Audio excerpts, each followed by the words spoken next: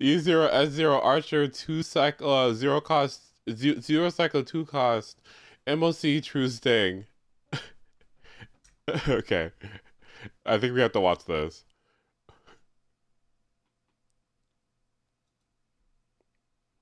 Alright. What the fuck?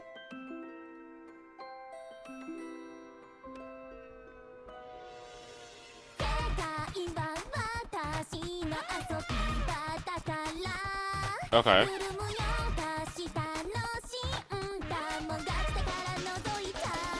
Okay.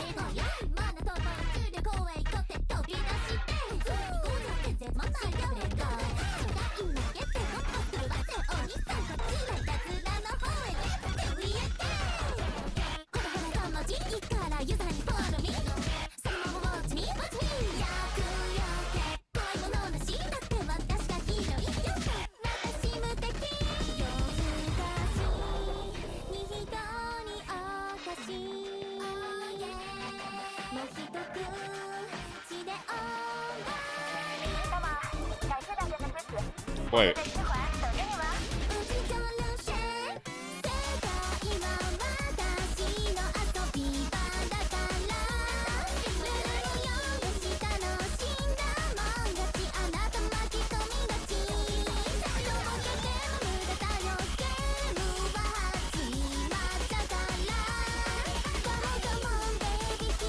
That's funny.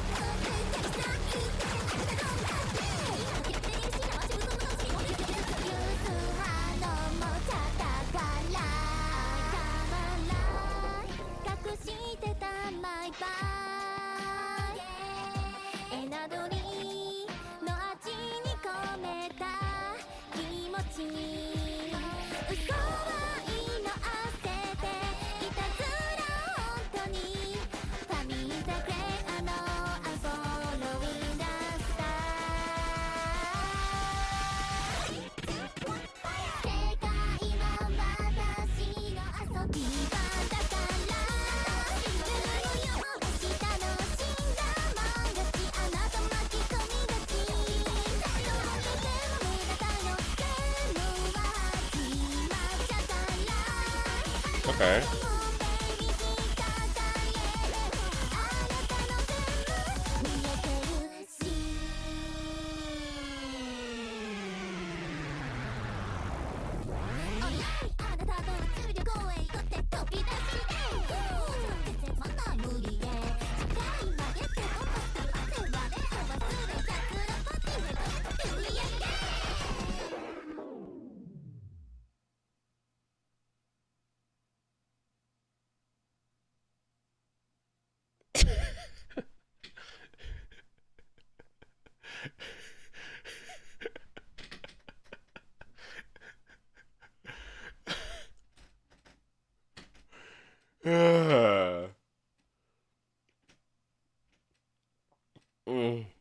Yaoi fan.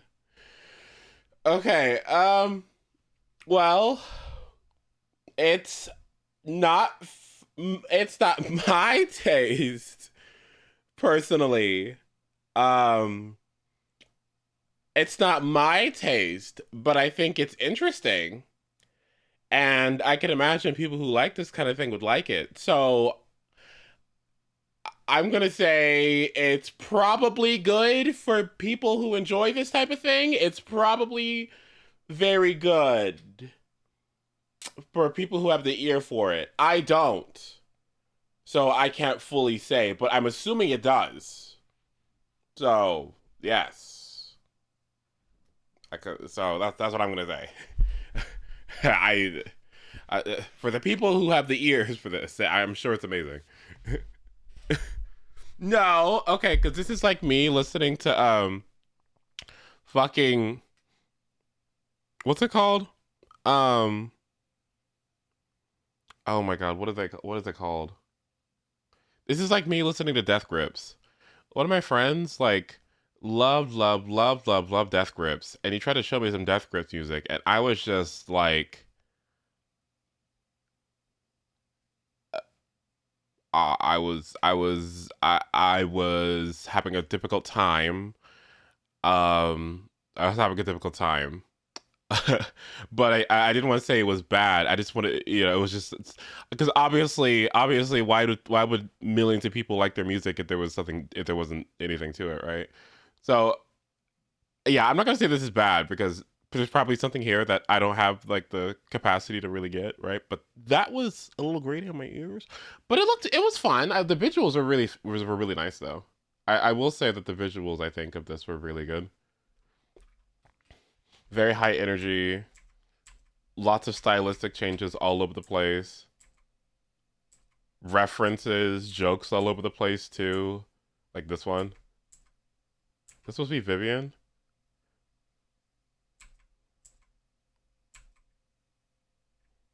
Yeah, I could definitely tell a lot of effort went into this one. This is cute. Have they been friends since childhood? No. Have they? Oh.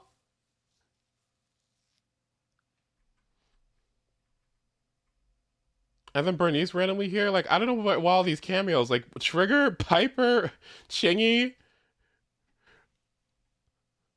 And she looks like Trippy here. She said, away we go. What? NECA. Like, what is everybody? Cutting hairs? Astra? I suppose. I like. And where's Alice?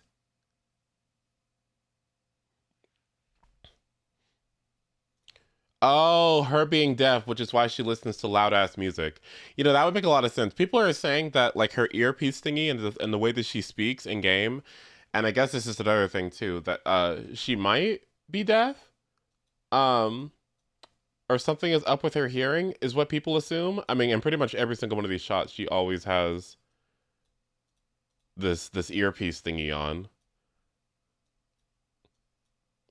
In fact, there isn't a time where she doesn't have it on. Even in her swimsuit, I think she has it on too. So the assumption or the theory that people have is that she's hard of hearing. And it wouldn't be the first time Zenless would have a character like this. So potentially, I don't know, that's maybe part of it too. Who knows? I think the EP confirmed it. Can she turn on her implants before she, what? Turning on her record players? Let me see.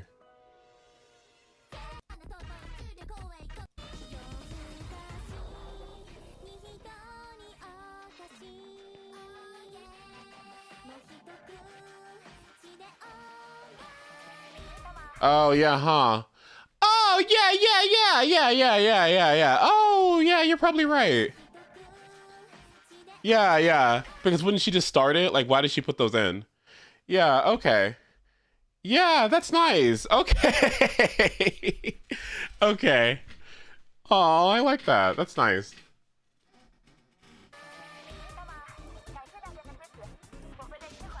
She's an astronaut. Oh, yeah, huh?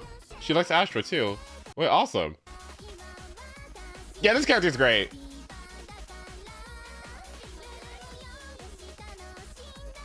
This character's great. Yeah. An EP like this, I think I'm more okay with versus Hyacinths, right? Because it kind of just, I don't know. This seems more contextual and makes more sense. You know? Doesn't it, right?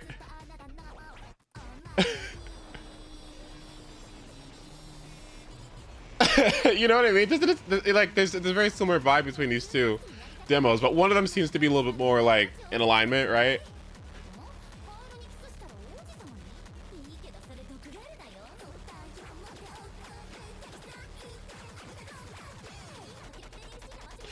I don't like listening to this, but I do like looking at it.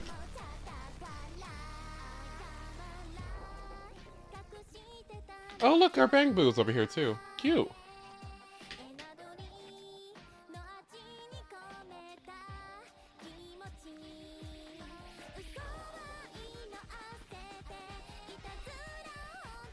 Now, I wonder if these mean anything.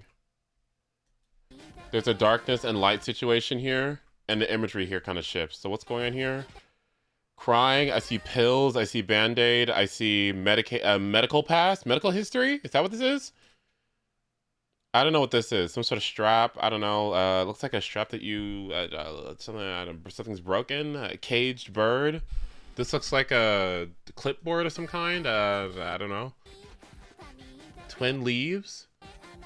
And then this is like what? Much more upbeat, much more positive. So some sort of darker past, I guess, is what I'm assuming this is.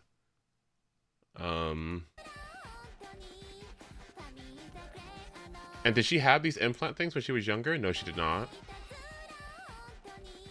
She probably has, she has something going on. They all have something going on, right? Like, there's no character that doesn't have something going on. So I'm assuming it's something.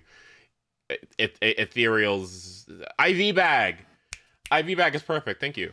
Probably something with ethereals. I don't know. Hollow. Bleh. Oh, these two are gonna be cute. I already know it.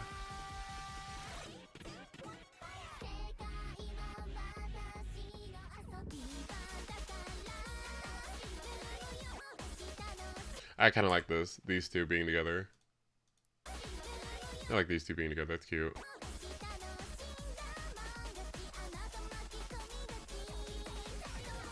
Oh, I didn't even see him down there. I didn't even see him down there. Okay. Hey, buddy. Give the fish to Neko, yeah. Astra, anything in the audience? Not really. Not really, okay.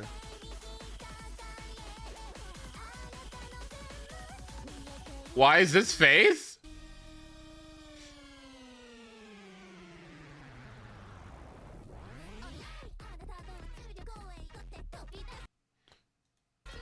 So what is this CD player plugged into?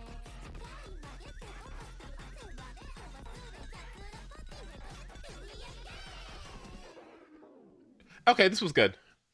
Yeah, this was good. I like this. I like this a lot actually. I like the nod to Astra's thing. I like her. You know what? Honestly, with her being an astronaut too, and it's starting out at like as Astra's demo. This was good, actually. No. I actually like this. Okay, it's not my song. It's not my song, but this was actually really cute. I do like the visuals quite a lot, actually. The lyrics maybe have something to do with it too, but I don't really want it. I really look too big at those. But this was nice. Yeah, I like it. Yeah.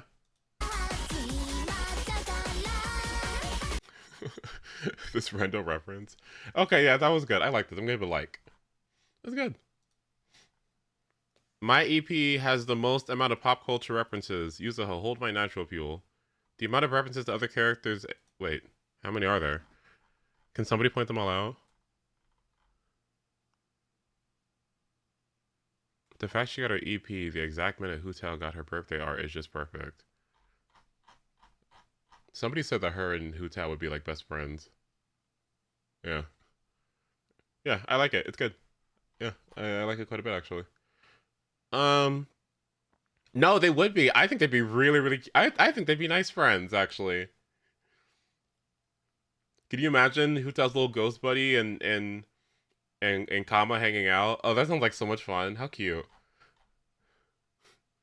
Oh, I love that. That sounds great. Oh, I kind of like that a lot actually. Okay. Let me go downstairs and get some naan. I'm trying to decide like if I should try to toast them or not. Yeah, I'll figure it out. Okay, I'll be right back. One moment. I won't take 20 minutes. I'm just gonna go grab it real quick.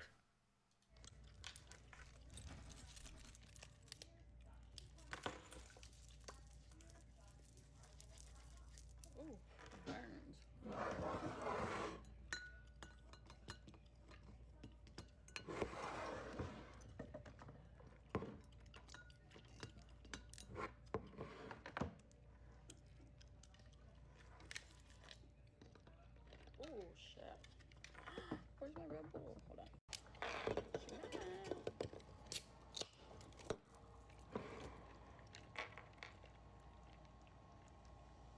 Look how pretty.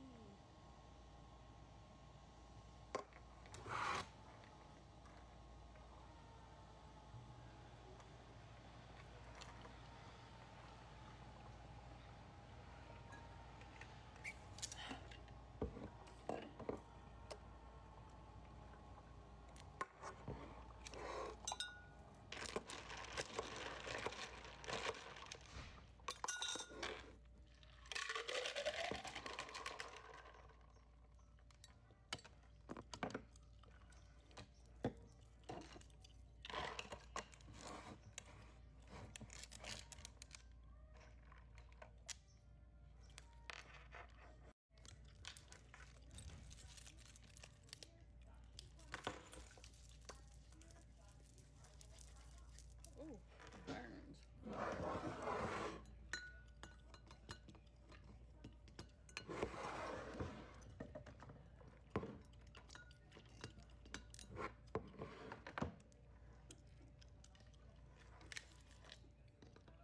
Oh shit.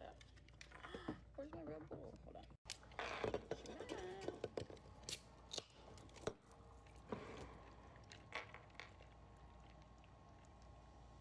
Look how pretty.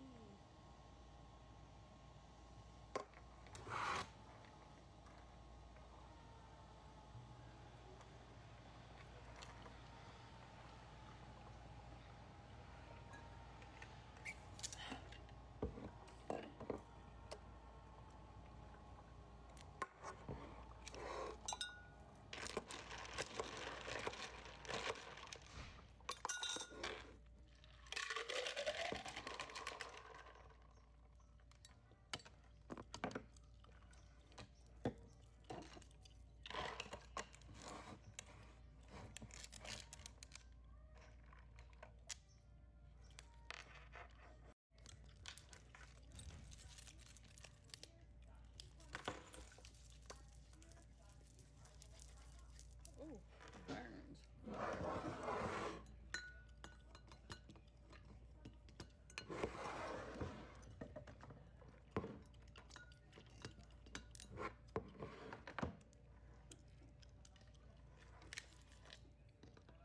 Oh shit. Where's my Red Bull? Hold on.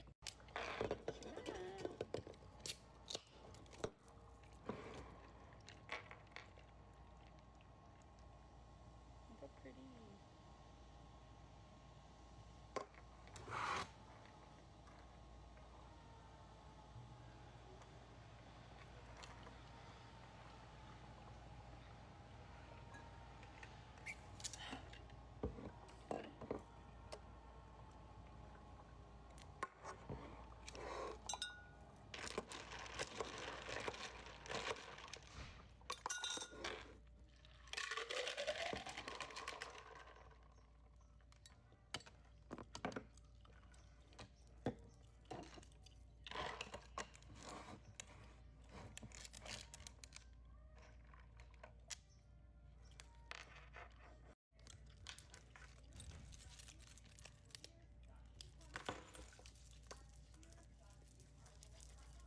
Ooh, burns.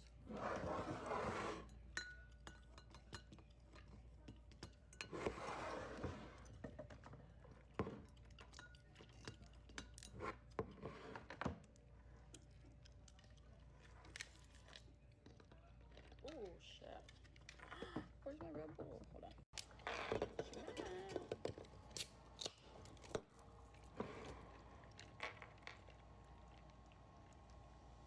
Look how pretty.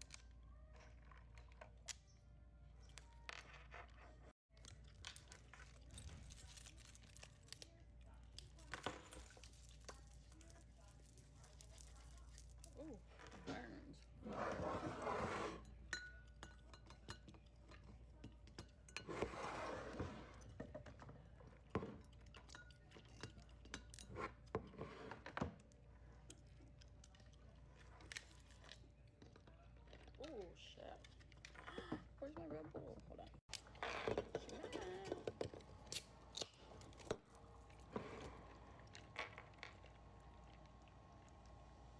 Look how pretty.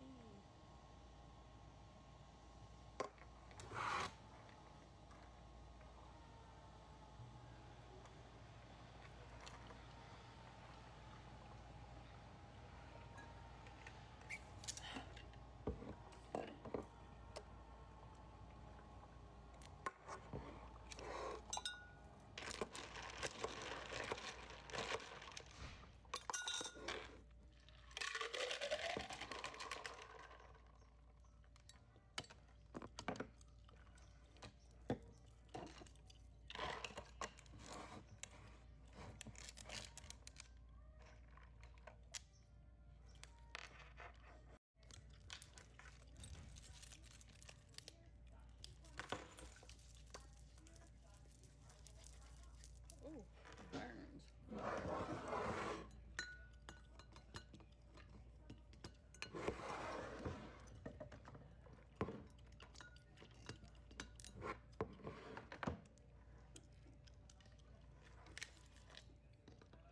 Oh shit. Where's my Red Bull? Hold on.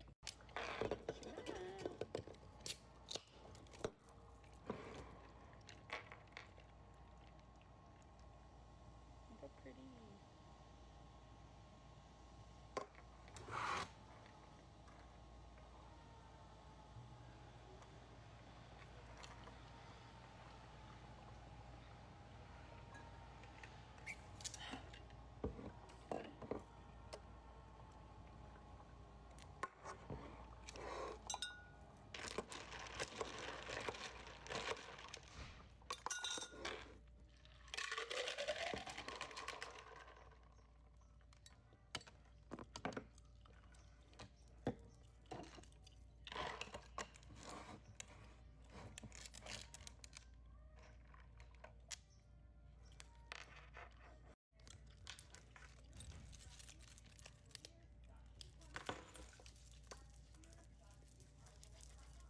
Ooh, burns.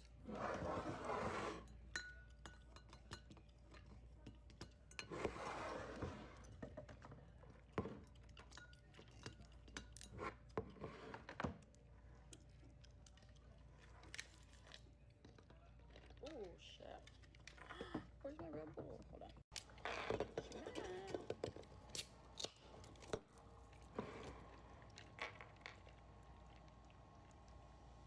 Look how pretty.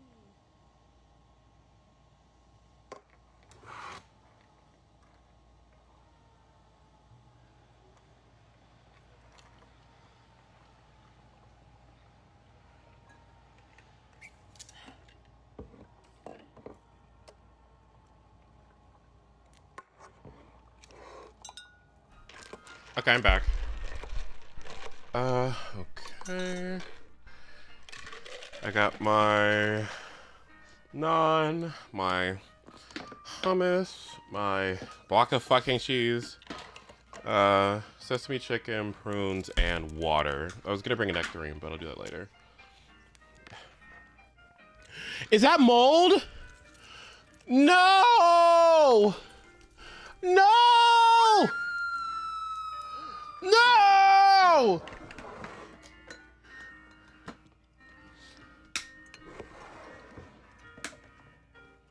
Well. Okay. Well. Kate Marsh. All right. Well. Not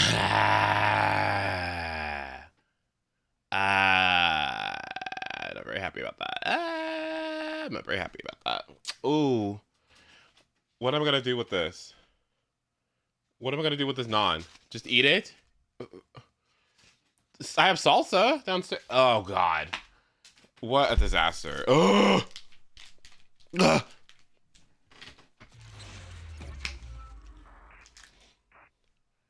Oh no.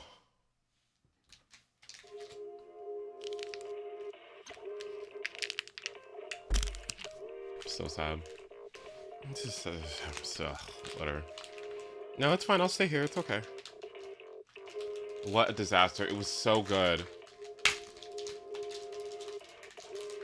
Oh, those little fucking fungi couldn't get a fucking, they couldn't give me a fucking second. Oh, as soon as that fungi saw my fucking hummus, they were just like, oh yes, let's fucking propagate. How do you propagate in a closed sealed container in a refrigerator? Get over yourself. Like, is it that serious? Can't you reproduce somewhere else? Are you stupid?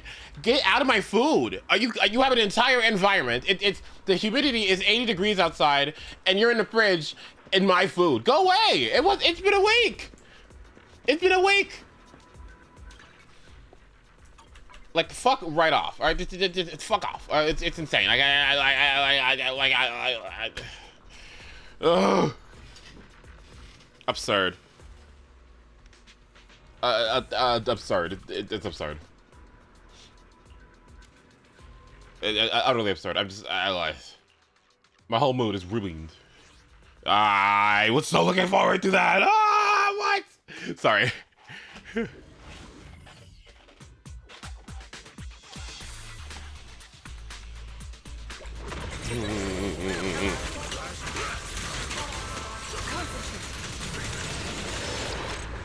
Ugh. I'm eating a block of cheese.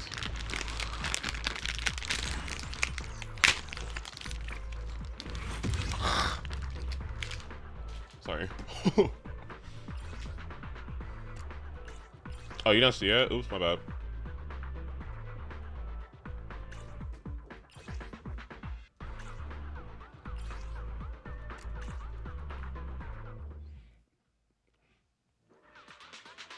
What?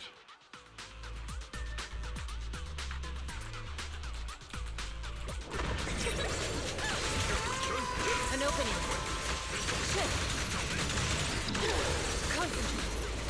What?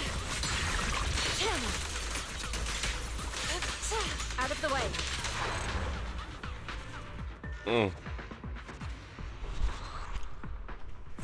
Fuck it, y'all. I'm out.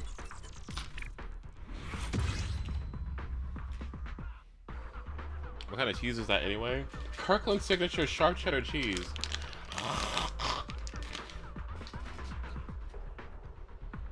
Sorry.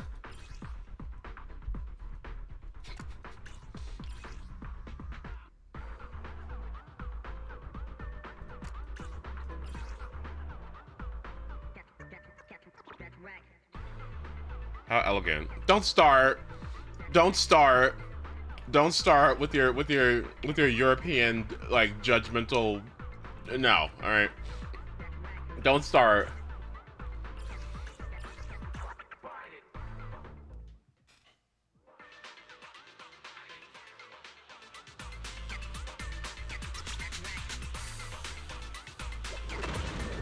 Eh.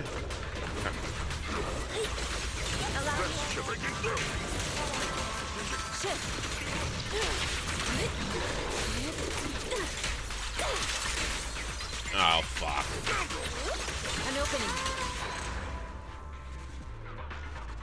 You're eating from a Costco-sized block of cheese like it's an apple. What do you want me to do? Get a knife and cut it and get a couple pieces? What?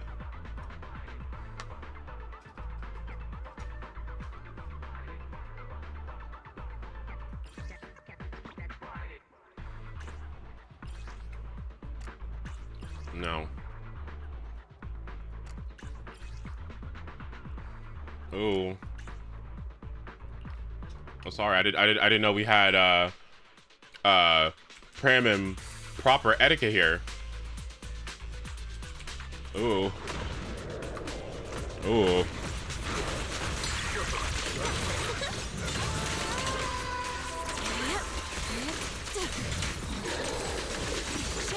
What the fuck?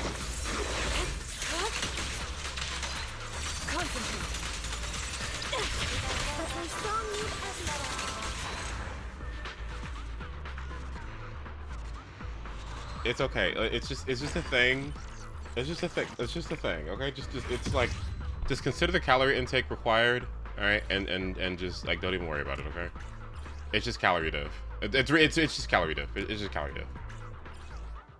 Crit rate HP is useless. Okay. I don't want to ruin the outfit. Hi, Leon.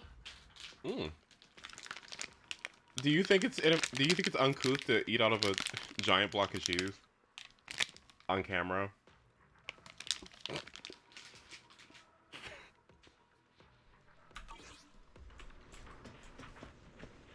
I'm not a rat. I mean, that's just what people do. What do you think they're for? It's from Costco. No, it's not. It's different. It's not a loaf of bread. It's cheese.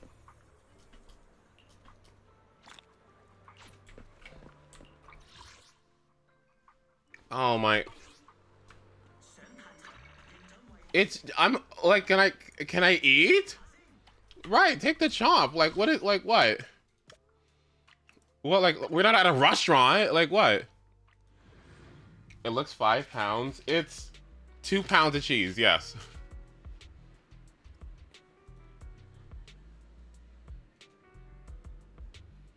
Oh, like that, like, I don't want to, I don't want, I don't want to stop. I don't want to hear. Like, I don't even, like, want to hear this. Like, oh my.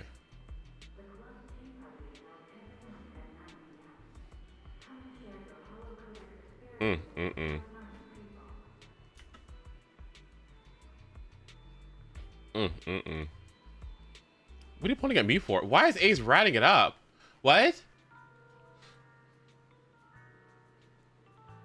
Acting like you guys when you eat food, like fucking Beethoven plays in the background. Like, please don't get me started, okay? You think when Puppy goes to eat snacks, desserts, and sweets, like, no, okay.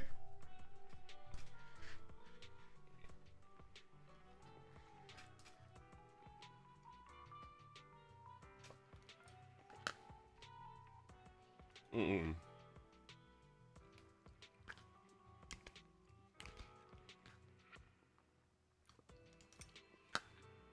Mm-hmm.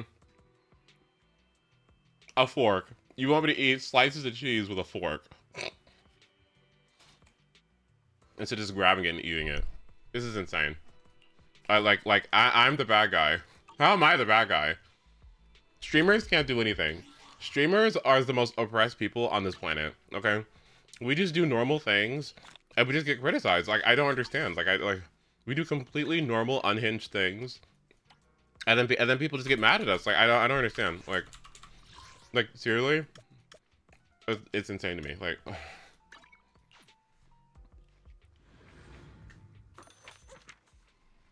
cut it into cubes.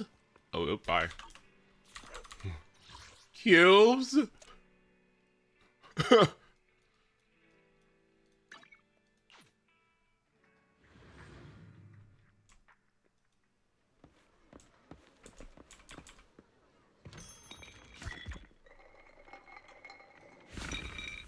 See, that's what I'm talking about. See, Eden. See, it's woke. See, so what was gonna see? And that's why we scam Howls. Hal would have given me 1,000 Denny's. That's why we scam. All right.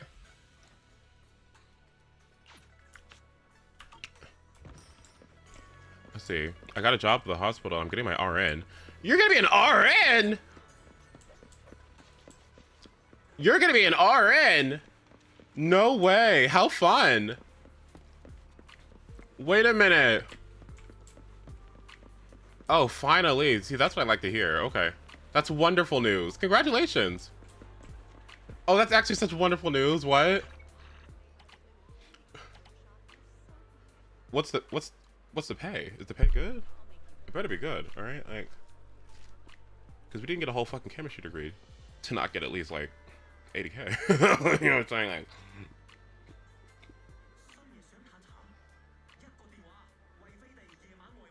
I just got a $6 an hour raise. Okay. Does it cover expenses? Like, is it good? Like, I'm like, I mean, I hope it's good. Like, you got benefits? You got insurance? Wait, what's going on? Yes. Okay. Well, that's what I love to hear from anyone born from from 1980 to 2010. That's what I like to hear. Mm. See, that's good news. Round of applause. That's what I like to hear. Hold on. Mm. Mm-hmm. Congratulations. Very proud of you. And excellent tenacity, too. Mm.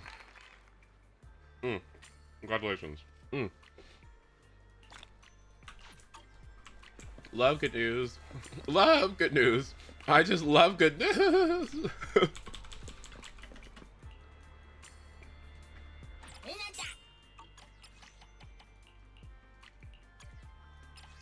Mm. Okay, perfect. Nice. Alright. Let me get this done. I've been putting off my internship so bad. I've been putting it off so bad. I've been putting my internship off so fucking bad. I need to lock in and get serious this week and then and talk to my advisor. Ugh. I know. It's like there's just like this moment. Okay, where you just kind of have to put on, like, you just have to get like you have to perform and you have to act, right? You know, it's what I'm gonna have to do for like at least 6 months. So it's like, ah.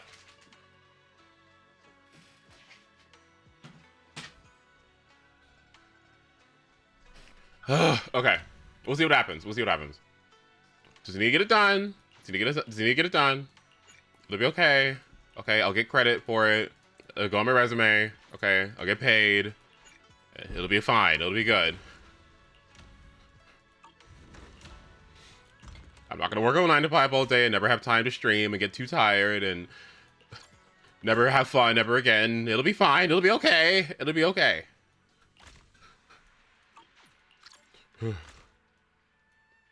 When Ace uses us as references. Hold on. Your boss would catch you on Frubbles at your internship. It'll be fine. It'll be fine. I'll have a great time. Be prepared for late streams again, though.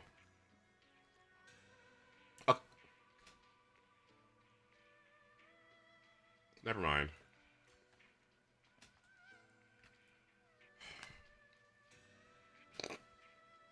Don't say anything. Don't fucking say anything. Don't say anything!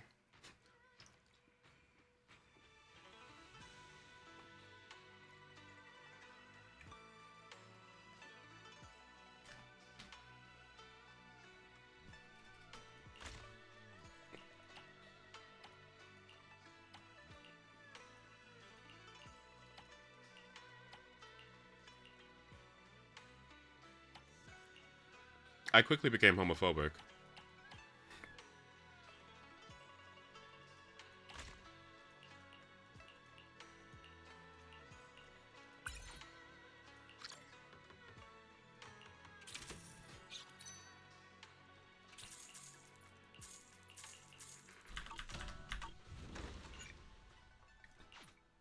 You guys are awful, by the way. But yes, Leon, I'm really happy to hear the good news. Ugh. Ugh. Dog shit, dog shit, dog shit, dog shit, dog shit, dog shit, dog shit, dog shit, dog shit again. More dog shit. This one is a little bit better. Okay. This one is slightly better, I guess. Effective props. I'll leave it. Already have one. Dog shit. Okay, well, that was a waste of my time. All right, let's go spend the rest of this 80 resin and then grab that. Okay, cool. I need to complete these two at some point.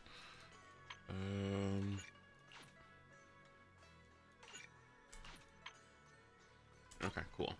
And then we need to move over to Star Rail. Alright. So let me check my stores. What I need. I need 380, 1,000 EXP books. I think I'm largely good here, except I need maybe some more physical chips. Yeah, I guess I need more physical chips. Okay.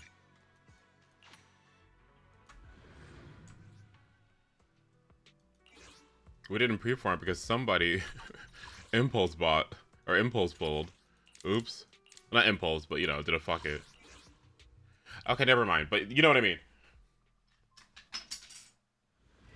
They're paying for your degree? Where are, listen.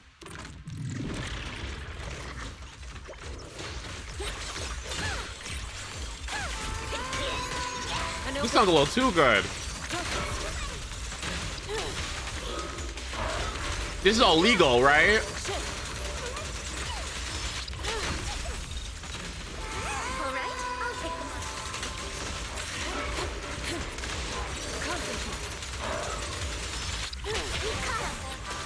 Allow me.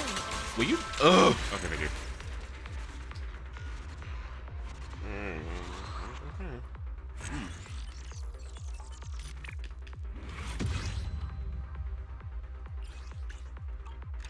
Wait, Plumber, you're going to Mexico too? You went from Japan, you're gonna go to Mexico in the same year? Oh. Damn, okay. In the middle of summer?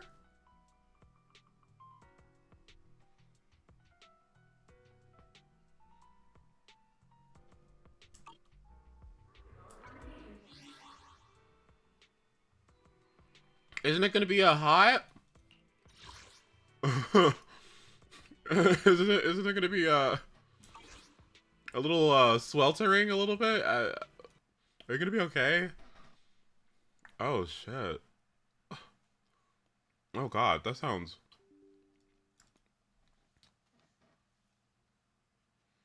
It's low 70s where I'm going. Oh, okay, neat. Alright.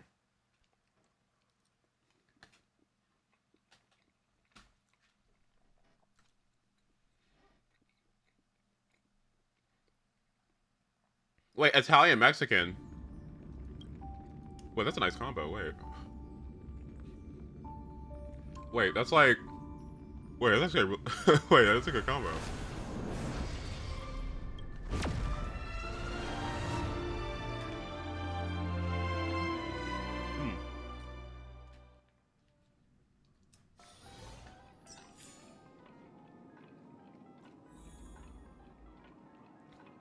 Mm-hmm. Yeah, it fits. I like it. Yeah, looks good. It's like fairy steel type. It's nice. Like, yeah, it's good. Okay.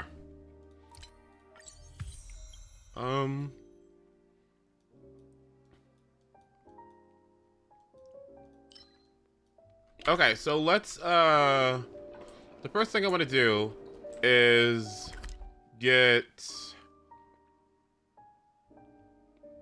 some story done. How many fuels do I have? I'm going to use 4 fuels, and I'm going to farm a little bit, because I need my Aglaia to have an arm piece. Okay, and I don't have any Relic EXP, and it's pissing me off. I'm going to scream. Okay? I need her to be viable, and I'm going to do whatever it fucking takes to make that happen. So, I'm going to do that. And then... I'm trying to think. Was there anyone else that was desperate, that I'm desperate to build right now? Archer's done. Okay, watch that Archer while you farm. Yes.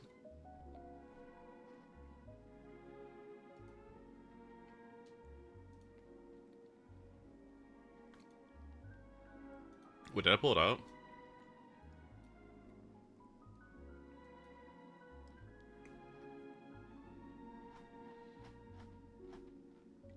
Stop sweating.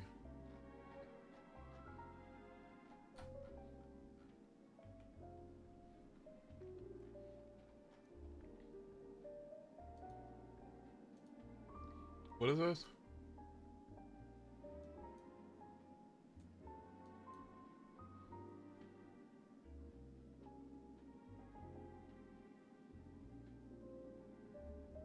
Deodorant doesn't do jack squat to cut down on sweat. If you want to reduce sweat, you need to use instead an antiperspirant with an aluminum salt. These trickle down into the sweat gland and help to reduce the outflow of sweat. Deodorants, on the other hand, usually are just meant to mask body odor, and in some cases contain ingredients that theoretically help normalize the microflora to cut down on the types of bacteria that break down your sweat and make you stink. Many products pair both an antiperspirant with deodorant, aka fragrance, so you'll see them marketed as antiperspirant deodorant. If you choose to use an aluminum-based antiperspirant, I suggest applying it at nighttime rather than during the day. They work much better that way. Some of them are so good that you don't even need to use them every single night, depending on how much you sweat. Okay, well now we know. Sorry, it was on my For You page. All right, what is this?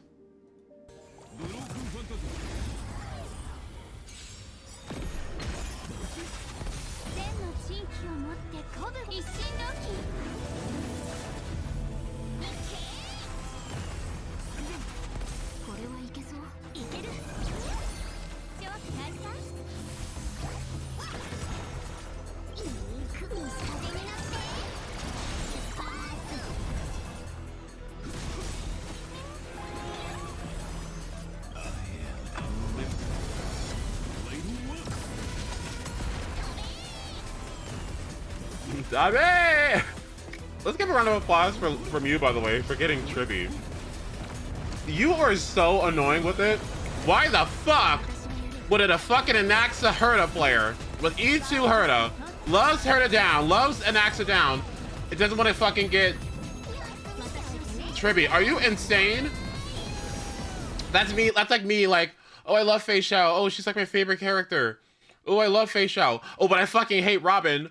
Let's use fucking Bronya instead. Why would you do that? Just fucking, what? Do you like him or not? What?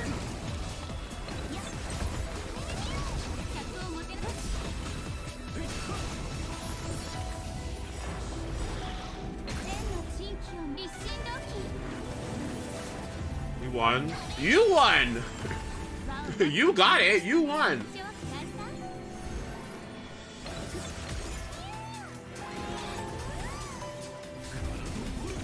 Hi, Mikey. Good to see you.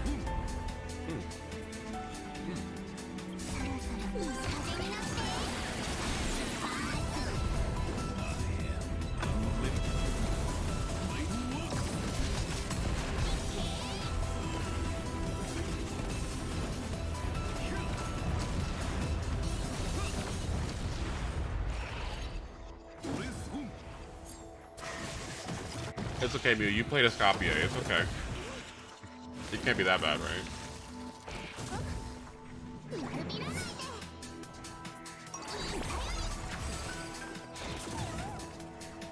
This naan is so fucking delicious. And I have no hummus with it. This is just the worst. I am so not happy. I just like it's unbelievable how bad of a mood I'm in right now. I'm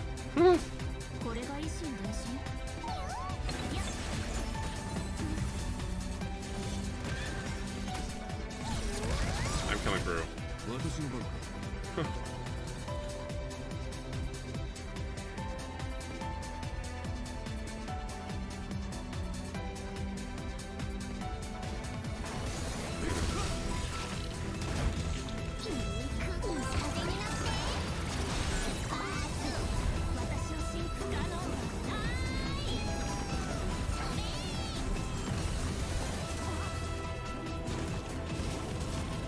No! So good. The spectrum of Trailblazer. How did we get "we can do anything" in Japan, kids? Fukawa. No! Please, no!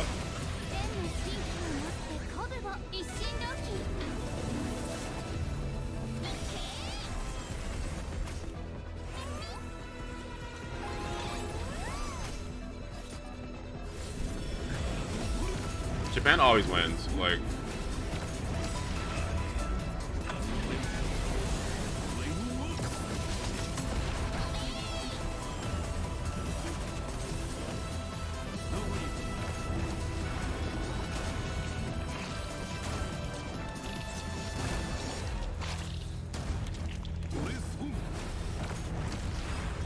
He's so hot. Oh, what the fuck? Okay, so this is base speed, 91 crit. Okay. So it's 101. So 156 is huge because what is he? I think he's 140% self buff, so that's 300% crit damage. Quantum damage boost. Attack's a little bit low, but that's okay because we have Tangyun and Stellar C buff. Stellar C goes an extra mile actually with him because its turns don't pass as quickly for him for his buffed for having his buff skill, so that's really nice too. 18 crit damage rolls is really good. Yeah, this is stellar. Very nicely built. Tingyun is 179. Okay. Okay. That's 3 actions, I believe. Well, she gets 1 guaranteed from the start. From her original DGD, so that might be 4 actions for her? Is that 4 actions? Wait, it might be. Okay. I don't know how quick her ult rotation is, but that's at least 3 actions, I know that. Okay. What do we got? Quantum Set Tribby. Am I crazy or E1 Tribby? That's the cost. That's funny. That's funny. That's the cost. That's the cost. That's good. Okay. That's funny. Okay, I kind of love that. That's huge. 132 speed. I wonder why it's so fast. It's not even 134. Why is it so fast? How weird. Okay. Danger region, planetary rendezvous plus Penacony. That seems really good for Archer actually. Yeah, I don't hate that. And then what's this last one? Just RMC. Let me guess. 171 speed. Let's see. 192 crit damage. Let's see. Region. 2-piece speed. One shotgun. Oh, okay. Alright, let me check out this one.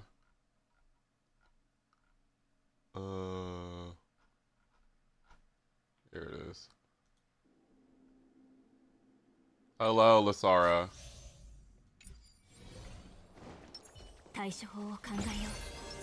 Let's see. 185. Was Sunday Sig? Is there a DDD here? Oh, shit. Oh, shit. Was Sakura? Wait. No DDD? Okay. 2-piece speed. Lushaka, double Lushaka plus Tangyun is tons of attack for him with signature. Okay, interesting. No speed. Von Wack with 164 on RMC. So think about that. I think if it's not enough. I don't think this is enough to act 3 times in a per cycle. No, it is. Yeah, it is.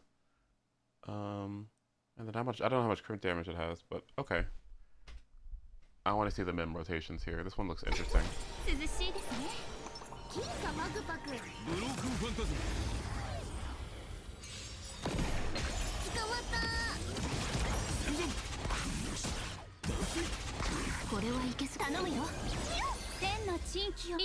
And that immediately mems? Yeah.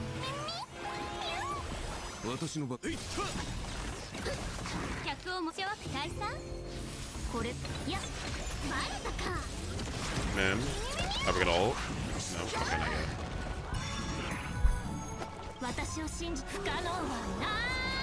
Nice!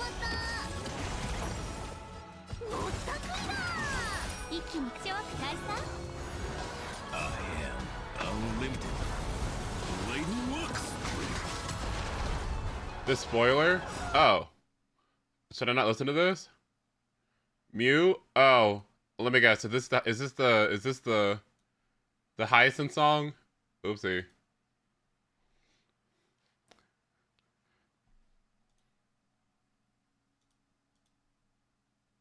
Have you listened to it before? No.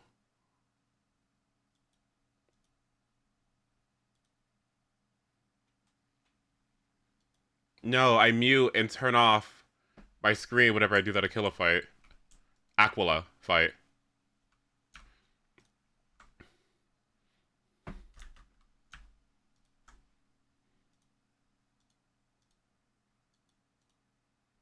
Yeah, thankfully I don't know what it is yet. I don't want to spoil the surprise. Oh my god, this dude does so much damage! Look at the damage!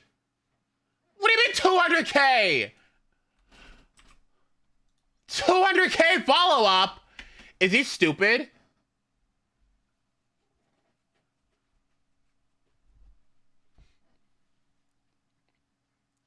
What?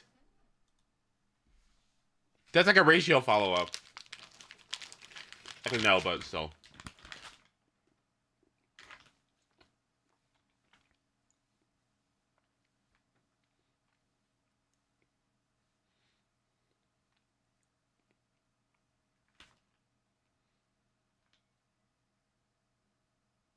Does you mean Shui is retired now? Oh no, what? Different content.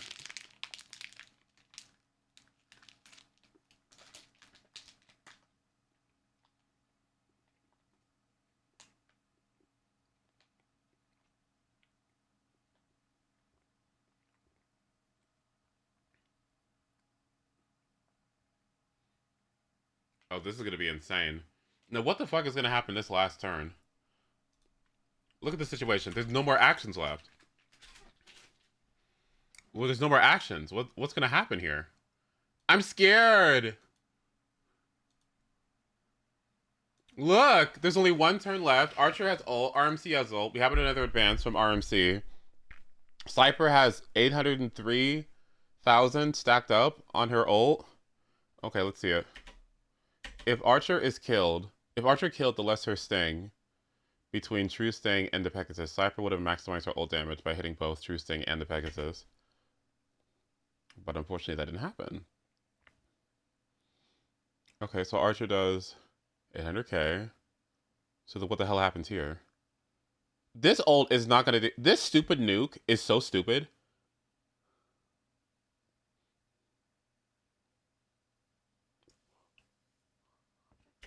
Okay, if you look at the action queue, Tingyu is really close to getting her third action, which could have given an extra skill point. Yeah, that's why I was curious. Why is she so slow? Am I stupid? Why is she so slow?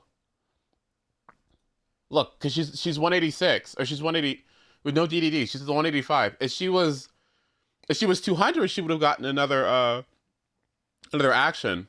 Or if she had DDD on the team, she would have gotten one more. So why the fuck is she so slow? Like, what's going on here?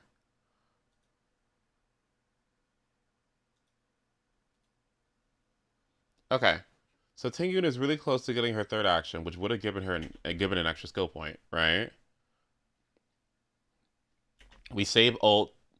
We save ult. We save RMC ult, right? Until after we use this, right? Archer gets 2 charges from his ult. If Cypher's follow-up attack and Trailblazer's ult triggers his follow-up, he gets 2 skill points. So yes, then he ends up with 3, right? Once Mim acts, there's basically 4 skill points that Archer could have used for 2 consecutive skill casts. When is Mim gonna act? Wait. What would have been... You mean like Mim's advance? Okay, yeah, that dies.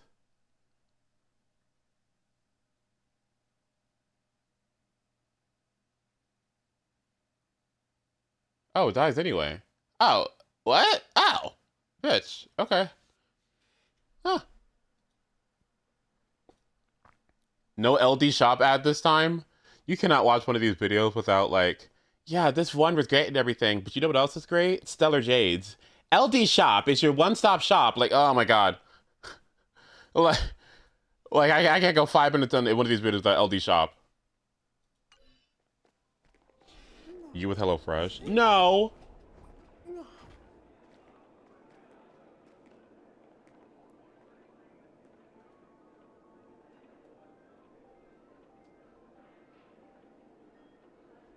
Okay, all this Deltarune content, stop judging me, okay?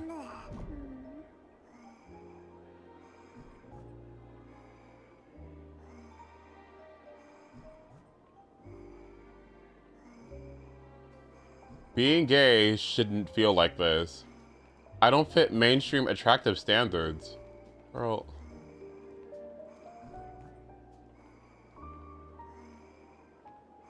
Oh my god.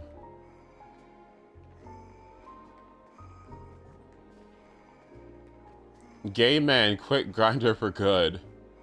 With these 3 mindset ships. Oh my gosh. I think there was a tier list video that I was looking at earlier. How to survive being gay in prison. Okay.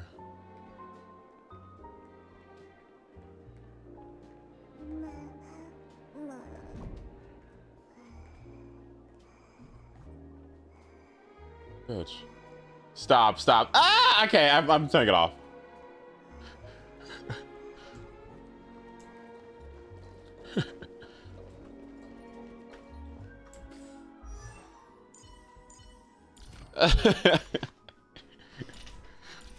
Don't look at my goon session vids, okay, please.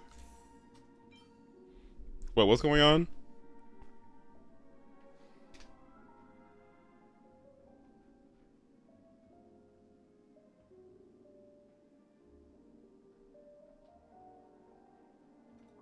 What? It's a joke! Oh my god!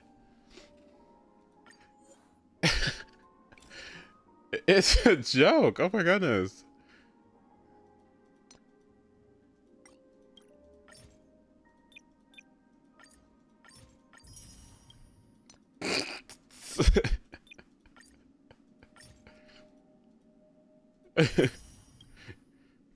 You call Udon and me goon pals? I've never get. When did I say that? I have never said that. You're joking. When? When would I have ever said such a thing? Goon pals? What? I know. I don't remember saying this. When did I say it? Goon pals? That doesn't even sound like it's something in my vocabulary.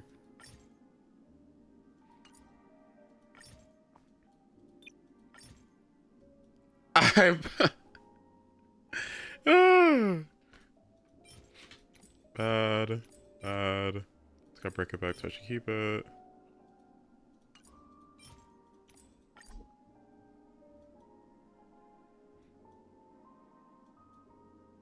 The Gooner group.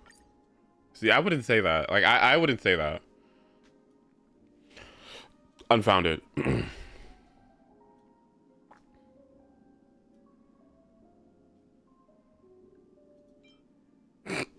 Shit.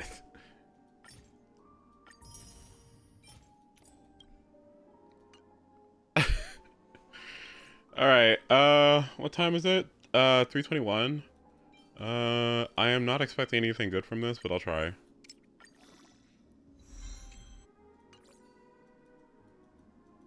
Glaya needs... I have 2 crit damage pieces. Do any of them have 4 rolls? This one has speed. I mean, if this one had crit damage, I'd be happy. Nope. I mean, highest thing can kind of fix all speed issues that Aglaya has, honestly, so... I guess I shouldn't worry about it too much. Do I have a crit damage? 4-liner? Please? I do not, alas.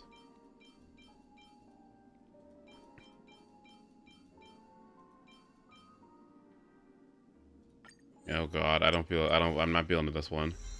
Yeah, this one is not looking too good. Okay, let's do line 2 then.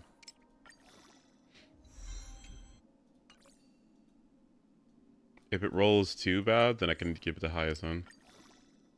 As long as it's not defense. Okay. I guess that's okay.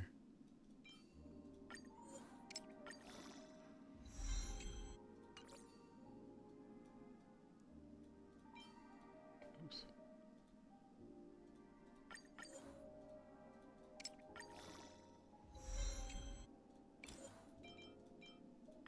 Is it worth keeping? Yeah.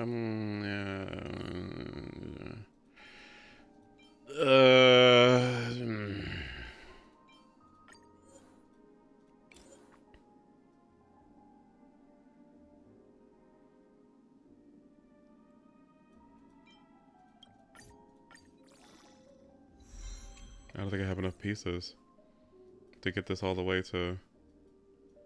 Oh dear God.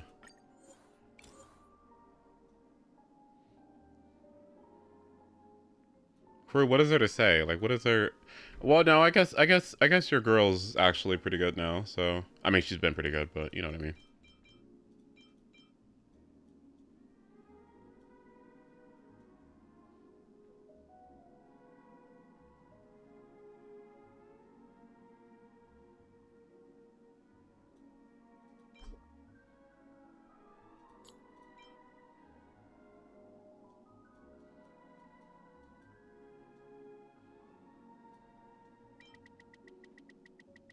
Oh, thank God. Don't ruin me, please. I mean, it's better than what I had before, I guess.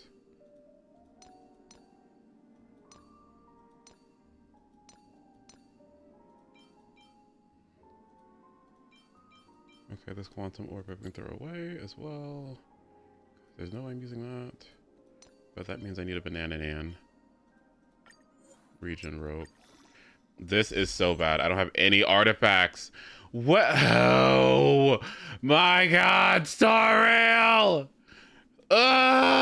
Poor and worthless, and I can't do anything. Oh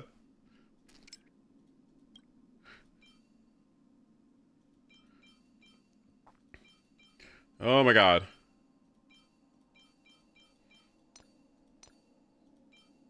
I'm gonna flip. I'm gonna flip. I'm gonna flip. Nope, I'm gonna flip. I am going to flip. It's gonna be until like the start of the next month, until I can build a new character. I can't do anything with my artifacts. Like my reservoirs are empty. This just sucks. Like, I can't do anything. Just level it up so I can get the fucking stats. I don't care. Highest end of my supports will fix everything. I don't care. Just give me the stats. I don't care. Just give me the... What? Please? Just like, yeah. 1 crit rate. I'll probably overcap because I don't need that much, but sure. What is it? Great. Defense. I love it. So she won't die in one hit. Cool.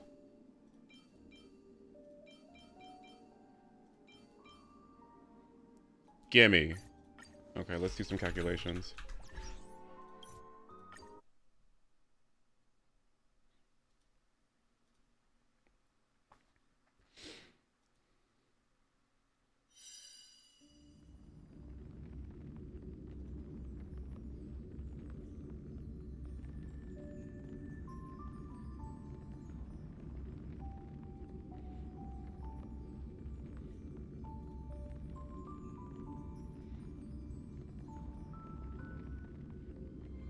Not gonna lie, I was pretty original with these people for a while, but the Saber and Archer ate everything. I can't do it anymore. Like, why can't I just farm? Can I please just have a way to farm Relic EXP? Please. These double planars cannot come fast enough. Like they cannot arrive with like any faster. This is insane. All right, let's take a look. Goliath, archive, import. All right, come with me. Not a good sign to be empty-handed. All right, let's take a look. You can't get rich by waiting. All right, let me take a look.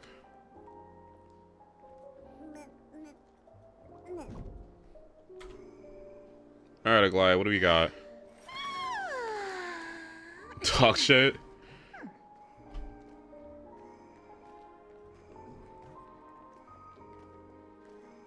Hyacinth. Whoa. Hyacinth.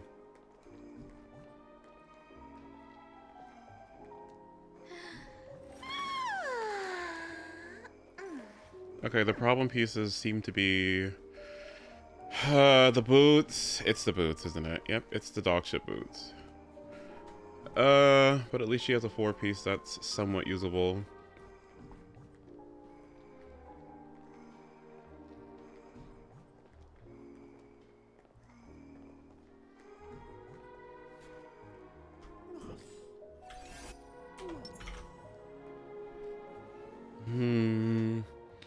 Yeah.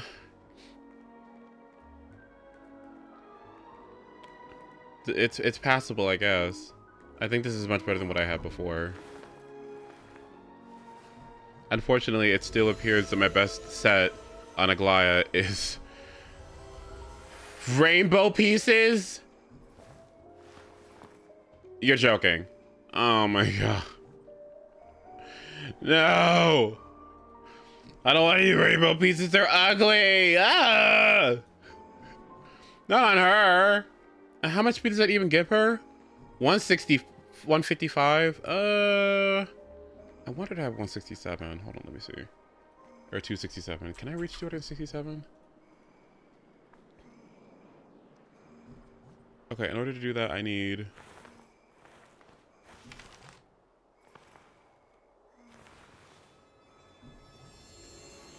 Oh, that's not even that bad. What? I'm only missing out on... Oh, that's not even that bad. Wait, yeah, I can do it. Oh, yeah, I can do this. Yeah, that's wonderful. Okay.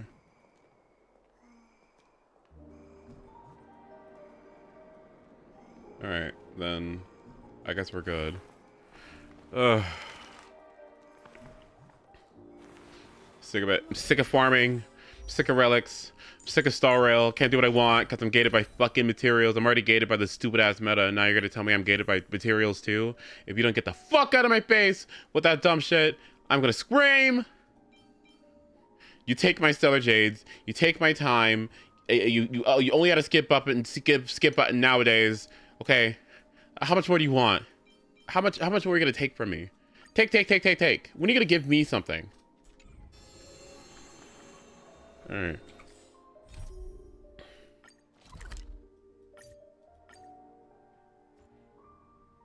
Here we are! Where was that slate last time? Was it here? Or...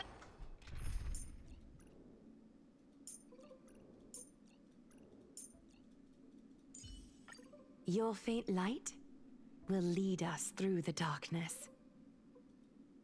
You talking to Sunday or Cypher? Oh. Or maybe over here? I'm up! You spent some time looking for the books, and after you finish, you decided to check on Fine and a Mim. Okay. Cat mouse time!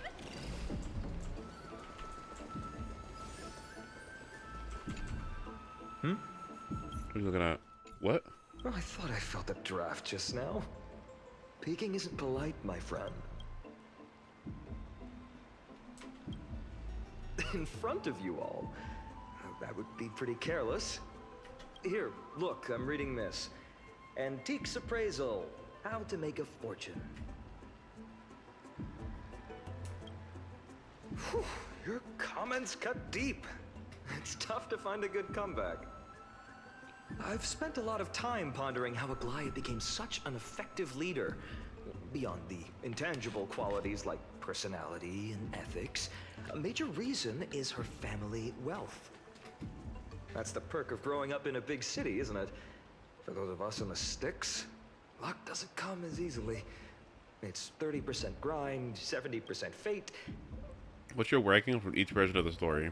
3.0 was absolute fucking dog shit. Stinky, awful, unfun, too long, too many puzzles. Didn't care. Awful introduction for my day. Did not care at all. 3.1 helped him a lot. I'm glad it did. Hated it. Just it was just abysmal. It was just awful introduction. But the ending was really nice. 3.1. I think 3.1 was really good. Still a little long for me, but it was good. A lot better. It was significantly better, actually. In fact, it was so good that it made me actually want to play AMPHOREUS again. 3.2?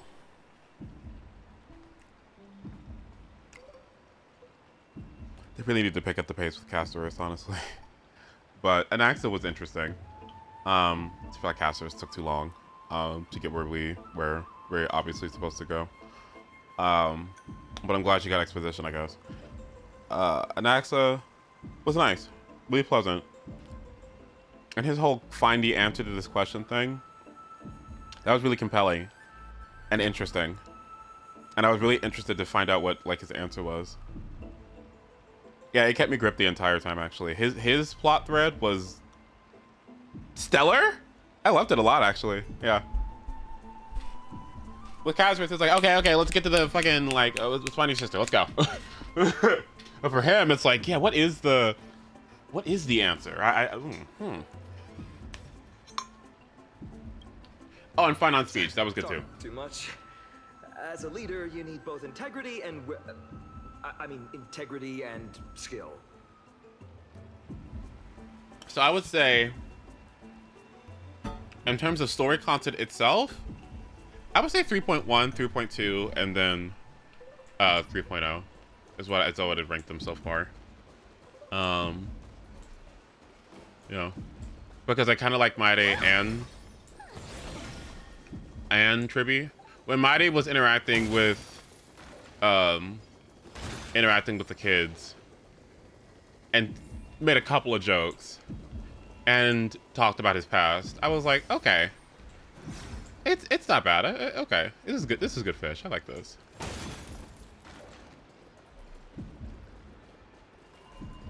He seems to be very on the nose with his can't die thing too, which I like. And he's working hard for everybody's sake, for the core flame journey, and I appreciate that. And he saved Trian, or he tried to save Trian at least. So I like that too. I like that somebody like him can interact with someone adorable like Tribby, and I don't know. It's fine. It's respectful. It's cute. I like it. Yeah. I wouldn't pull for him, you know, or anything like that. But he's cool. I liked it. Yeah. And then Tribby was great too. If I'm honest, Tribios, I kind of don't care. But I do like the 3. Oh, but then again, are there even any spots left to fish in Amphoreus these days?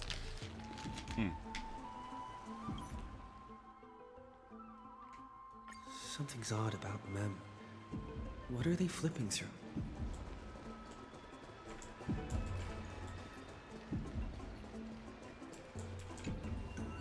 Oh, these cards are so detailed and fine.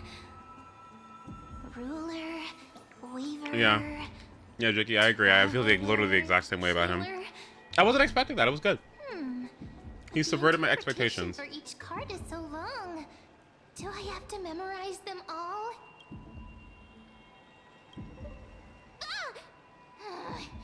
What a coincidence! We meet again. Guess we're fated to be together, huh? It's gonna sound woke. Busy, so I won't bother you for now. Hope your day. This is gonna sound woke, but I actually do think Star Rail pronouns are pretty important. Or rather, like they aren't meaningless in this game, or they seem intentional. So they are definitely worth paying attention to. So suspicious. Not like their usual self. And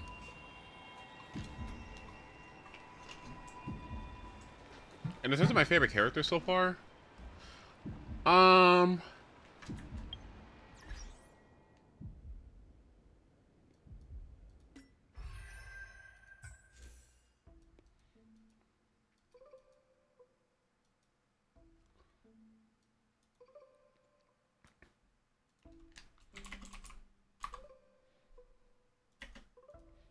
I was gonna, at some point I was gonna make a Star Road tier list, huh?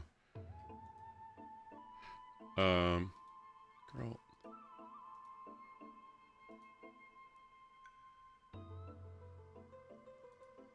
All right, okay. 3.0 are Emphoreus characters.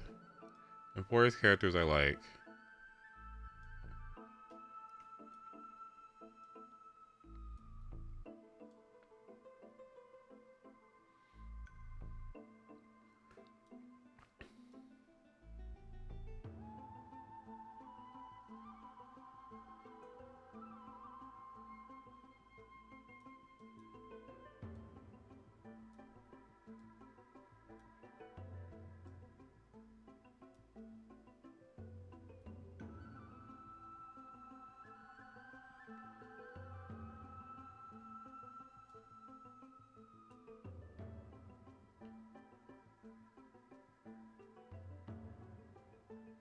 Yeah.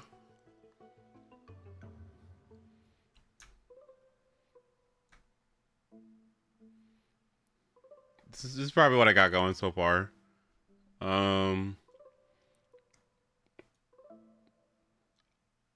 Yeah. Yeah. Something like this, yeah.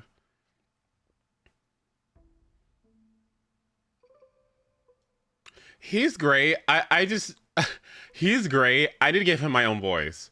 But the text is nice. the text is nice. The text is nice.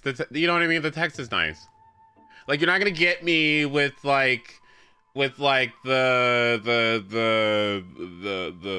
badass, like, I don't care. Okay, like, I don't care. Like, the yaoi, I don't care. Like, I don't care about that either. The kid, I don't care. Like, the voice, I don't care. But the material beyond that, it's pretty good. Yeah, it's pretty good. She's pretty good. Yeah, this is about what I got so far, yeah. That's about what I got so far, yeah. And she's down here. I mean, I love her, but, you know, she's down here because, like, she's giving nothing. Nothing at all, honestly. She's got visuals, but she's not really giving me anything. I'll put Cass here, actually. I'll put Cass here. I like Cass at the end. I like the lesson that she learns, too.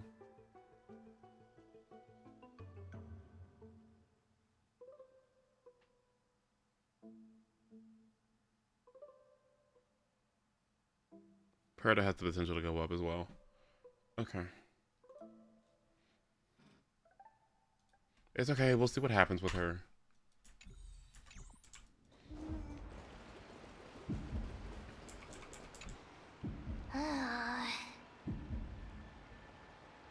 You sure are. Yeah, the destination is nice. The journey, I just didn't. All right. I'm totally helpless against your charm. What are you guys chatting about? Is this the AMPHOREUS divination? What's it based off of? Just the characters I like. My favorites, my least favorites. Aglaya's. It's interesting because, like, what Aglaya lacks in Anaxa covers, but then she's got, like, but then she has just visuals and vibe.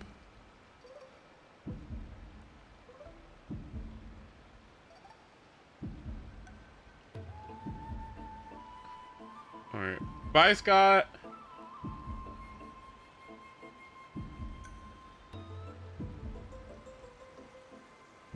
There's always this desire that I have to get more from her, and you get she breadcrumbs you with information, you know. She doesn't like just give it all to you, and I guess I'm sick of getting breadcrumbed. I feel like I get a lot of content here, but she keeps breadcrumbing me, and I want more.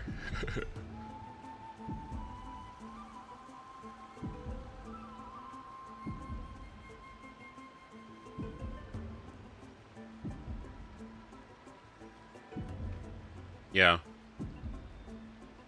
I think they're actually my two favorite characters. Yeah, I really do. I really do like these two. Wow. I can imagine Cypher becoming my favorite, though. We'll have to see. Why are you here too? Oh, she thought of Cyrene, huh? I wonder why. Sorry, seeing you two chasing each other around, I suddenly found my book not that appealing anymore. Never thought Mem would be into divination. But it's not exactly a niche hobby.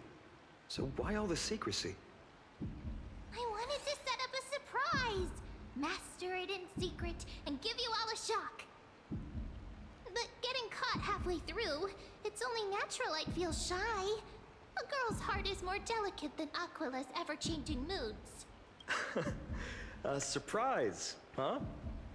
Someone else used to tell me the same. I would like Anaxa more if he didn't look like an unbathed sewer rat. Especially with cards. Again, he's not even like. Yeah, just like the ones you're looking at. He's not even visually anything that I particularly am fond of, but he just does this trope archetype thing that he's doing in a way that isn't irritating. It isn't irritating. I kind of like it. It's kind of fun. It's fun. It was fun watching him. And what's her name? Miss Titan. It was really fun. Those two bouncing off of each other. It was really nice, actually, and that was great. that was great. Cersei's, yeah. Him and Cersei's. I loved that. I really did love that.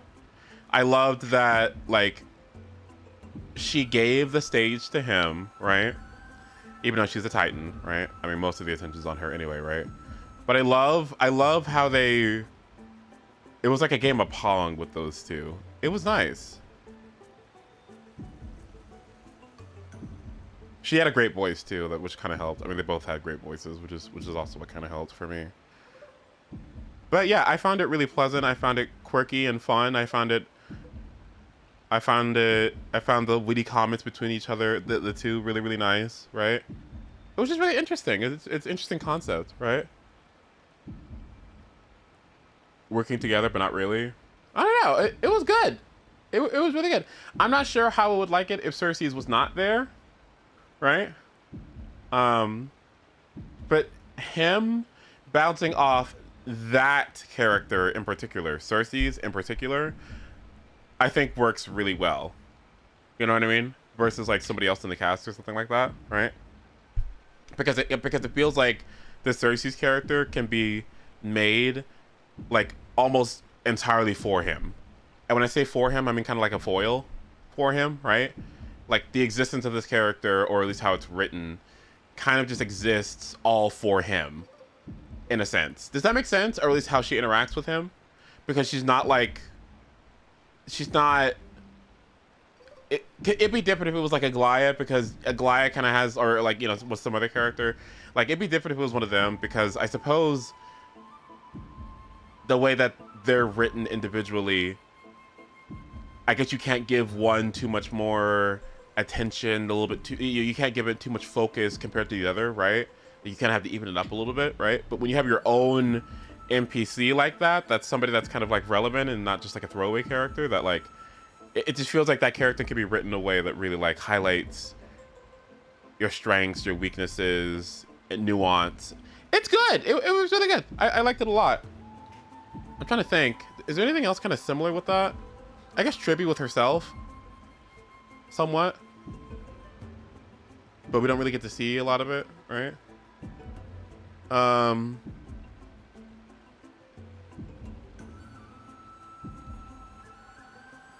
Yeah, it was good. Yeah, it's going. It was really good.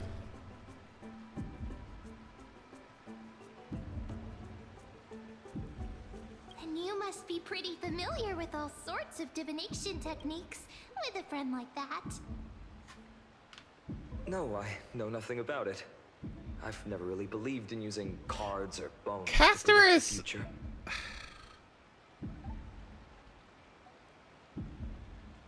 Castorus's thing, I guess, was just, for me, entirely predictable.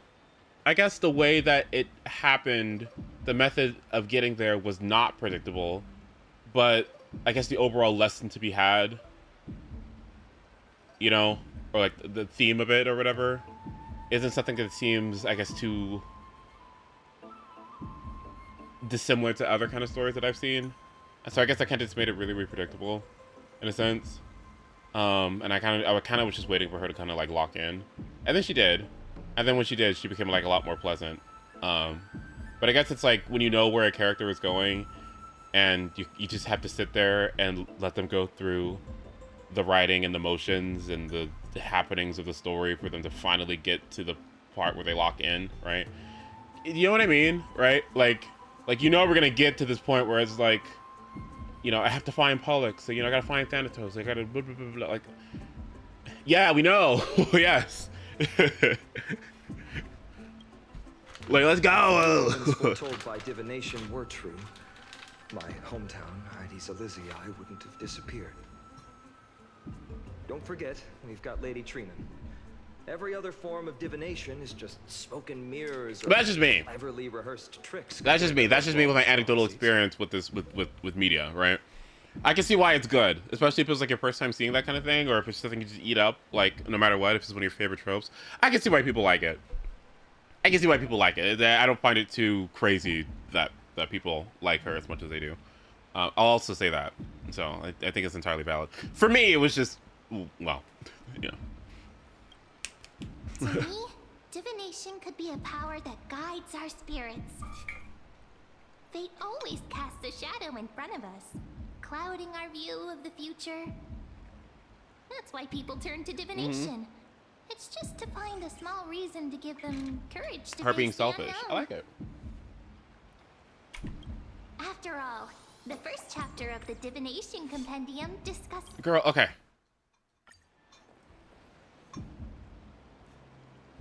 You are...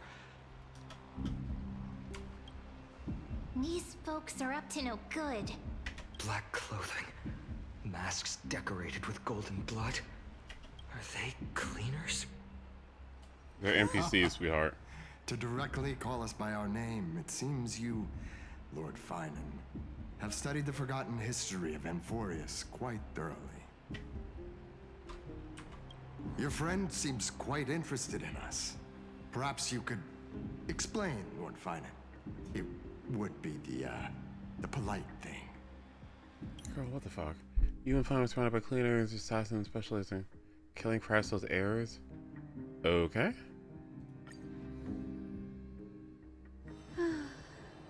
How's it going, Cinny? This place fits, doesn't it? It's a bit small, but the lighting is perfect. Thank you, Lady Treeby. With this, the Twilight Courtyard. This fat ass bitch. Dear God, he is. Look at him. He's taking up half the screen. Oh my God. I thought everyone was kidding. He's huge. Oh my God. Look at this. Oh my God. Did he have his own orbit? Oh my God. That's why you can't leave AMPHOREUS, because it's a gravitational pull from this thing. Damn. She scales on HP. I know she does. Damn. What the? Here too, little Ika. Oh. Jeez. It's so bright here. Maybe you should rename it? How about Luminous Courtyard? How about the food courtyard at this point? I mean, like. But Twilight Courtyard carries the long history of the descendants of the sky, and I'd like it to continue. Right. IDX. How's the legend go again? Even Lady Treeby forgets things. We just haven't prepared lessons in a while now, so we're a bit rusty. Just give us some time and we'll remember. Ah, now we remember. Kremnos and the Firmament, Volume 3, Section 5. With Seliosi, the Day Thunder Knight, striking down the Eye of Twilight, the divine war between Nikador and Aquila, which spanned centuries, came to an end. Okay. Thereafter, the Skyfolk gradually declined. Numerous sky fortresses were abandoned, and their descendants began to establish themselves on the land. Finally, those descended from Seliosi the Day Thunder Knight were welcomed by the scholars under Circes and established the Twilight Courtyard in the Grove. The historical records seem slightly at odds with our memories. But the details from that time have become somewhat hazy to us. Oh, I forgot. For a Lady Treeby, history is more than just words on a page. It's something you've personally lived through. Oh, dear God. Little Ika loves listening to the stories from the legends. I'm sure you're also imagining one day you'll be as awe-inspiring as the winged beasts by Seliosi's side. That day will come. I believe it. Just keep growing. Lord Crediros? Miss Hyacinth and Lady Treby. Good to see you're doing all right. I heard from the citizens you were nearby and came to check. This is such a high quality VA, by the way. Doing alright. He's so What's good. going I on, can't believe he's an Pyros? NPC. I love listening to him. There's been another violent incident at the market. A shop was smashed and looted. It's the third time this week. How can this be? I always thought that with Lady Aglaya here, Akama would remain peaceful. That was true in the past. But these days, forgive my bluntness, her senses may not be as sharp as they once were. He easily could have been a 4-star. I didn't know he'd still be alive at this point. I thought his ass would be dead 3 years ago. What? He easily could have been been a 4-star. It would have been free. What?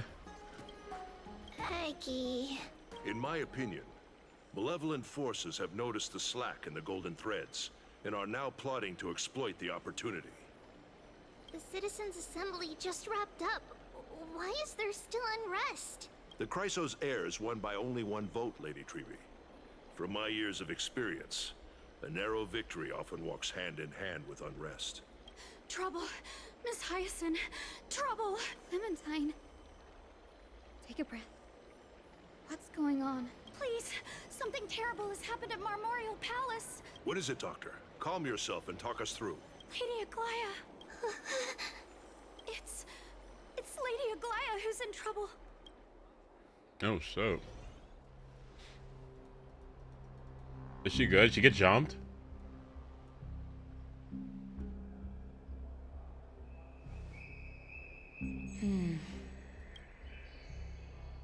I still remember.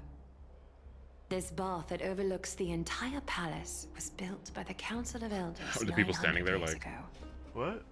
Its purpose was to commemorate the first flame chase journey and to remember the heroes who made great sacrifices for AMPHOREUS a millennium ago. Okay. Rules were set then. No one was allowed to enter, apart from guests invited by the Gold Weaver. But, I guess, you're no longer pretending to follow the rules, are you, Lady Kindness? Oh my fucking god. You are such a bitch. It's insane. I should have known it was fucking you. I didn't think you would act so quickly. This is your doing?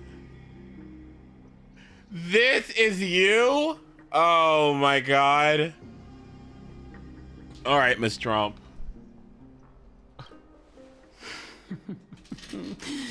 Aglaya, Aglaya.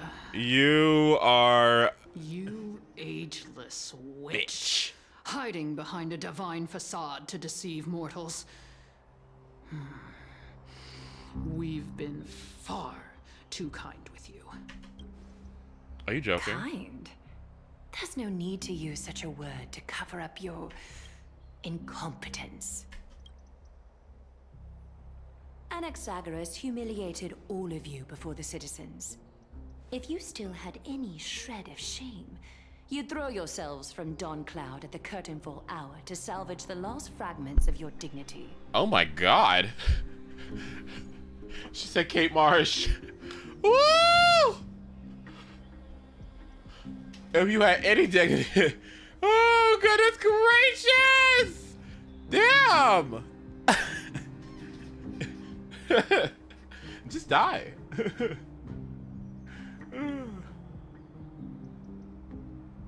Demigod, why not gaze into the water's reflection and see the wretched face you wear now? What does that even mean? These days you're not only blind, but also deaf. The cleaners were born for this moment. When all orders, rules, and laws fail to restrain you, it's time for the dagger to pass judgment. Are you joking? If you're in such a hurry, give it a try. Going toe-to-toe with a demigod? We're not that foolish. Where is the security? Who in the fuck walks up to me with an assassination attempt? Are you joking? Who just let him in? Oh, hey, Juna. Oh, hey. Hold on, guys. I need to read Star Rail chat real quick. Give me a second.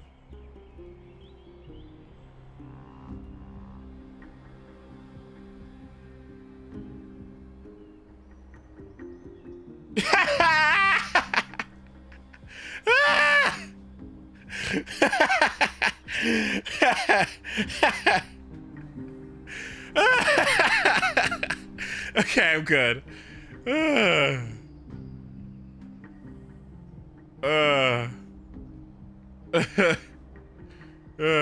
I said earlier in the Star Rail chat. I said earlier in Star Rail chat. I just want to see a Kate Marsh gif from Juna.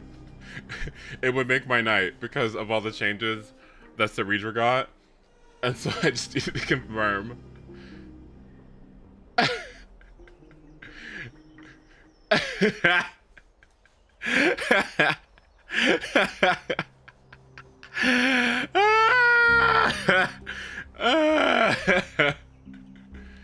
Oh, the dreams. The dagger isn't at your throat, but... It's at the throat of what?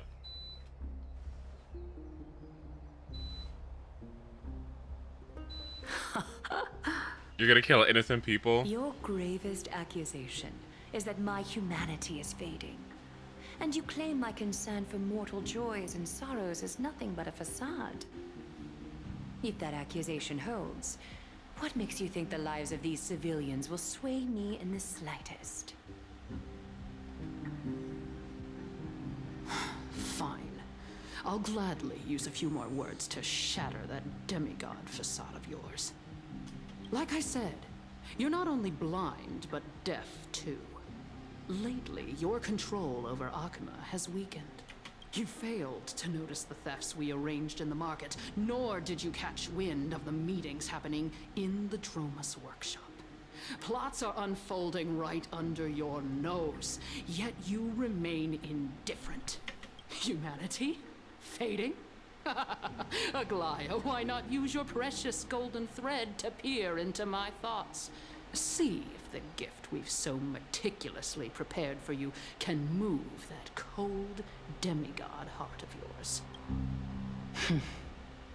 If you don't fucking enhance basic attack her, please, and get this over with.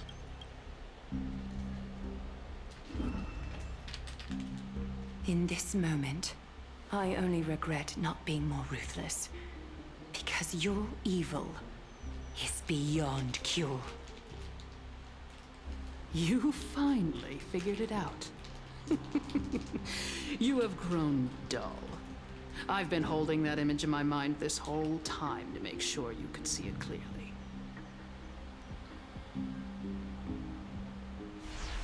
I want you to have this knucklebone talisman, Big Sis.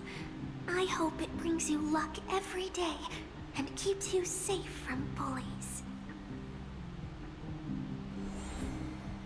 That girl who can't speak or hear. What if she accidentally lost her eyes too? You know better than anyone what it feels like to lose your sight.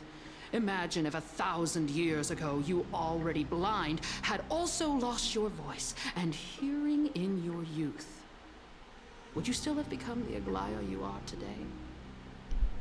Why is she being ableist?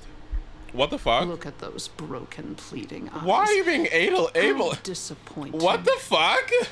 We overestimated your cunning. This is Trump. What? If this plan fails, we still have dozens of splendid parting gifts prepared. Demigod, would you like to hear about them? I thought I could buy some more time.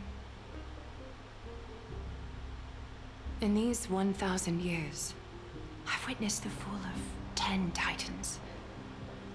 From my naive arrogance at the beginning to slowly learning how to guide others.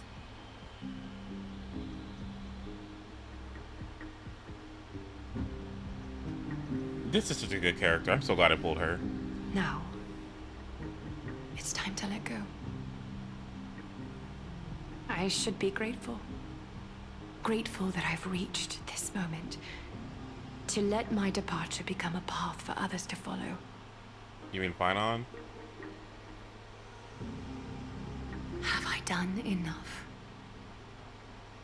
If I embrace that prophecy now, and sink into the warmth of these waters,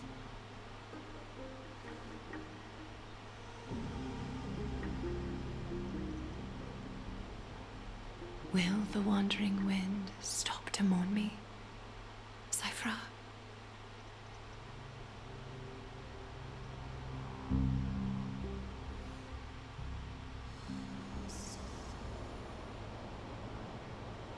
I 1,000 years ago. Stress! I've come as promised. Look at this box full of gold and silver treasures. I bet there's stuff here you've never seen. Come on. As we agreed, I want to buy the most valuable clothes you have. Little thief! You've got some nerve, barging into my shop dressed in those tattered rags. Tattered rags? What have you brought? Let me see. Here, take a look. Only the finest goods. See the sapphire? It's even more blue than Fagusa's eyes. Such exquisite luster. I've only seen an ocean's tear of this quality in my mother's treasury. Wait. You've seen one before. And here I thought I'd leave you speechless. What a letdown. It's just an old memory. My family estate all burned to ashes long ago. This workshop is what I built from scratch. Wow. A daughter rebuilding her family business. How admirable. Enough with the jokes. At least you did get to enjoy those luxuries.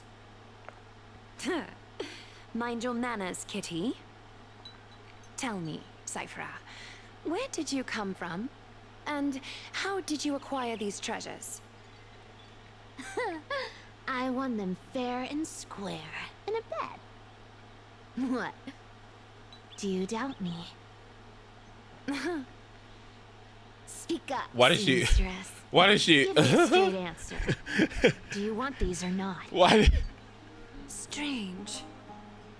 You're She said.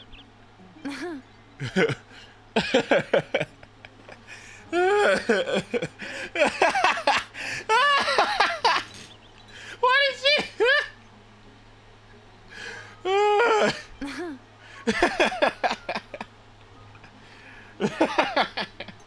clearly lying to my face. But my golden thread doesn't tremble at all. That's because I'm not lying. I've been telling the truth from the start. Is that so? The scars and the mud stains on your face tell another story. Is that so?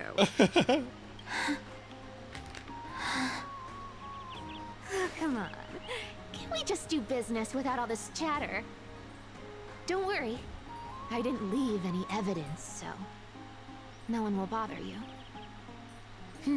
How can I trust a word you say when you're so skilled at lying? Dealing with you rich people is such a pain. Always wasting my time. Fine. If you don't want it, there are plenty of others who do. Hold on. Your treasure? I'll accept it. But these alone aren't enough to purchase the Gold Weaver's finest clothes. That said, I do have something that would suit you perfectly. Oh. What do you have in mind? Look.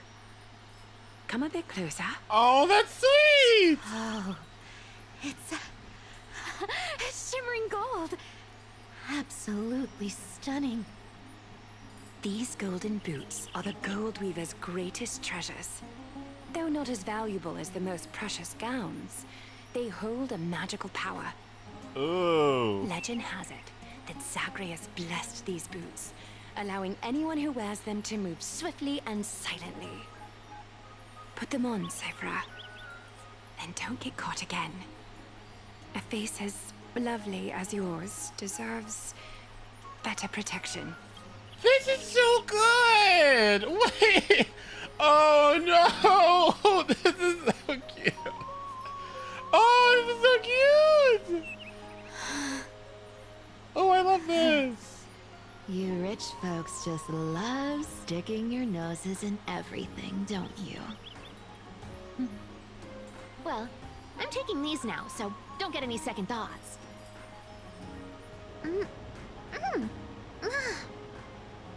What's wrong?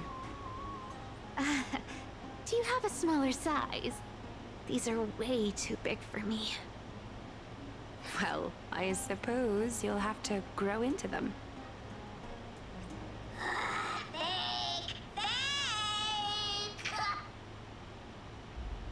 Do you have to interrupt me in the middle of my story? Fake? What's fake? This VA is so good. Oh my god.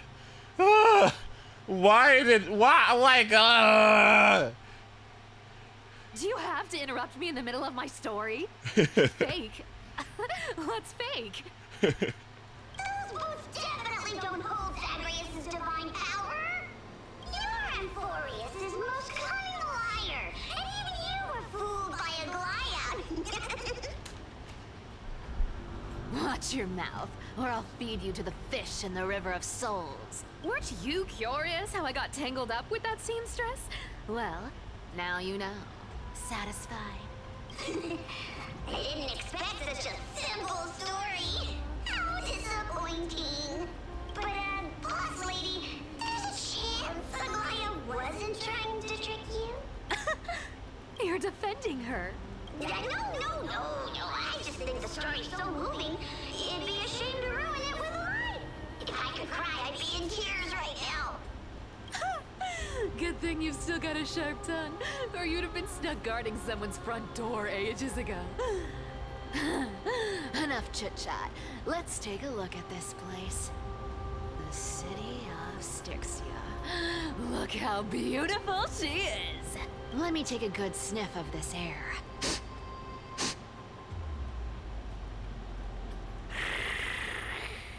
Girl. This air, it's filled with the scent of treasure everywhere. Wonderful, just wonderful. Thanks to Castorus and Grey Mystery, the ancient city's barrier was finally dispelled. Now that I think about it, helping them was well worth it. Time for treasure hunting, Barto! Lead the way, and whatever we find, we'll split 80-20. 80-20. Well, I have a suggestion. How about 70-30 instead? Listen closely. Do you hear that? The gnawfish in the River of Souls are growling with hunger. 80-20 it is. How generous you are, boss lady Cypher. Anyway, what's with all this water? It's damp, cold, and miserable here. I hate it. I hate it. Ooh, the mighty god of trickery. Uneasy around water. Why didn't none of you tell me that I would love this character? Like, immediately? There was like a few weeks there where I got the Hyacinth and Cypher was just sitting there. And nobody was talking about how much of a gag she is. What? You wouldn't understand. The people of Dolos are talented in many ways. Just, not in swimming. Why don't we have a race? Long distance, sprint, or laps? Take your pick. What's got you so worked up? Relax. Who would have thought the fearless Lady Cypher was afraid of water? Cats hate getting wet. What's so hard to understand about that? Now, hurry up and figure out a way across, or I might have to reconsider our split. Don't rush me. Let me take a look around. Got it. Let's use that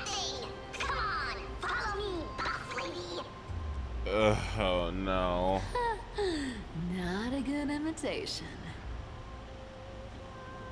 I'll play along. Let's see where this goes, Bartolos. Tell me, how did you hunt for treasure when I wasn't around, boss lady? Tried to dear trick God. me into saying something. Not a chance. You're as sharp as ever.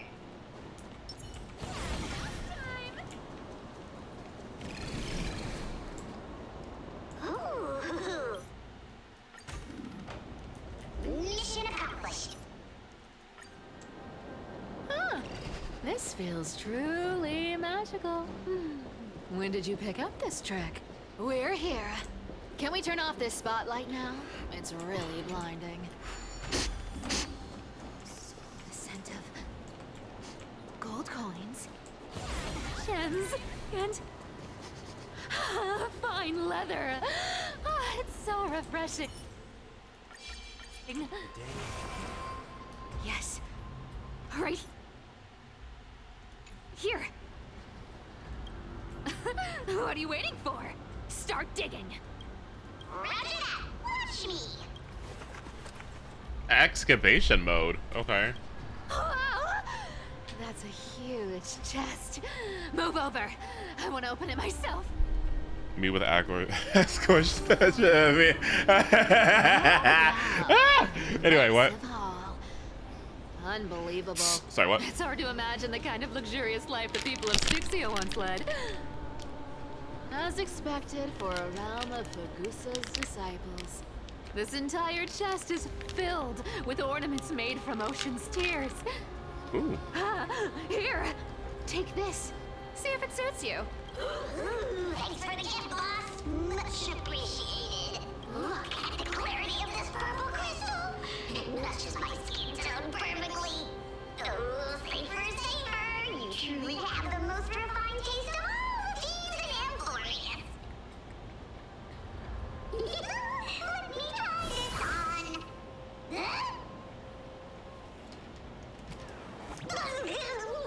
Where is my treasure?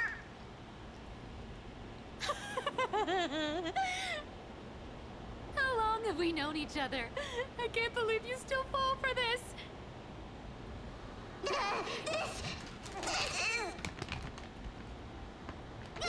How could I have forgotten about this? I'll believe it as true, and a lie becomes reality. What a convenient ability. The demigod of trickery's divine gift. Far more practical than any golden thread or teleporter. All right, enough fooling around. Here's the real thing. Lead the way. Cipher rules! I've already pinpointed the next trove of treasure! Starting navigation. Boss lady, we're set to make a fortune this time! Got any plans on how to spend it? Of course. Spend nothing. Whoa! Isn't that like... Uh-huh. Here we go round the river of souls! There's...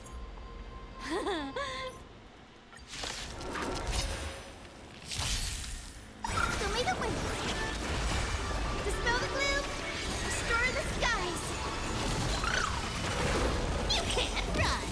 You can't run. With enough belief, Oh, this AI is so bad. Oh, dear God. Oh. Things fishy. Watch over you and guide you on your path. Serenity is before me. Time for resolution. Ha! Found me. have some sunshine! Show me the wind! Oh my God. You can't Like it's the SB factory. Like, are you joking? dispel the gloom! Restore the skies! To doubt farewell.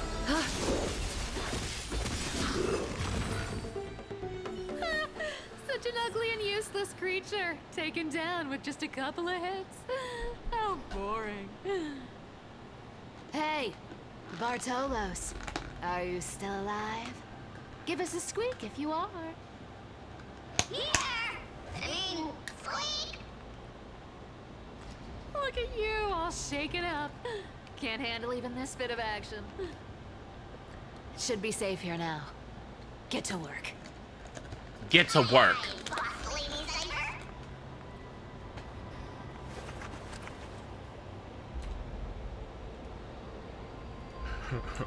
What happened?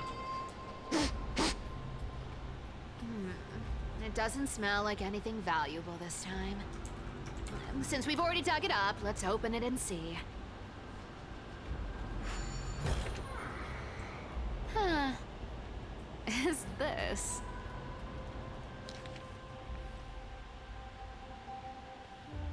Okay, I'm not gonna be reading that, but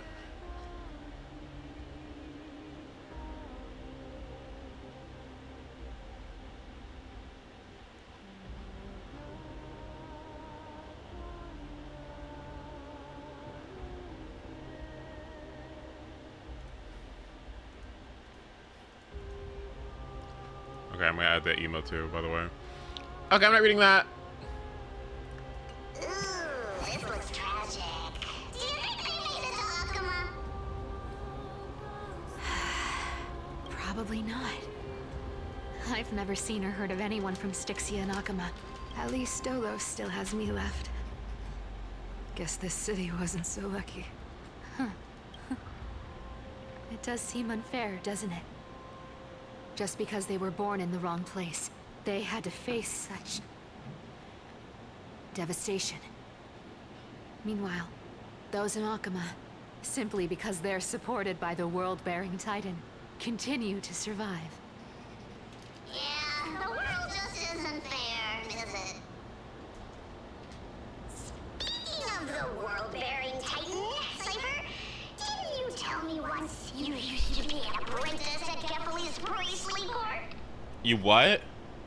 Huh? Huh? Did I? Did I?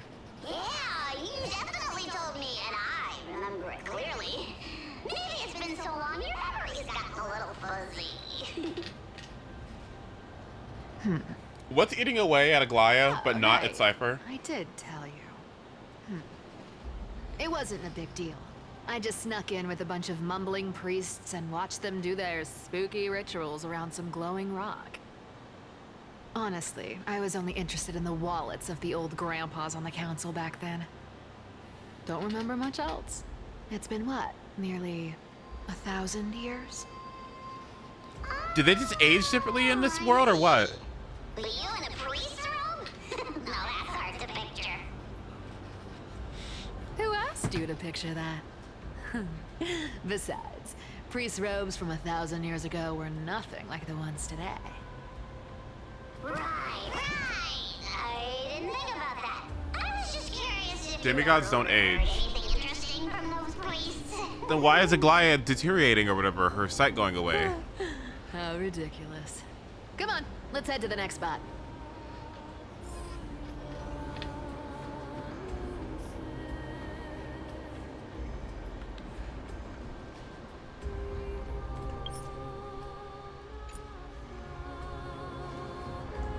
Wait, can you get to the settings from here?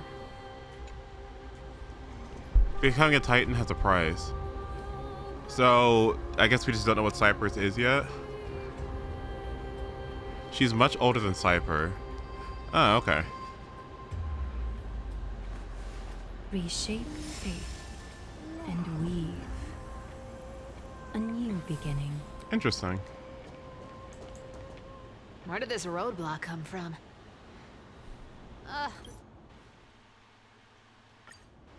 Oh my fucking god.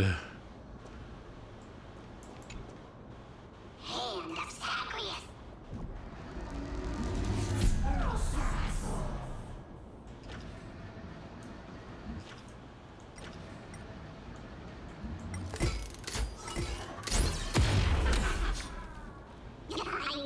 Looks like a charm. Not bad. However, I still don't see how this ties into trickery. Let's go to the next room. Hey, slow down. that question you asked me earlier. I think I just remembered something. What did I ask? You know, that question. The one you specifically asked me. Right after we dug up the second chest?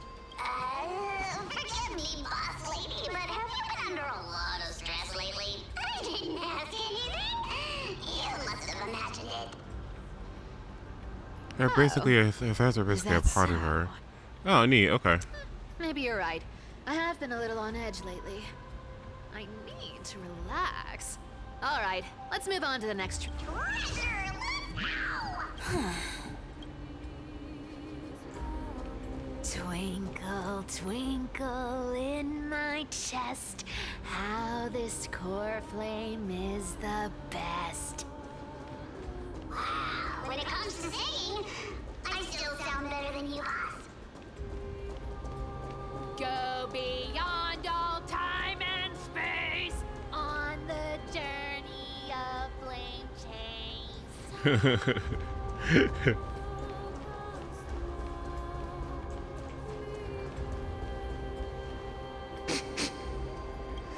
This scent feels like something incredible is buried here. Incredible indeed! If even boss lady says so, how could I not be excited? Do I need to give instructions here? Get digging. What? Oh, isn't this a golden scapegoat? Interesting. Looks like whoever buried this treasure wanted to play a little game with us. Oh, isn't there a myth about this thing? Those who feared fire became sheep. Those who did not became human. Sheep, humans, whatever. All I know is unlocking this gets us treasure. Here, this honor's all yours. Puzzles and tricks are right up my alley. Just leave it to little old me.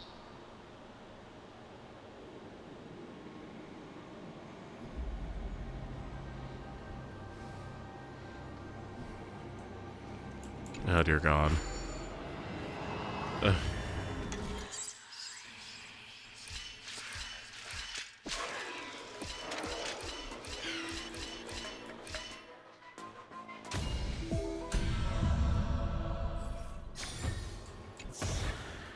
Told you, nothing can stop me. Cypher, it's your turn now. Stop! Stay there, and don't turn around. Huh? What do you mean?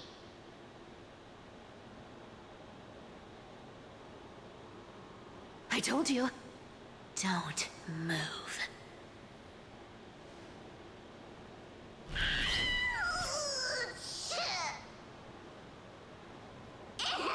My poor old back. What are you doing? Shh, quiet. Don't say anything unnecessary. That seamstress. She's listening. What? Boss, do you mean? Stay put and keep quiet. I'll handle her. I'll handle her. Whoa, whoa.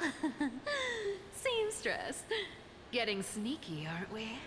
Did you think I wouldn't notice your little spies lurking around me?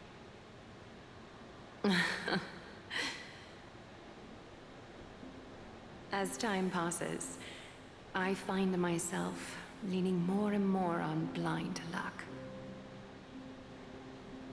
With only the power of this little nymph, naturally I couldn't slip past your sharp eyes, Cypher.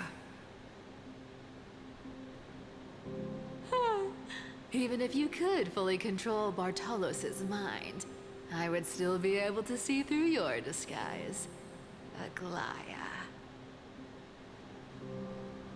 You've gone to such lengths to spy on my every move. What exactly are you after? I've told you before, you don't need me to succeed. Why don't you just let this go? I already made an exception and got involved with Castorus and Grey Mystery. Asking for more now. Isn't that pushing your luck a bit too far?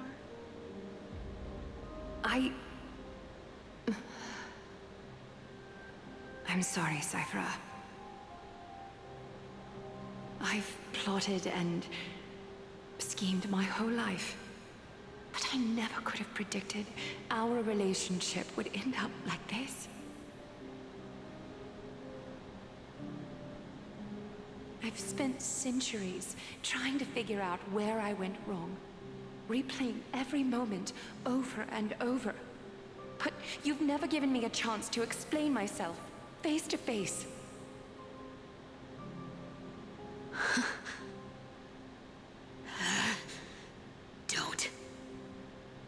Don't talk to me like that.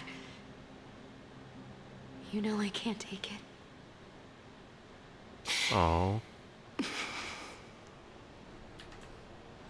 1,000 years ago, out of foolish... Oh.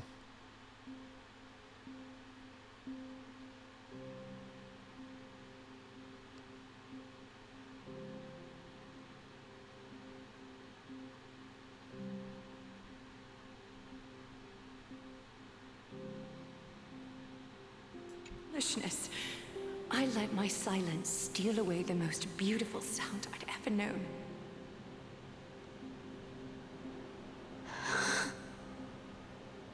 I see Lens. So this time, I must say this to you, even if it's all in vain. I need you, Cyphera. The Chrysos Heir's mission needs you. The finale I've delayed for far too long. It's finally here. Whatever resentment you still hold against me will fade once I'm gone. Please, come back to Akama. I'm begging you. Without you, they don't stand a chance.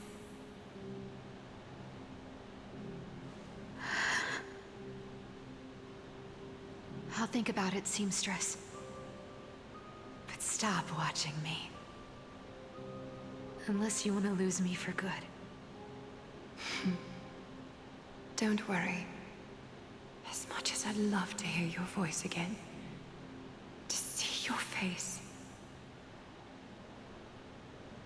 it seems that chance will never come.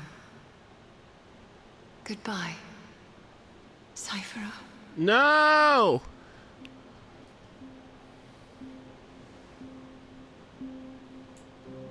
Goodbye, Aglaya.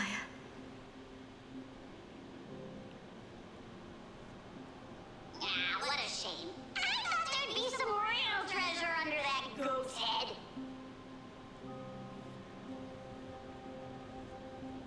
Turns out, everything in that chest was soaked in water from the River of Souls. Nothing valuable left.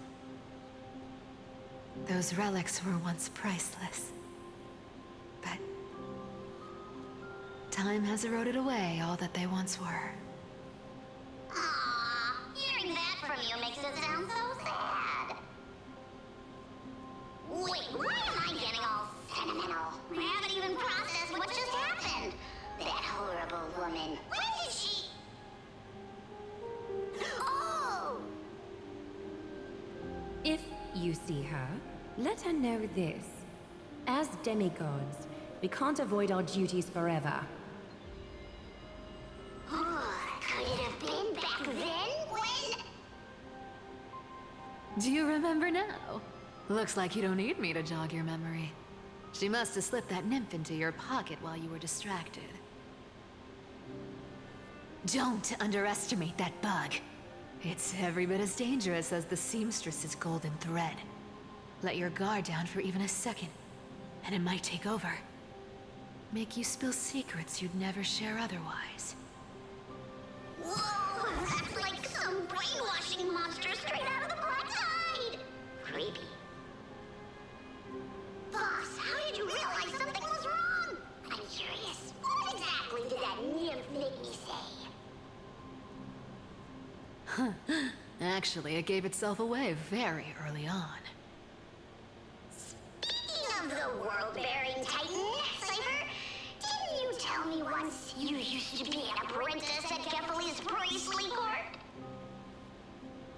We've been partners in crime for 1,000 years. We've talked about everything there is to talk about.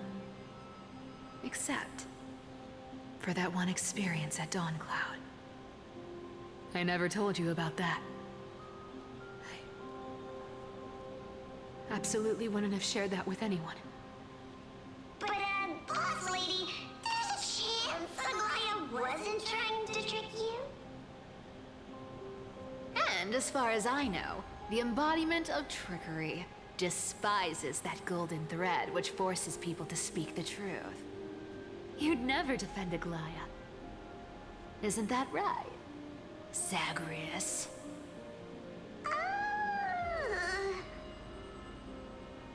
You have a terrifyingly sharp mind. After all, I'm the only one in the world who knows you're still alive. To make sure you survive the Titan trial, I had to fool the entire world. If you want to keep that lie from falling apart, you'd better keep playing your part in the days ahead. Even if it weren't for saving my worthless little life, I'd still walk through fire for Cypher without hesitation.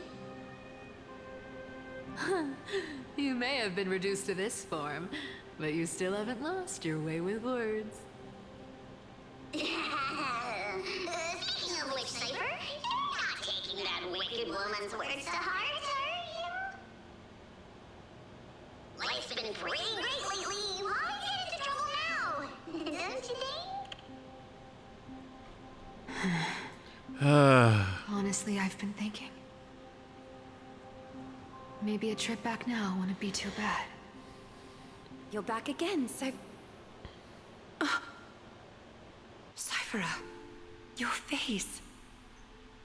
I need clothes. Anything. Just throw me something. A piece of cloth will do. Just enough to cover the wounds. I will pay back the amount I owe. I promise. You're bleeding golden blood. Yes, what about it? So what if I'm one of those Chrysosairs they talk about? Those infinitely strong heroes, world-renowned swordsmen, exceptionally intelligent scholars. Cyphera. Oh, I'm sorry to disappoint. Who knew that group of amazing people would include me? A pauper. Thief. Con artist. Maybe I should just make another cut to drain all this yellow stuff out of me and... Stop it, Cyphera.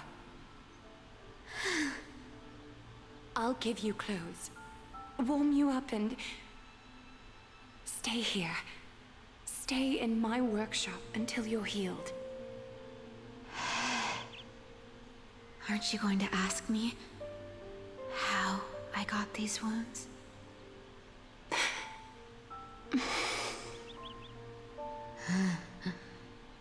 Right. What's the use? I'm so good at lying. Even your golden thread can be fooled. If you can't verify the truth, why bother asking at all? I don't need to ask. Nor do I need to use the golden thread. I know everything you do is for survival, at all costs. Stay here. You won't have to deal with the cold or go hungry again. Stay by my side, and you can start putting yourself back together. Aren't you worried I'll ruin this place's reputation? Or that I might sneak off with your precious clothes and sell them? I wouldn't have invited you if I were worried about those things. You're weird, seamstress. You know, they say a child who often lies remains a liar for life. I've tried not to become a liar, but honestly, it's just too hard. I'm close to giving up. What makes you think I won't disappoint you? Because I can feel it. Not with the power of a demigod, but with the heart that beats in my chest. You love this place. That's why you keep coming by, but also why you hesitate to stay longer. You worry you'll tarnish the Goldweaver name.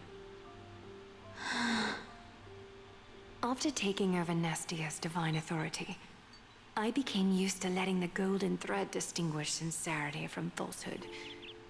However, the mission I need to complete requires me to learn to trust and rely on my heart. Cyphera, you're an honest thing I've given to this world. And also a challenge the world has given to me. Stay here with me. You have a beautiful face that deserves better than to be covered in scars and grime. You've got a way of talking that's hard to follow.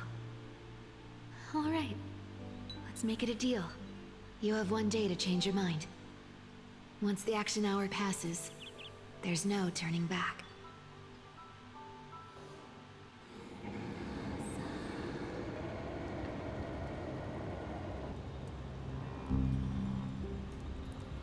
I thought this dude was getting, like, jumped. Oh, never mind. Pressure. Fear. Planting seeds of anxiety. It seems this is the strategy they've chosen.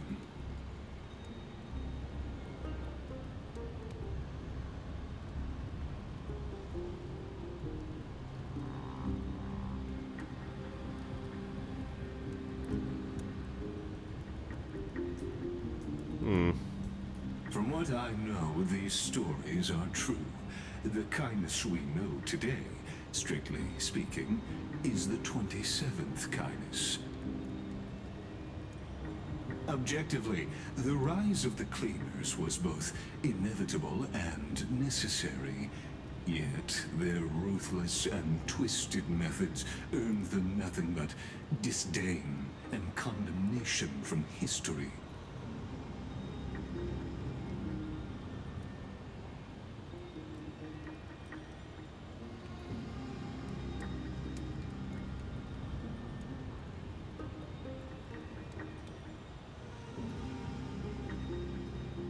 Even in these crumbling end times, there are always those who find ways to profit from the chaos.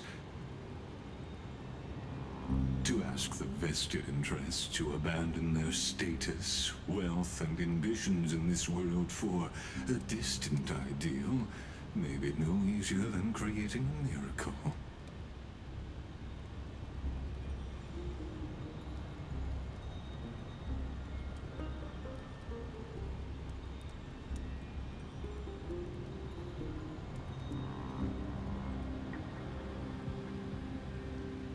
There you are, Lord Donghung.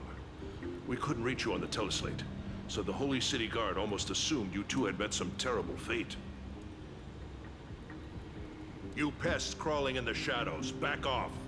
Your plot ends here. You played your hand. Run while you still can. It might be your only chance to survive. Stay away from Akama forever. If you set foot there again, the fury of its people will tear you apart. Because Aglaya is dead, and in the eyes of the Holy City citizens, her blood is on your hands.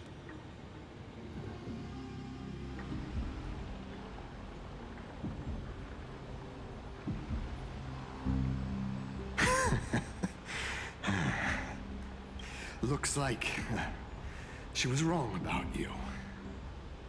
She? Are you talking about the mastermind behind all of this? Well, she's gotta die. Weak. She believed that even when you were facing the evil that you claimed to oppose, you'd hesitate to strike. Misinterpreting mercy for weakness shows how arrogant and foolish your master is. They're still alive. With proper care, they'll pull through in a few days. But I must warn you, I haven't fought a human in ages. I can't guarantee I'll always be able to hold back. They're lucky they're still alive. If you feel as lucky as they are, try me.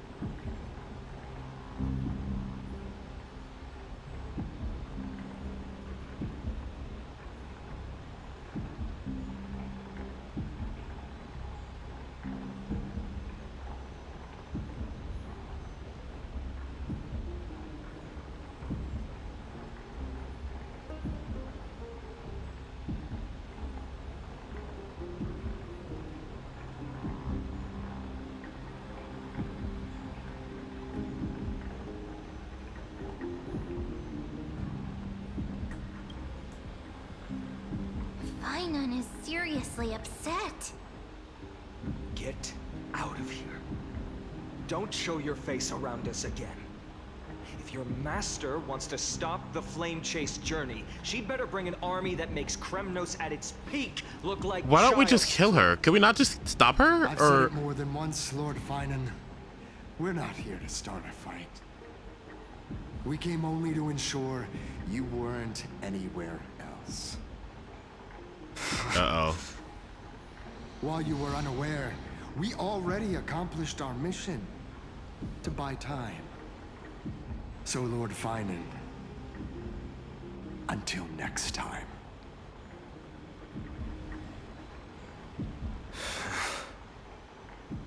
Are you okay? I'm fine.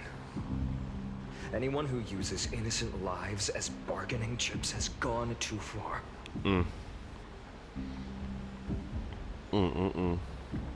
Oh.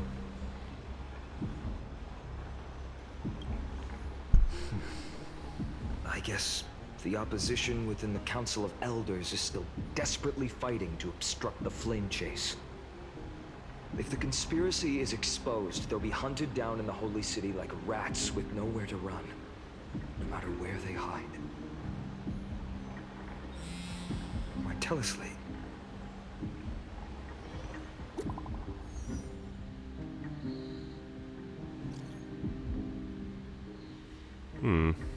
Garment maker. You texted me? To the public, Candace is an elected official by killing her even just way without public trial. Oh wow. Hello?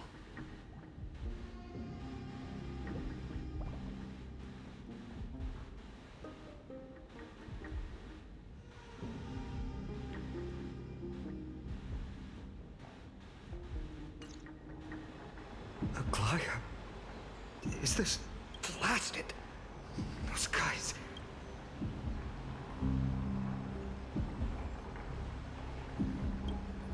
But how could they possibly? Stay calm. This could just be one of her schemes. I won't believe it until I see it for myself. Finon? What should we do now? Stay on course.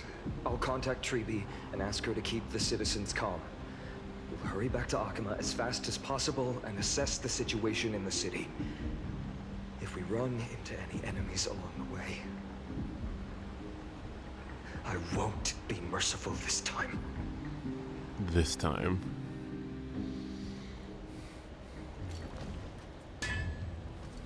Cartonis?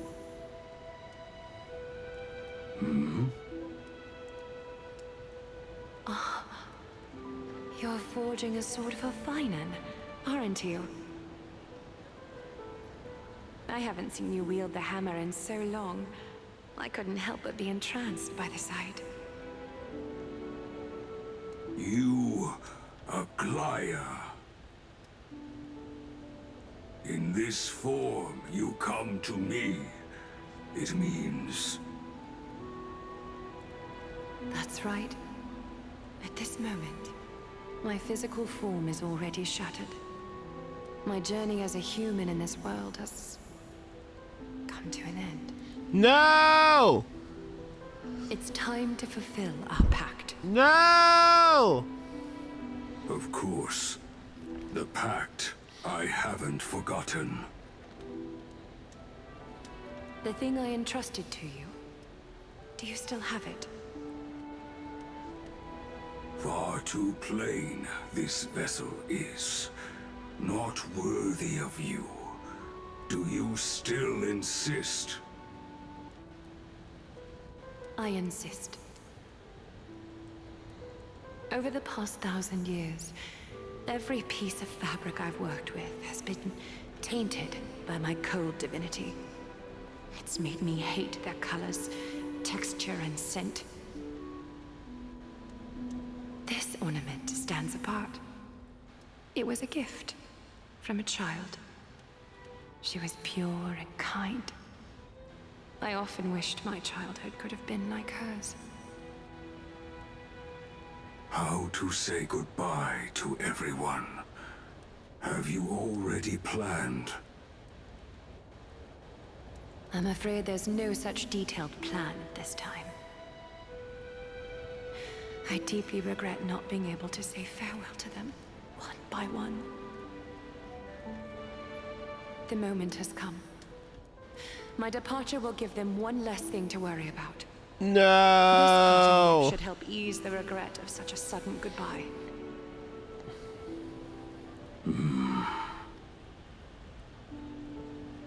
Invented for the Titans, Kremnos' soul-forging technology was.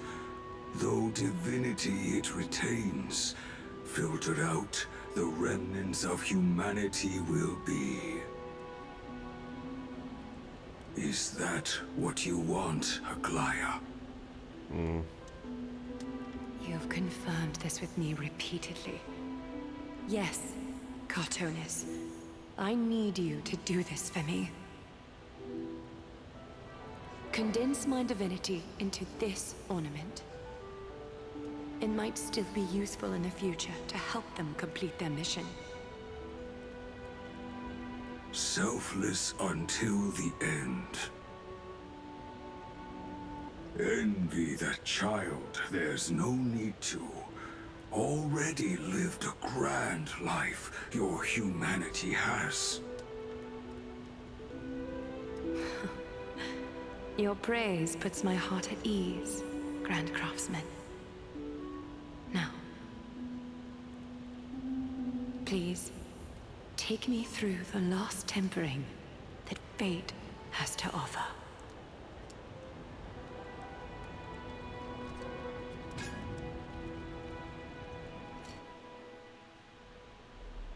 The city is silent. Uh-oh. Tension is building with every passing second. The news is probably spread by now. Every household is locked up tight. And all the market stalls have closed down temporarily.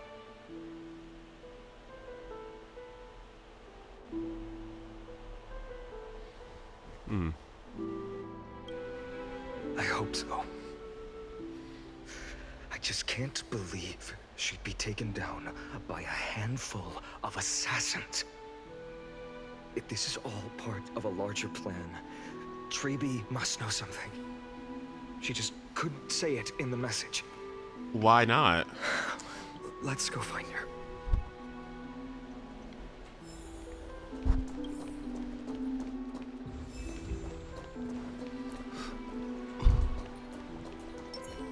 Final wait for cat and mouse time! Oh, bitch, where is the bitch, where's the V button? Is that the walk? Okay. Dunham came back before us. Don't worry. The cleaners didn't lay a hand on us. Lord Crateros, were you in the city when it happened? What exactly went down? Regrettably, no one knows the details of that moment. Eyewitnesses only saw... It's fine. Just tell me. Eyewitnesses at the Memorial Palace saw Aglaia fall from the Chrysos air bath. Oh, God. She showed no signs of life by the time the Holy City guards approached to check. They were too afraid to jump to conclusions. After all, she was a demigod who lived for over 1,000 years, the leader of the Chrysos heirs. Most citizens of the city believed that death couldn't touch her. She was pierced through the heart by a uniquely crafted dagger. I saw it for myself. It's one of the weapons carried by the cleaners.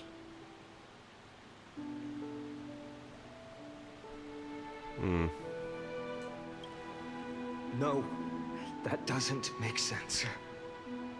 The ones who appeared in the Grove and those who confronted Don Hung in the Abyss didn't immediately resort to violence. They were just watching and trying to intimidate. They didn't have any reason nor the courage to attack Aglaia. Perhaps... I can't even know what he did anything.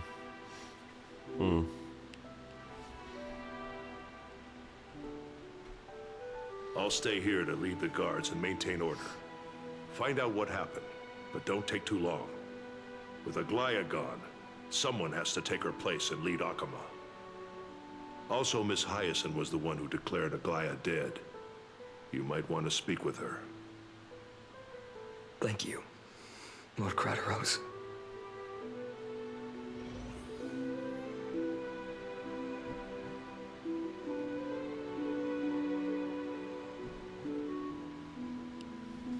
Okay.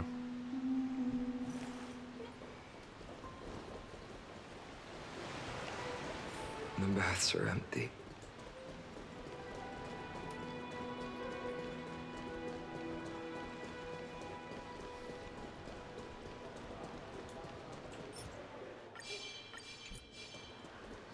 I wonder if there was a time where all the Chrysos errors were in like one place at one time, you know? Like the Chrysos meetup.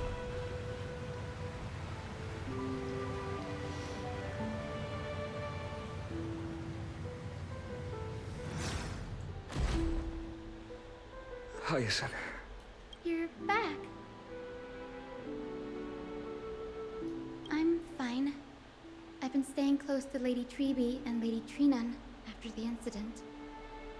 It's great that you could come back so quickly. They need someone with them now. Yes, we witnessed her final moments. I tried to treat her immediately, but even the sky's blessings.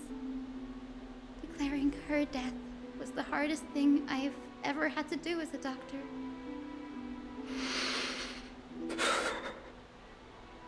Lord Finan, don't push yourself. You're carrying a heavier burden now. Yeah. Please, don't fall. It's fine. I can handle it. What I've lost is a mentor and a comrade in arms. But for Treeby and Trinan, they've lost a 1,000-year-old bond. Like they're losing a part of their lives. You should rest, Hyacinth. You've been awake for a long time, haven't you? We'll handle things from here. Okay. See you later, everyone. Next, we should visit Lady Treeby.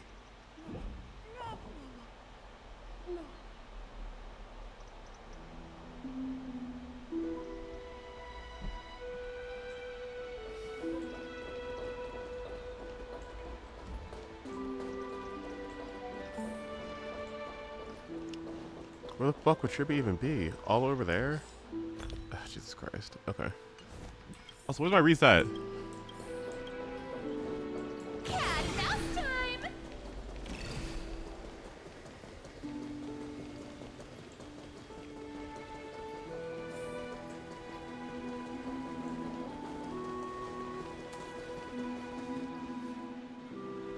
This is so awkward. Where's the other?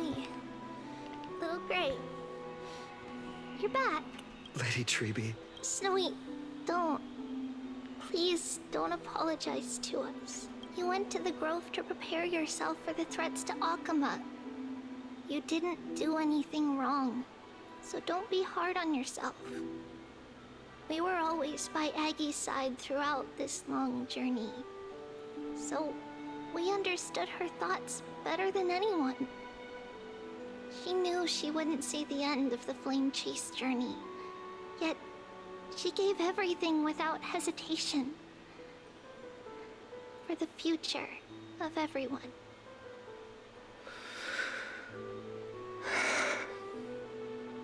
I know what Aglaya expected of me. Right now, the last thing Akuma needs is a leader wallowing in self-pity.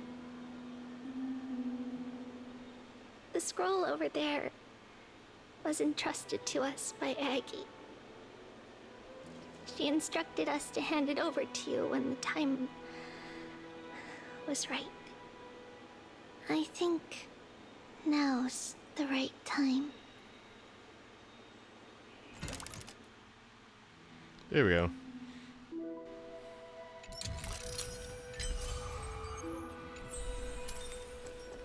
The other way. Oh, I was talking about Drian. Bainan, my humble student. My trusted colleague. As I write this, you are locked in a battle of words with the Council of Elders, fighting for the survival of the Flame Chase journey on a battlefield where the smoke of war is invisible. I deeply regret and feel guilty for hastily pushing you and the Trailblazer into the debate. But please forgive me. At that moment, I could not afford to show any sign of weakness before you, as it would have crushed your morale. I considered the debate a routine affair, assuming I could win merely with the support and experience we'd accumulated over centuries. But I underestimated Kindness and her party's cunning, and also the deterioration of my own senses. The trap was likely set by the debater Calictus. He had prepared a severed golden thread in advance, revealing it to the public when Kindness was faltering in the debate. He claimed I was reading everyone's thoughts with the golden thread to cheat in the debate. I could have countered that low tactic in 100 ways. But my words slipped out before I could even think about them. With deceitful scoundrels like you in the crowd, I have no choice but to rely on the golden thread to keep watch over everything in this holy city. You can imagine the reaction that comment provoked. At that moment, I felt my time was running short. The divinity in this body might be eternal, but that is not the essence of me. I am a daughter of humanity, born of my mother, and I will die as a human. Realizing that my humanity was fading, I began to plan my exit. What kind of departure would not waste such a belated death? I have yet to find the ideal answer. But I knew I couldn't simply fade away in my sleep like anyone else. The serpents have always lurked in the darkness, terrified of their heads being cut off by the golden thread. If my departure were to be calm and uneventful, it would only lead to a swarm of those serpents emerging from their nests. Regrettably, a peaceful death is a luxury I cannot afford. I must feign weakness deliberately to make those serpents lose patience and act rashly. Just as they think they've struck and sunk their fangs into my heels, that's when I'll strike back, igniting the final blaze to burn away the threats hidden in the shadows. The blaze soaring into the sky might sow fear and confusion, but I have no worries about people losing their way.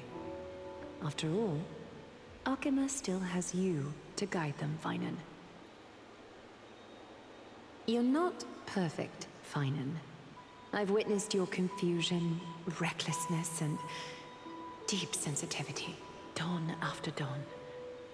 The heavy burdens of your past have always weighed you down, inflicting deep pain.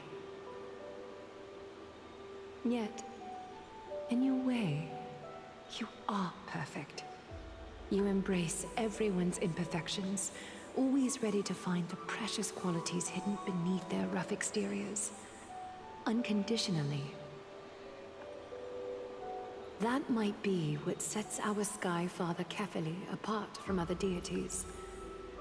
They recognize the imperfections in their creations, yet still choose to shine their light on them, offering protection with unconditional love.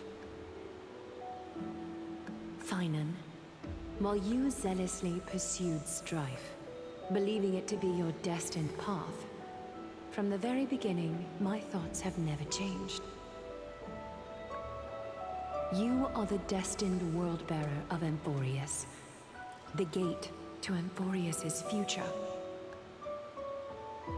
Go, complete the flame-chased journey of the prophecy, ignite the stars, and inspire hope in the hearts of humanity. I will be waiting at the end of the West Wind, looking forward to the miracle you will create.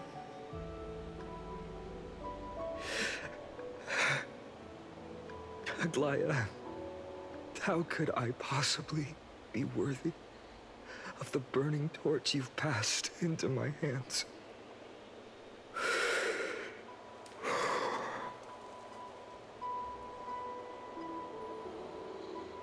Dalong, can you do me a favor?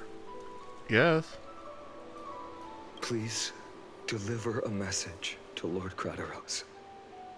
Have him gather the Holy City guards and the Kremnoans to spread the word from door to door. At the lucid hour tomorrow, Finan will speak at the Marmorial Palace. Urge everyone who has concerns about the Holy City's future and the Flame Chase journey to attend this gathering. Tell them Aglaya has left AMPHOREUS the seeds of hope. Thank you. It's been a harrowing day for everyone. Please make sure to rest well and collect your thoughts. I need to prepare. Do we get that sword now, please? Oh. Cortonis, what brings you to Marmorial Palace? I plan to get everything settled before coming to see you. Is there something urgent, Cortonis? How are you holding up, I wanted to see. Better than I expected, you seem. There's no room for doubt anymore. It's time to take action and show everyone that the leadership of the Chrysos heirs is still strong. Right. Your assessment is... Now, here. Take this. Is this it? You've completed it. Dawnmaker. The name I've chosen for it. Before dawn, prepare for battle. For tomorrow, wield your sword. Befits your stature, it does. Chrysos heir. Dawnmaker. Unbelievable. You've never seen that black-clad sword master. You've recreated this so precisely, just from what I described. Precise, your description.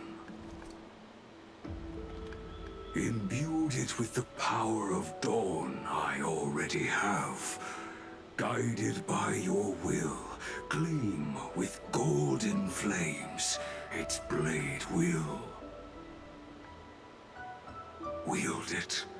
May triumph always be yours. Thank you, Cartonis. I will use this sword to protect the beings of AMPHOREUS. Another thing there is. What's this? Stored here, the remnants of Aglaya's divinity are. Ooh.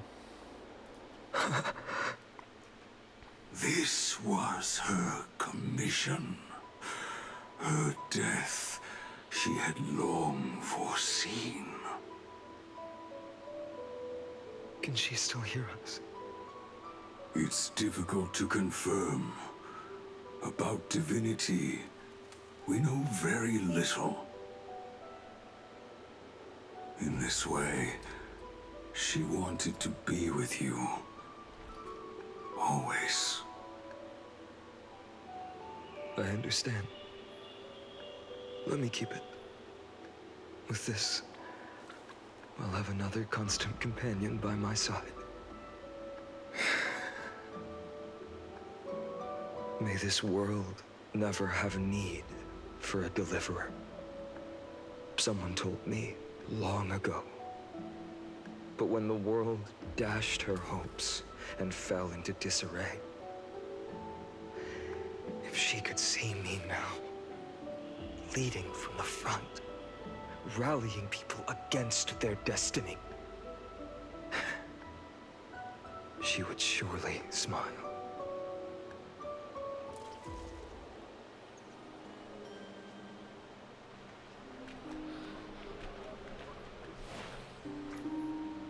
How will the Holy City continue without Lady Goldweaver? Look! Lord Finan is here.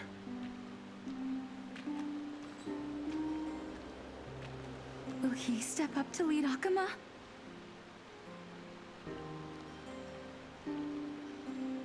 Not long ago, I spoke at the Citizens' Assembly at Dawncloud. I wrestled with every word, searching for the right ones to rally support and keep the Chrysos heir's flame chase alive. In the end, I remembered a lesson from one of my teachers. In battles where words are weapons, outrage and blind passion often overpower reason. I followed his strategy. I painted my opponents as nothing more than pests, tore apart their character, and laid out their crimes. The strategy worked. I secured enough votes to achieve my goal, but afterward, there wasn't even a flicker of joy. I realized that apparent victory masked a deeper failure. In my pursuit of success, I fueled division and strayed far from my very purpose that led me to the flame chase journey. This journey was supposed to unify, not divide, to strengthen us, not weaken us. It was the gold thread that mended our rifts in the past. Some saw it as a means of surveillance, a tool of control. But no one can deny that it was Aglaya who held this city and even this shattered world together. Now she is gone. Yes, as you have heard, the demigod Aglaya, who guarded the holy city for a millennium, has indeed fallen.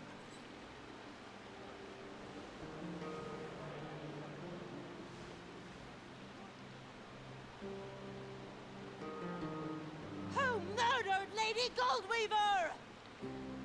Find the murderer! Make them pay! Hey. About that, y'all. I felt the same as all of you initially. I wanted to stand here beside you, to condemn the sinners, to discuss retribution, and to see justice brought down upon them. But my perspective has changed.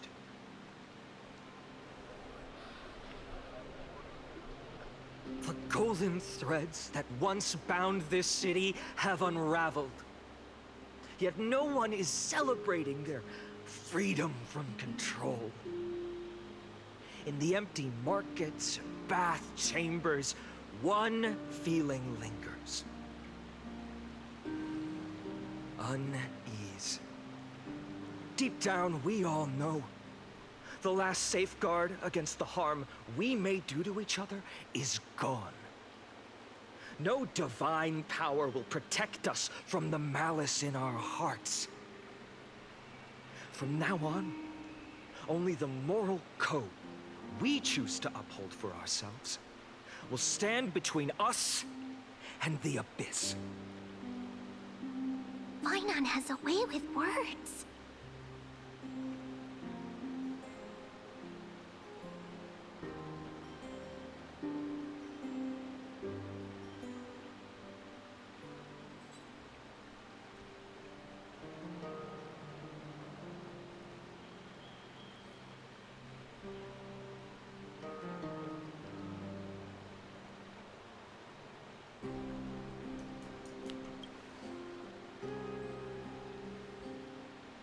Oh, all right. The flame-chased journey is nearing its end. With only one Titan left for the Chrysos heirs to conquer. Aquila! Yeah, Hyacinth. One more. Before I rise to the skies, I challenge you. Cast out the shadows and malice within your hearts. Let your spirit shine brighter than the sky itself. Let me bear witness. Even without the divine authority of romance, Akuma will remain a sanctuary in these end times. A place for the kind people Aglaya dreamed of. The kind of people foretold in prophecy. A better people! Better people! Better people! Better people! Better pizza. Better people! Better people! Better people! I appreciate your willingness to accept the challenge. You have reminded me that Aglaya left me perhaps the simplest duty in the world. Oh, speaking of duty, I gotta go to the bathroom, okay? Give me one. Sorry, I had to. Okay, one sec, I gotta pee. One moment.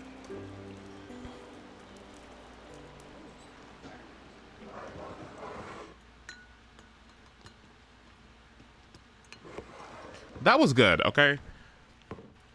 If you get it, you get it.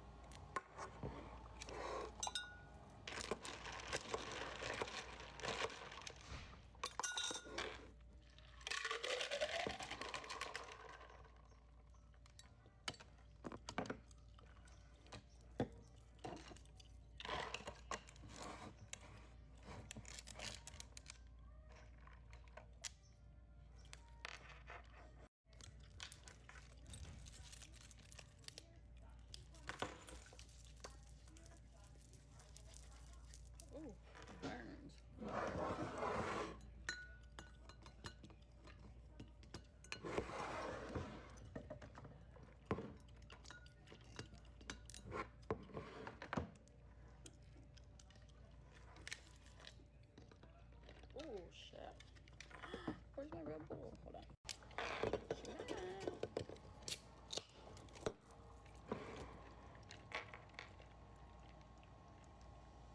Look how pretty.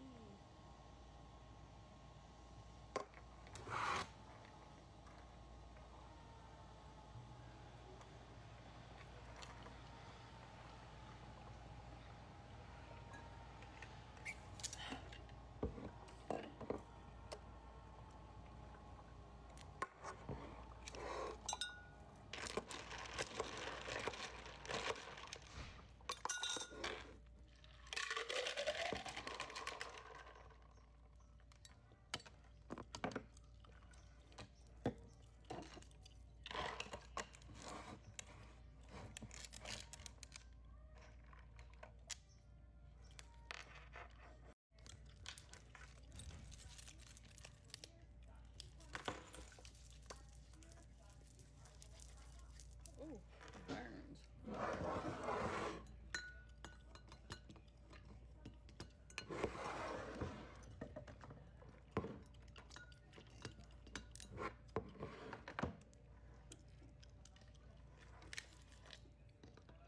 Oh shit.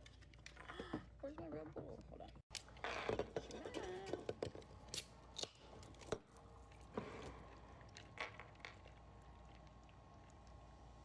Look how pretty.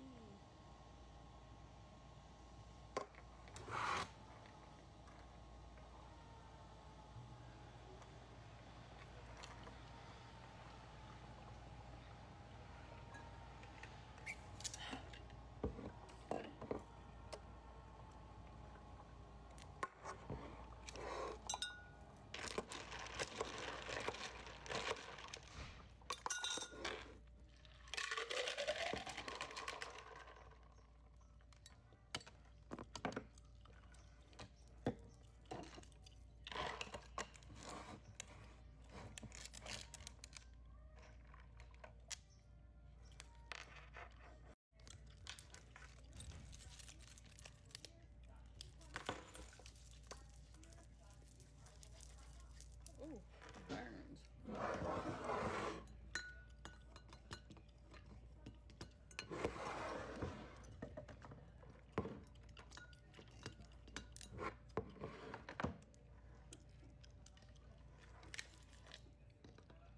Oh shit. Where's my Red Bull? Hold on.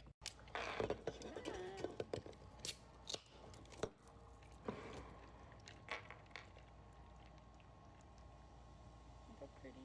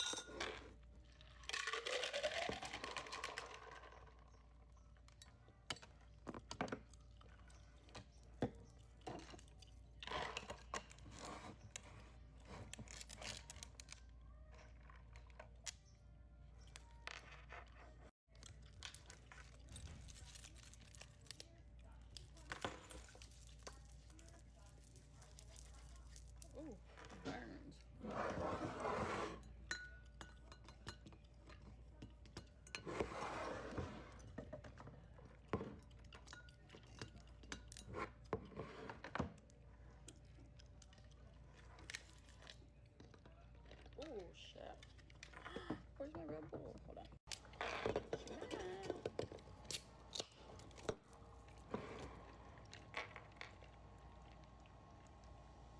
Look how pretty.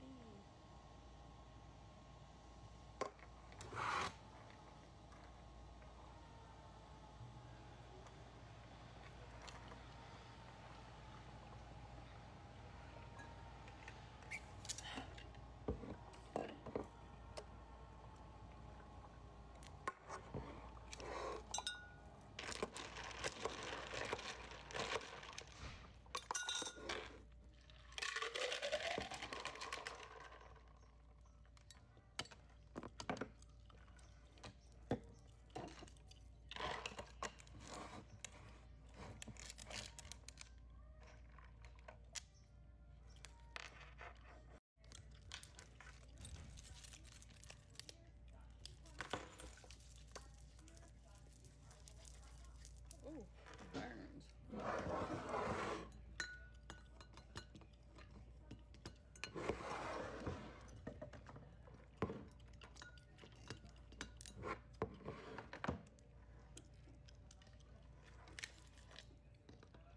Oh shit. Where's my Red Bull? Hold on.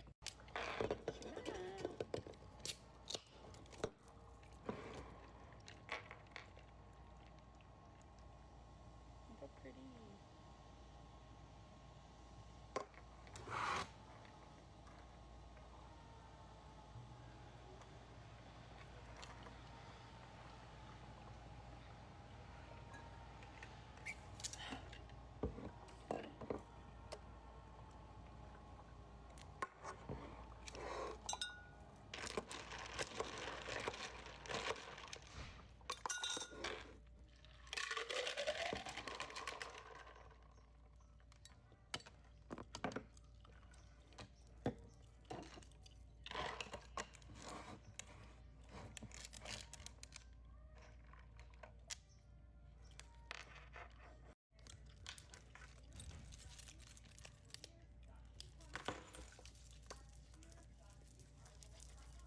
Ooh, burns.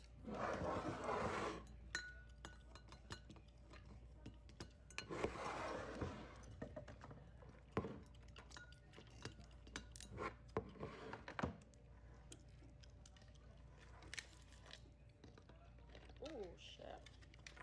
Where's my Red Bull? Hold on.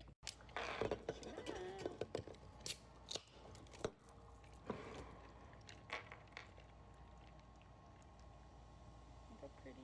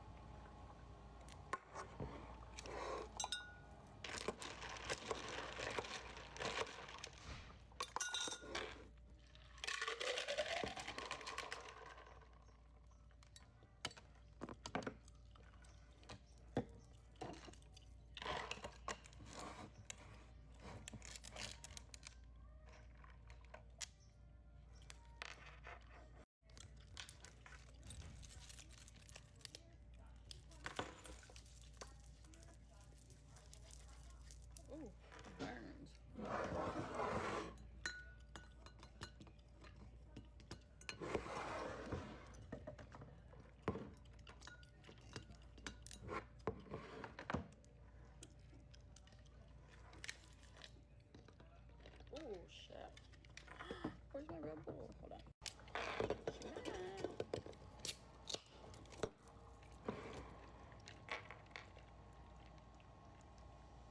Look how pretty.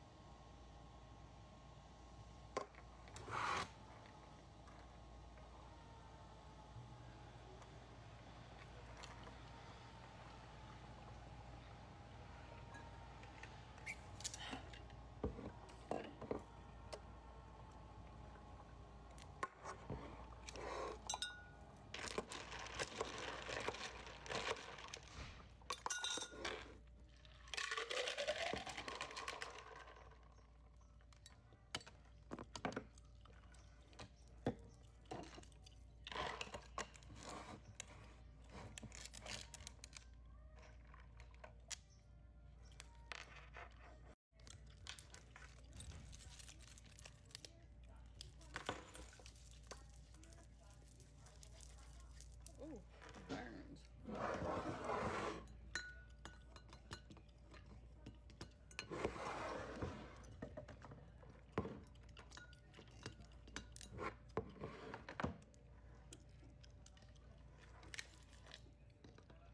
Oh shit. Where's my Red Bull? Hold on.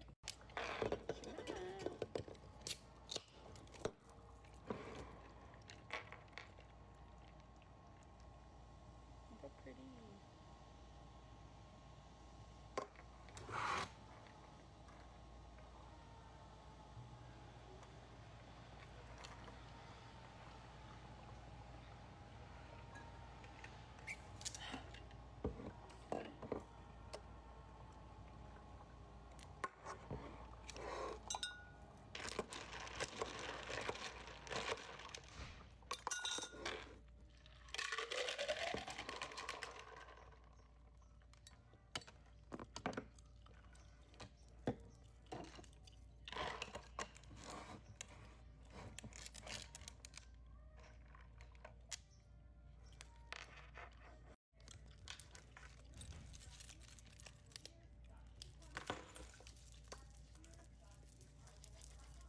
Ooh, burns.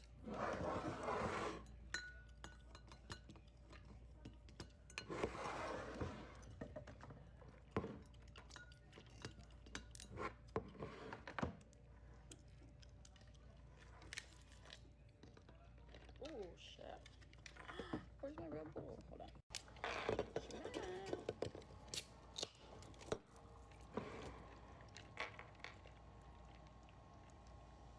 Look how pretty.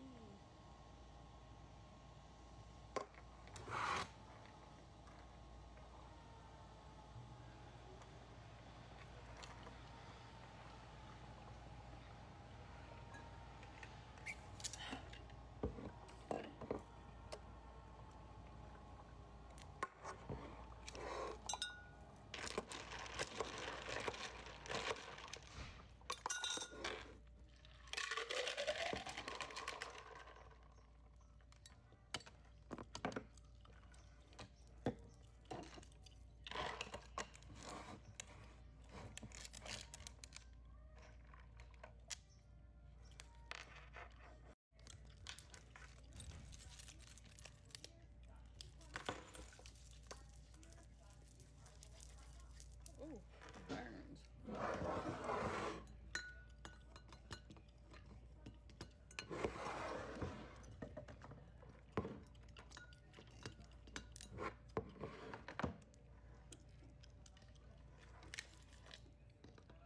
Oh shit.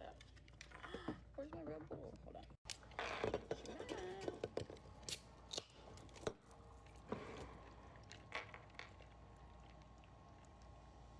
Look how pretty.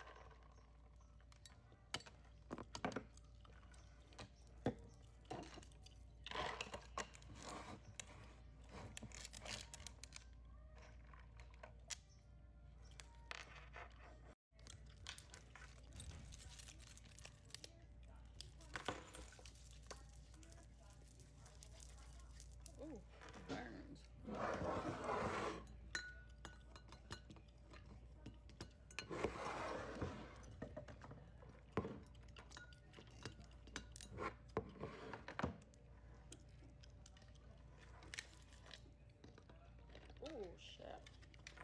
Where's my Red Bull? Hold on.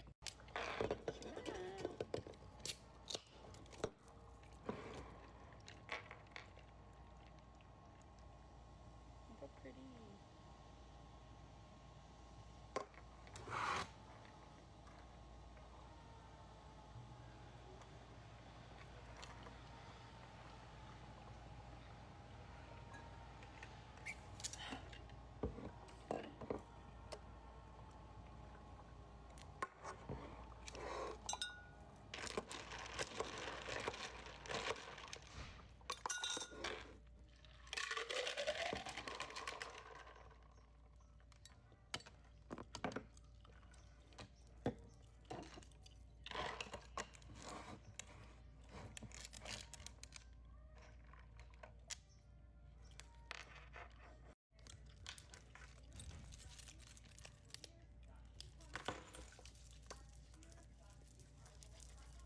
Ooh, burns.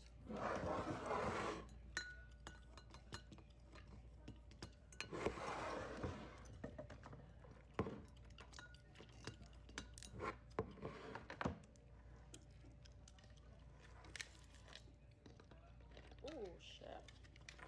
Where's my Red Bull? Hold on.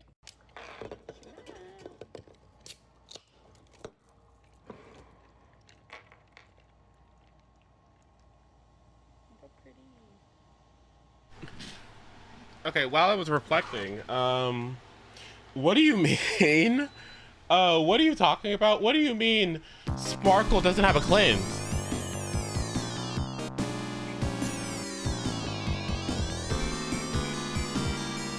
What?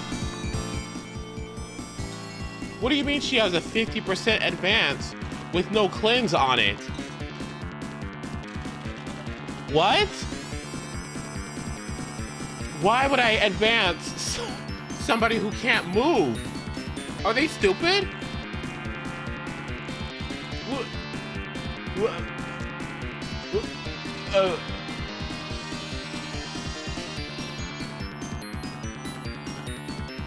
You're joking, by the way. That is the most insane thing I've ever heard in my life. What?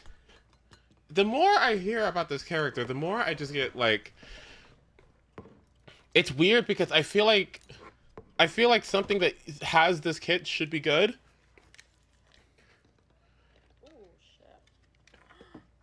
Something that has this kit should be really good. And yet...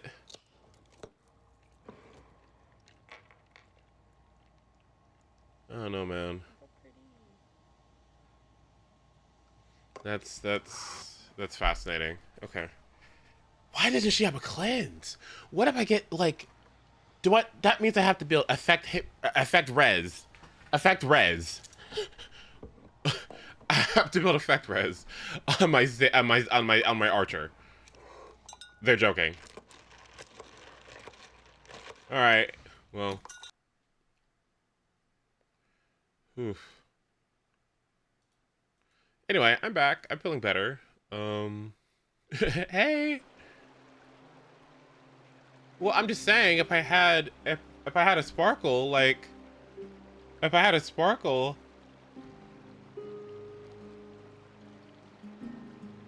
that's annoying. If one of those stupid idiot bugs on True Sting blew up, and it was Sparkle's turn, and my healer went after me, and I can't press the heal button, my archer just doesn't get to move.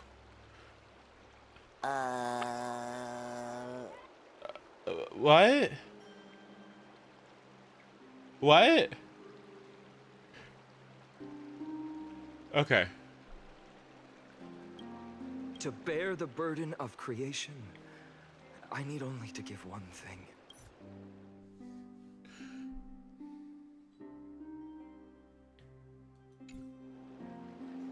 It's a gift she once gave me without hesitation, and now I share it with each of you.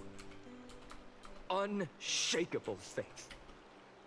There's still a long way to go before AMPHOREUS is reborn.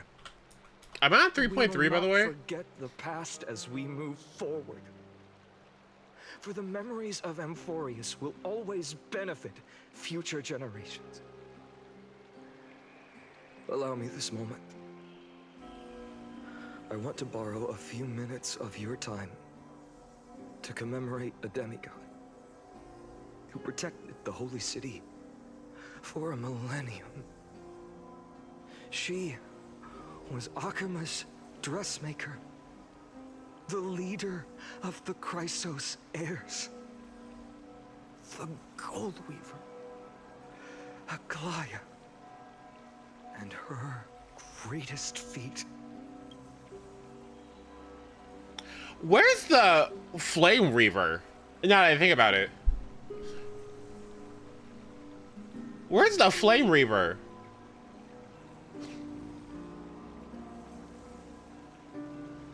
If she's dead, then what's protecting?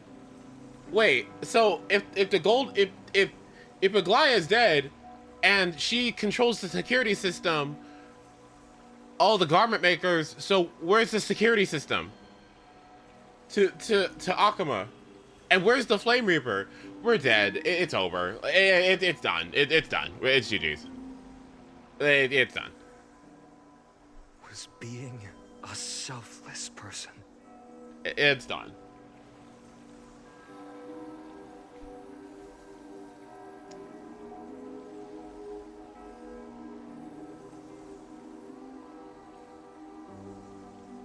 Wait, ma'am, eat that.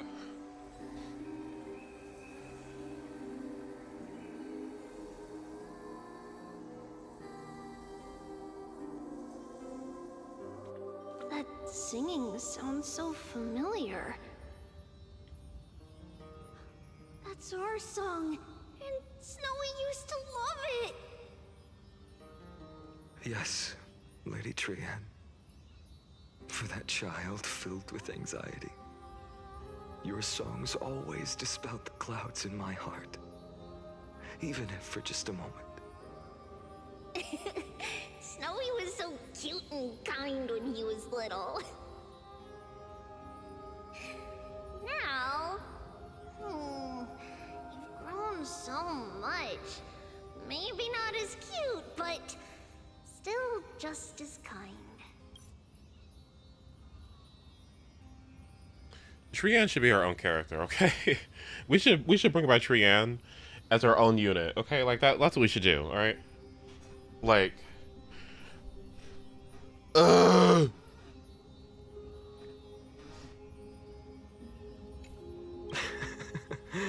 Time spares no one, so there's nothing we can do. But kindness, you helped nurture it in me. Don't mention it. Your light is as bright as ever. Keep it up and stay strong. where are we at? See you, Snowy. I thought she departed already. Goodbye, Lady Trian. I heard what you said. Are you suggesting the debate tactics I've taught you are nothing but sleight of hand? Oh, reflecting, okay. Not at all, Professor Anaxa. Honestly, without those techniques you taught me, the Flame Chase journey might not have survived. Good thing your head's still clear. The Chrysos heir of Kefali. I had no idea you had it in you while I was drilling those formulas in your head in class. Who could have thought, Professor? By the way, I've completely forgotten those formulas now. Some things never change. In our next lives, I'll teach you how to truly embrace your divine duties.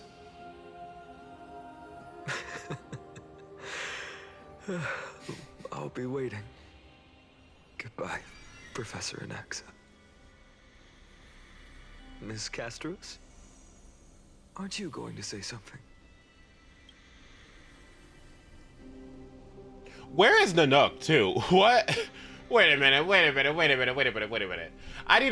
need to get to the fucking like the juicy parts. What? Like okay, I get like erudition and remembrance. What in the world is Nanook doing here? Are they looking at Finite and going like, Are they looking at Fina and going like, you know what? I want that one. I want that one. Is that what's going on? Is that what Aeons do? They just like go shopping for people? Like, who's suffering the most? Fantilia, she was kind of boring. Let me find somebody else. Ooh, Finon. Ooh, whole village died, huh? Friend. Responsibility of the world. I want that one. Like, where's it at, Harry? Lord Finan, you have always been so approachable. Ever since we first met, you've seen me as a friend. It was the first time I understood what everyday friendship was like. Oh my god, please. But that's dangerous. Dangerous? Laughing and chatting with you, I sometimes forget who I am. And for someone with my kind of power, that's a real hazard. I hadn't thought of it that way. Sorry, I forgot to consider your perspective. Please, no apologies. Despite everything, thinking back on the times we spent together makes me really happy. I feel the same. Goodbye, Finan. Goodbye, Gasteras. Aglaya. Remember, Finan, after completing the flame chase, leave the decision to initiate the miracle of Genesis to the Amphoreans. The Chrysos heirs are the executors of the prophecy, yet they, the people, are the true masters of this world. Rest assured, I always keep your teachings in mind. The difference between a presumptuous hero and a tyrant is a fine line, right? Well said. You've got a good memory. It's late. Anything else you'd like to add? Anything else? Even in your imagination, I'm not one to show my vulnerable side. No worries. I've long understood how difficult it is for you to open up completely. Thank you for bringing me here, Aglaya. You saved me. Maybe what I wanted to save wasn't you, child. Are you serious, by the way, with this? By the way? This is so contrived. The Council of Elders sent a bunch of assassins because they got mad. They lost the election. Anaxa already died. And Aglaya just dies. Why didn't she just stop them? Like, why did she give up? Why? What happened? That's it? Why didn't they do it like 10 years ago? So now what? Does the Council of Elders, do they get judged by legumes again? Like, are they gonna get in trouble for this? Like, I don't. No, because like, what do you mean? What?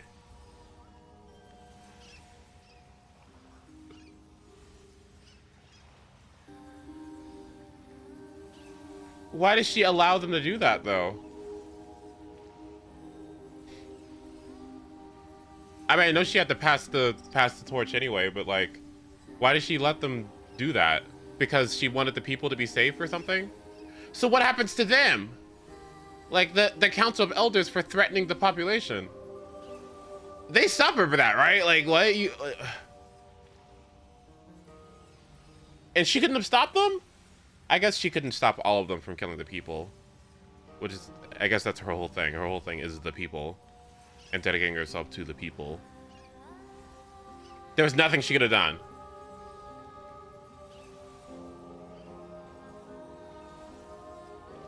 Oh man. Okay, but I really hope that we get some sort of like retribution for this, because you can't just like that was my election. Oh, I'm gonna kill people. I get away with it, right? I have to watch. We'll have to see. She felt like it was her time. Okay, well. She figured this was the appropriate time for her to depart, and also her death, she said in her note, was meant to harm the credibility of the elders too. Okay. They did that to have the upper hand against Aglaya. How is this going to be the upper hand? They sent assassins and threatened to kill innocent civilians. This is awful for the PR. Are they joking? This is terrible. This is like, that is the worst possible thing you could have done. Now nobody's gonna give a fuck. Nobody's gonna care, and now it's all gonna be dismantled, and they're gonna die and get executed. At this point, this seems like an awful plan. Like, what were they thinking? They should have just, like, I don't know, like, I don't know, imposed a heavy financial burden on the people or something. I don't know. They don't care about the PR. They believe that the Chrysalis Air mission would doom their world. Interesting.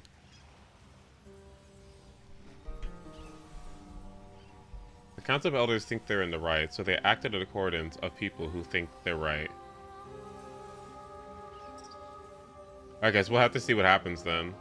They saw her as a timer preventing the Era Chrysia they wanted to have over the Aeronova. Okay, neat.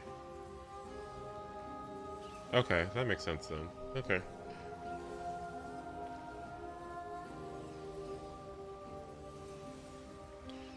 Let's see what happens then. But this crumbling world. Goodbye, Finan. Goodbye, Aglaya. Did you forget me? Forget you. Like I'd ever. We aren't parting ways forever. You're just off to guard the gates at Castrum Kremnos. Let's not make this a tearful farewell. You know just how to make a person uncomfortable. I have a feeling we'll meet again in this lifetime. Let's have another showdown then. Deliver. That's very confident of you. Sorry. I've changed since then. Have you seen this sword? It's a masterpiece freshly forged by Cartonis. A bold statement for a mere mortal who hasn't yet claimed the power of a titan.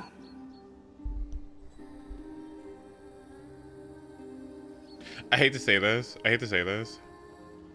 I hate to say this. I hate to say this. I hate to say this. I hate to say this. You know, there's a reality out there that, like, Finan doesn't have to go in other form or whatever. And he's, like, the Marth of AMPHOREUS. He would have been so cool. Oh my god, he would have been so cool. With that sword of his. Oh my god. He could have been like Marth. Ah! Whatever. It's okay. I don't care. It's fine. I don't care. See you around. Finan of Ides Elysiae. Yay! It's fine. It's a date, Mighty Moose. Throwing What meteors on people. a splendid journey. And it's still not over yet, is it? Yes, Cyrene. I was right. In the end, you did become the deliverer in this story. A lot has changed while you were away. I've met so many people, and tried so many things.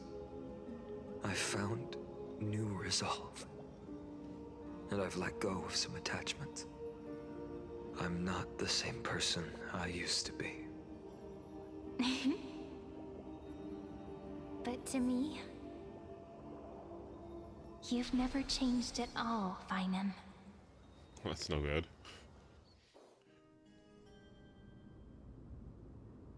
Days later. Yeah, let's go to the trial.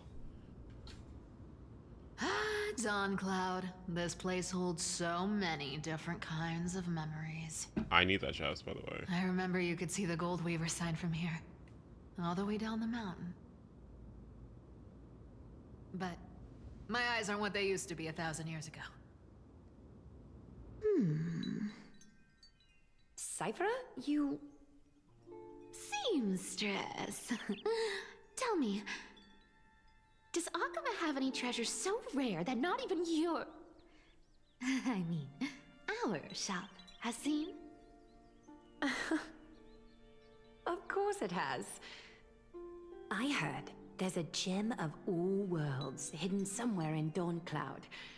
Apparently, it's a piece that fell out of the Dawn device. It's truly a priceless treasure, being a part of Kefali's divine body. Even I, the Gold Weaver, cannot witness its glamour. Gem of all worlds. Nice! Got it. Well, please keep looking after the shop while I... Let me guess, Cypherer. You're probably already plotting to sneak into Dawn Cloud to steal that gem, aren't you? And your next move is probably trying to sell it to the highest bidder, then distribute that money to the poor and the refugees in the Holy City?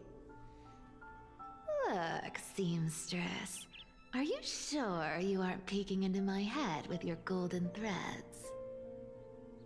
You might be skilled at covering up lies, but your compassion is all over your face, plain as day. Does Hyacinth know she's a Chrysos heir? I forgot. Don't lie to yourself. Do you honestly think this is the right thing to do, Cypher? What else am I supposed to do? That's the only thing I can do with my power. You keep talking about how I have the potential to become a good person. Or even what people call a hero. But I don't know what I need to do to get there! I can't weave golden dresses like you! I can't sing as well as Miss Hyceelins! And I definitely don't know as much as Big Sis Treeby! The only things I'm good at are the underhanded street smarts that no one even respects. But I still want to be worthy of you. I want to prove that you've made the right choice. Even thieves can dream. Right?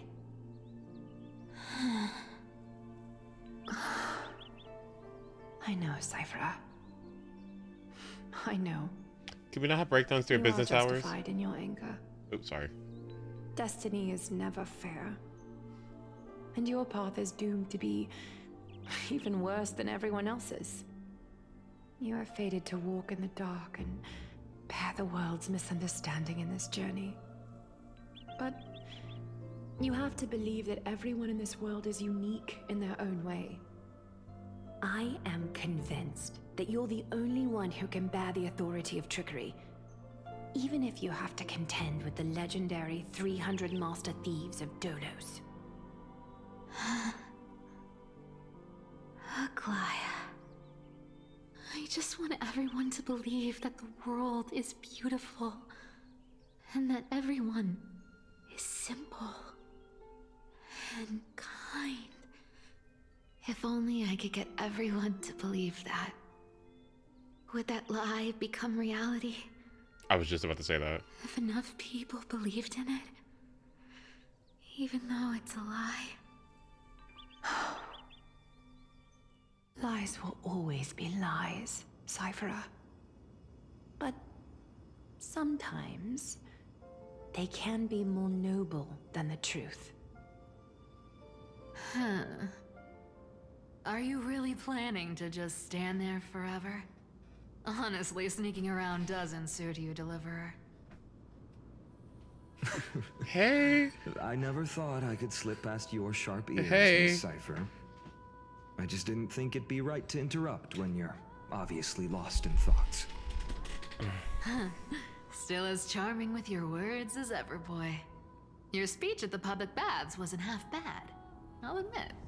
It managed to touch my heart. Just a smidge. Thank you. I had a feeling back then that you were in the audience.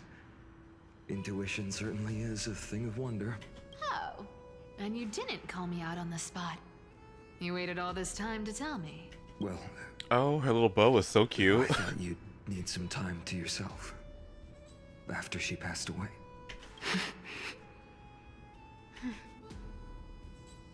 None of your business.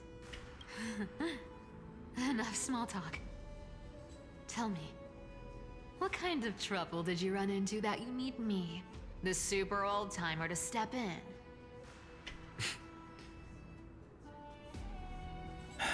We've only met a couple of times, but you've always gone straight to business. I respect that about you, old-timer, so I'll cut to the chase. You're probably aware that Aglaya has earned the support of the entire city for the Chrysos heirs.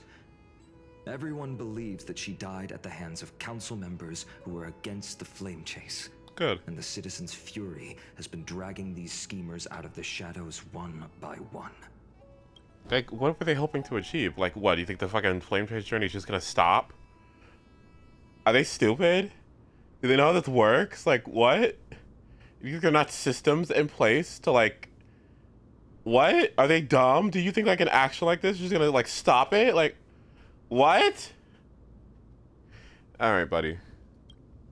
But they didn't get everybody. Oh. To this day, we still haven't found Elder Kindness, the leader of the cleaners. Oh, please. Well, it's Grandma. She can't go up a flight of stairs. Where the fuck could she be? She'll do something wild now that she's pushed into a corner, aren't you? Yes. I believe that Kefali's core flame, forever enshrined above the council theater, would be the opposition's final trump card against the Chrysos heirs. What are they gonna do with it? We're setting out to campaign against Aquila in a few days. With the Chrysos heirs gone, it'll be their best chance to strike. You think those desperate dogs will try to snatch the core flame while you're gone? So, you want me to give them a nice long walk while you're away, right? Where the hell is everybody? Who do we have left? Cypher, who gets fucking knocked out apparently. Thanks, Twitter. What? Finon, me, Mem, Tribby, Trinan. Hyacinth? Where the fuck? What? Heard better hurry the hell up. I need to get out of here. You sure saw right through me, Miss Cypher. I know exactly what you can do. All goes line of defense being Trivia and Hyacinth. Okay, don't start right there. Don't start. Trivia and Hyacinth? That's that. Don't start. Okay, Trivia and Hyacinth? Like, be serious, alright? Like, please. They can take on the entire Black Tide 3 times. Are you joking? I have only one request. Please, use whatever tricks you need to protect Kefali's core flame. Even if you have to deceive the rest of the Chrysos heirs as well. Uh-huh. Hey, Deliverer. Do you honestly think that there's no way I'll turn you down? Do you even have any plan Bs if I decide to nope out on this? As the demigod of trickery, there are no other trump cards in the world that can outrank you. I'm sure you know the answer to your own question, Miss Cypher. What confidence. You talk as if you have everything in the palm of your hand. Huh. So you did learn a thing or two from her. I'll give you that. Then let me tell you something you don't know. The Flame Reaver. They've been watching Akama closely. That's what I fucking thought. Like, why wouldn't he? That Flame Reaper is gonna fuck up this city. Didn't expect that, huh? I've been tracking them all this time. And this is my conclusion. That lunatic may have lost their mind, but they're no fool. Why do you think they haven't made a move on Akama yet? I don't know! Tell me! Professor Anaxa once analyzed this. He thought it was probably because Kefali's core flame was protected by the Council of Elders' secret arts. Secret arts? What? Ha! Secret art's my foot! What? I could break those mechanisms with a flick of my finger. Yeah, what? Don't start. Allow me to let you in on the actual secret. They probably held off from attacking Akuma because the seamstress's defense network was way tougher. That's what I was saying! Now that she's gone. That's what... And you're heading out to the Eye of Twilight. Yeah! With the city's defenses in shambles. Yeah, that's what I'm saying. Like, that's what I've been saying. Yeah, tell me. Dangerous situation we find Yeah, ourselves tell me in. about it. Yeah. But since you're the one who brought it up, I'm guessing you already have a solution in mind. Just look how ridiculously calm you are right now. But you guessed it right. Consider this a 2-for-1 deal. I'll keep that lunatic entertained on top of protecting Kefali's core flame. You owe a big favor after this. You have my deepest gratitude. That Flame Reaver's power is truly unfathomable. Please be careful. Don't forget, Deliverer. There's a fundamental truth in this world. Cyphera will always get the last laugh. No need to worry about a demigod. I'll do my job. So you need to make sure you don't die before you pay me. Oh, dear God. What the fuck are we gonna do? Oh, the skies and the rainbows and the healing and the people. Oh, I'm so sad, Aglaya. I'm back. Oh my gosh. Ika, oh. It's so pretty here in the core. It better be good. I've been trying to stay away from here since the Black Tide destroyed the grove. Ugh. And through that, stay away from the memories that might make me sad. Yeah, whatever. But This the better be wind good. keeps pulling me back. Maybe that's the Twilight Courtyard's duty, after all.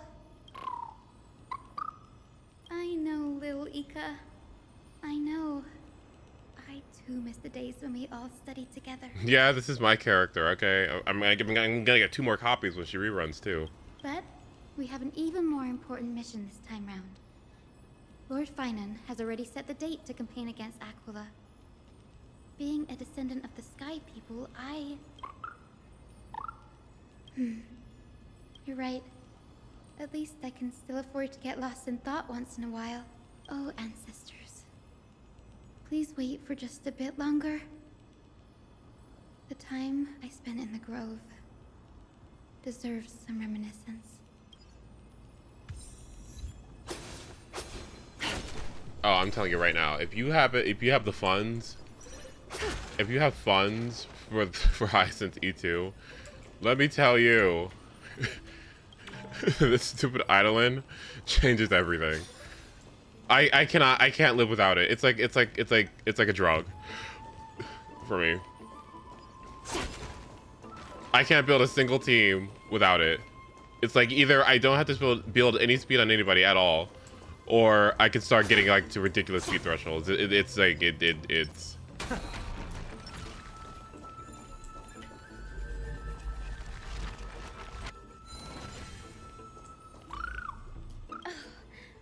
Got it. Yes, I'll focus and not run off. This stupid nothing character being the best sustain of the game.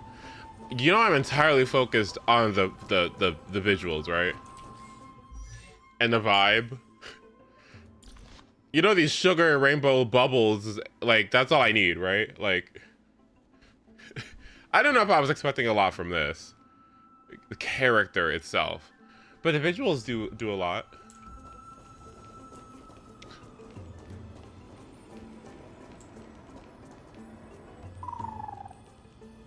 Is there other languages good? I don't like Japanese either. I didn't like Japanese either. Korean? Let's take a look.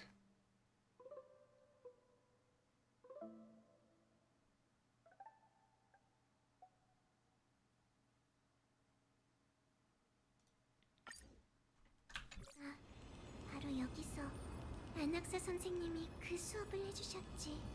그때 그 장면이 아직도 눈에 환해. 이사, 너희가 나무정원에서 듣는 마지막 수업을 마치겠다. 앞으로 너흰 각자 가야 할 길이 있을 테지. 이곳에서 배운 지식이 얼마나 도움이 될지는 각자 깨달음의 능력에 달렸다. 어쨌든 경고 하나 하지. 행여나 앞으로 실수를 저지른다면 Oh wait, what time is the ZZZ stream today? Oh, sorry, what time is the... That's today or the tomorrow? Is that actually today? You're joking. 안학사 선생님, 스케줄표에는 다른 수업도 있다고 적혀 있는데요. 뭔가 착각하신 것 같습니다. 일단 Oh, wow. 아낙사고라스 교수라고 불러라. 그리고 정정하지. 마지막 수업이라는 말은 내가 가르치는 마지막 수업이라는 말이었어. 오늘부터 난 외부와 교류하지 않고 고대 연금술을 연구할 거라. Oh, awesome. 모든 Okay. 교육 활동을 보류할 생각이다. 아, 교수님 말씀은 다른 교수님들의 수업은 수업으로 치기에 부족하다는 뜻이군요. 잔머리나 굴리고 입만 산 엘리사이에데스의 파이너 1점 감점이다. Damn. 그럼 이야기는 여기까지 하지. 다음. 잠깐만요, 교수님. 나무 정원의 강의 규범에 따르면 교수는 마지막 수업의 끝에 학생들과 졸업 후의 꿈에 대해 허심탄회하게 얘기하고 語り合い正しい道へと導くべしと No.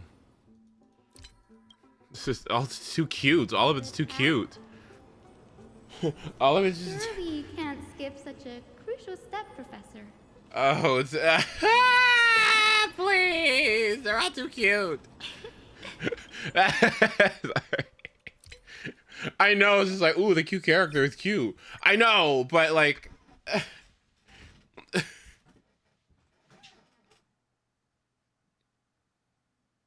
Oh. Uh-oh, ooh, Chinese, ooh. Ooh, Chinese is taking a bit. Oh my god, wait. Ooh. You want to sound like Carlicino? I mean, you know.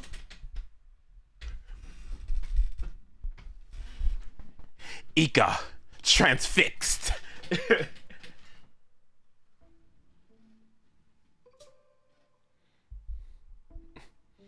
Everlasting as the skies?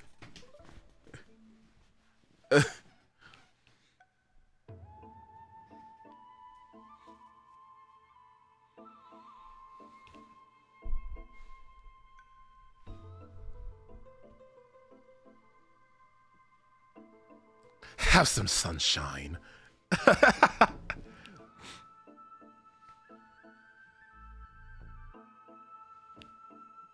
Show me the way.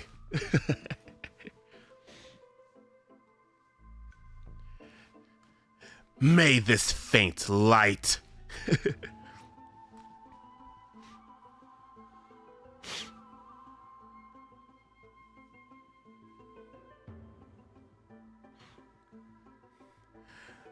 Dispel the gloom.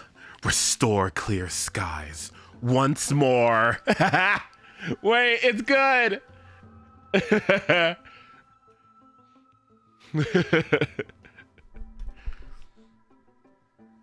This Chinese better be good. My food earlier. Get it? Cause I had Chinese food. Eat.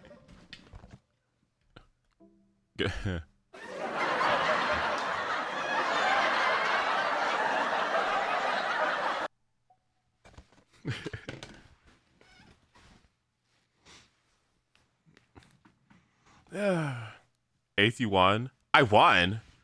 What did I win?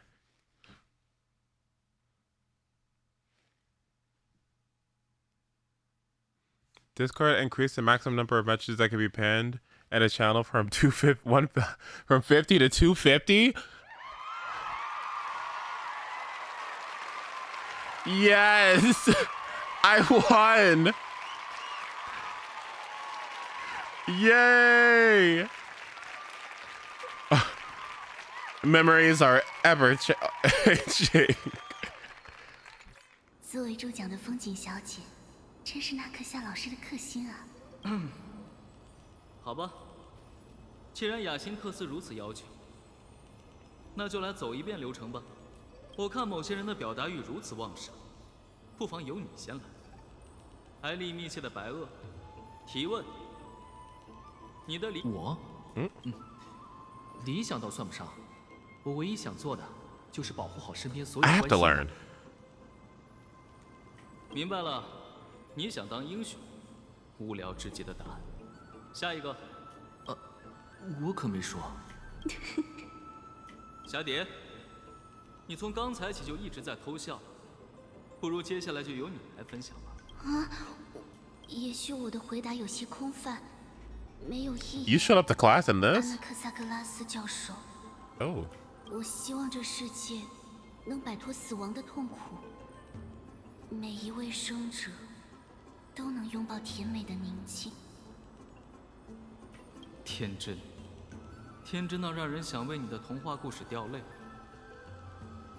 看吧，这就是我不想参考那册沉浮。Not even it's ugly, just like. 因为我得到的竟是些无。They didn't have like outfits for the occasion. 雅辛特斯，既然建议由你提出，那不妨也以你做。 They can't even sit. 将你的理想与在座诸位分享。 Everybody else is sitting in class, and they're just standing up. like they can't even sit. like, like who stands up in a lecture hall? 最后果然轮到我了吗？幸好我早有准备，可不会被难倒。我的理想 Spot the main character. 史诗最后的空白页。空白页，这说法倒是有趣，不妨再多解释一下。主讲，在树亭求学的这段时间里，我读遍翁法罗斯的英雄史诗，也发现了他们的千篇一律之处。Okay, I actually kind of like this one. Wait. 几乎每段史诗的结尾都以英雄的功业作结，却极少有人提到，在他们开创的时代里，芸芸众生如何度日，那些平凡的人们又走过了怎样的艰辛或苦难。 Oh, actually, no, I actually kind of like this one. Wait, hold on. 你是想说，比起名垂青史的英雄，你更关注历史边角的普通人？或许是因为出身吧。我的祖先，扬雷骑士塞涅俄斯，他高举长枪挑战天空，开创了延续至今的烛火时代。每一位天空后裔都听着他的故事长大。对于我们，塞涅俄斯的伟大毋庸置疑，但也因此，他伟岸的身影吞没了那个年代。扬雷骑士的亲人、盟友、伙伴，大战的幸存者。 It's like high pitched and deep at the same time. I kind of like 每当我 it. 在篝火边思念他们的故事，却总是发现传说的细节早已遗失，只留下塞涅俄斯的名字。不知不觉中，他的光芒变得和艾格勒一样耀眼，盖过了地上万物。所以，我很庆幸自己活在一个不缺少英雄的年代。先祖们只有悲伤的过去，但我有需要呵护的未来。我想做的，就是站在英雄们身后，在金色的浪潮将世界推向新生时，尽己所能，疗愈每一个可能会溺亡的普通人。不必重回天空，而是在大地上和人们一同行走。这是我的愿望。我也相信，只有这样，在创世的诗篇被写下的同时，我才能为那空白的一页添上凡人的注脚。 Yeah, I like this one. That's good. 回想起自己一字一板的模样，不过我的想法一直都没变呢。现在我真的有机会站在英雄们身后。 Yeah, I kind of like this one actually a lot. This one's good. Okay. All right, that's pleasant. I like that. That's good. And realize my dream. Danny, what are you doing here?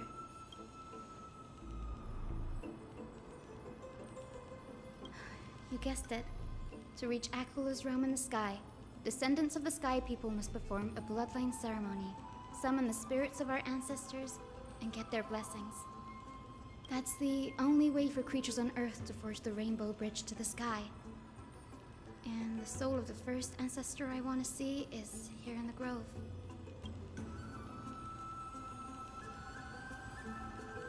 Don't worry. I have little Ika with me.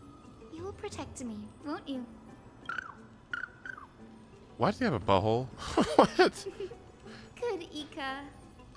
Well, what brings you here, Danny?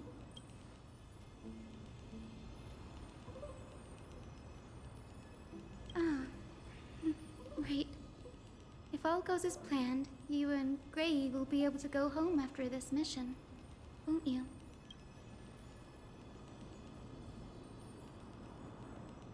Oh? Could it be that you too have some kind of hidden powers to make prophecies now?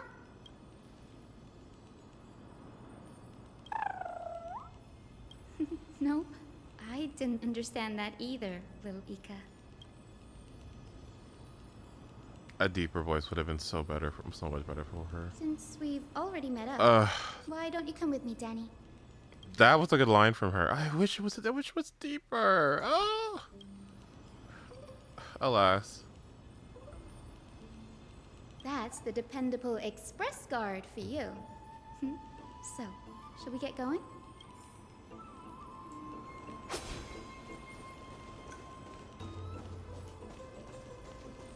Yeah. Just keep going. Where are we going? Cat and mouse time! Cat and mouse time, Bruce. Foam copper is vibrating.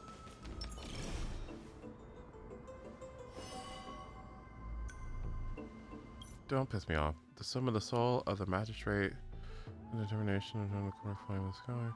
Finding her first sky blessing. Okay.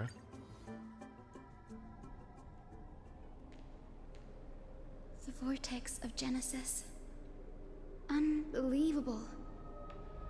Danny is full of surprises, but this does feel way more disorienting than the ritual basin. Wait, is Lady Treeby here too? Oh, I think I know who that is. Do you have to go already, Syphie? It's been ages since you were last in Akama.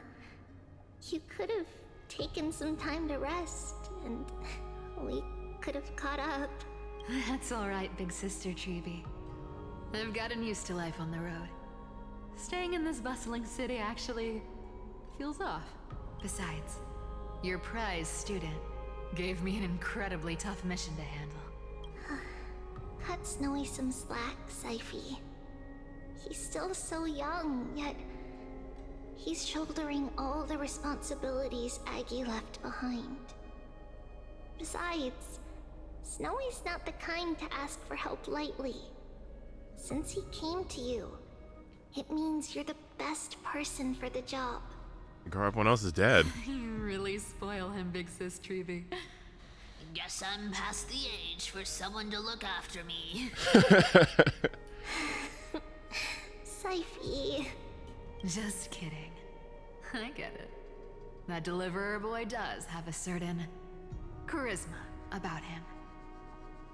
It reminds me of Aglaia in her prime. Anyway, I'm about to head out. Oh, big sis Treeby. Before I go, got a little gift for you. Well, didn't expect you to be so thoughtful. What's in it? That's a part of the game too. If you want to see the full picture of what's inside, you'll have to wait until nightfall. A gift with a mysterious twist? Seriously? Huh? Looks like we have company. Lady Treeby, and this graceful lady must be Miss Cypher. I'm Hyacinthia from the Twilight Courtyard. Everyone calls me Hyacinth. Pleased to meet you. And this is how they form the best wheelchair team in the entire game.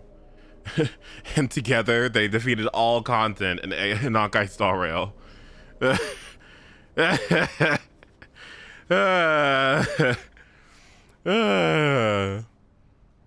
And together for the next 4 years, these three units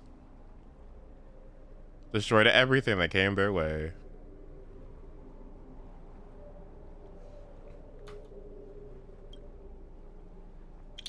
Bright and cheery as a lamp. Well, hello there, pink child. I'm Cyphera from the long-fallen city-state of Dolos.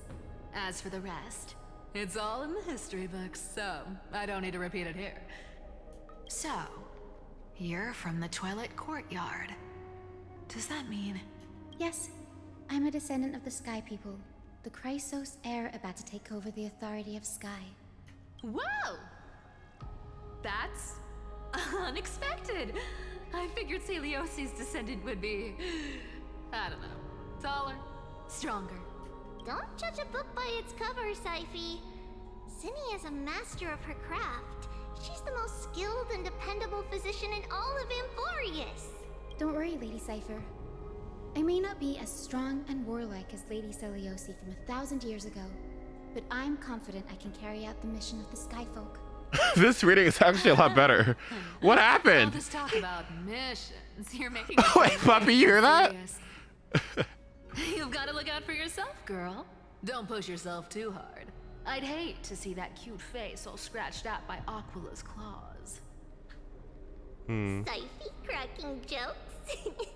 Looks like you haven't forgotten what Aggie said all those years ago. Anyway, I've got a mission to handle, so I'll get going. Good luck, Miss Hyacinth. And if things get tough, just let that deliverer take the lead. Miss Cypher is in such a hurry. Don't worry, she's always been like that. It's good to have her back in Akama lending a hand. Oh, well, enough about her for now. You're here because of your mission, aren't you, Cinny? It's the perfect opportunity for me to go and tuck Syphe's gift away somewhere safe. The Vortex of Genesis is all yours.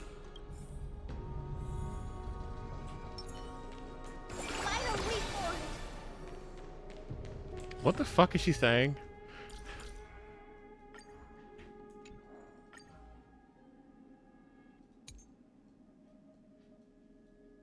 Please light our way forward. That is what she's saying? Oh my god. Please light our way forward? Please light our way forward. Oh gosh. Okay. Please open up to me. They completely lost themselves. The future will be bright. I thought it said vital reforged. That's what I thought. I was like, what? That makes no sense.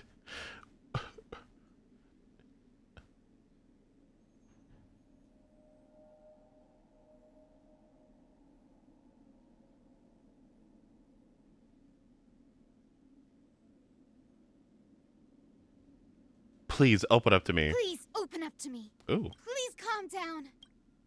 We do need some sunshine. Everyone's been waiting for us. Don't be rash. Gotta stop them here. May this faint light dispel the gloom. The gloom. Restore clear skies. Once more. Ancestors, I haven't. I've never heard this, by the way. She's never died. That was a stroke of good luck. Are you all okay? A different healing technique? I want to learn.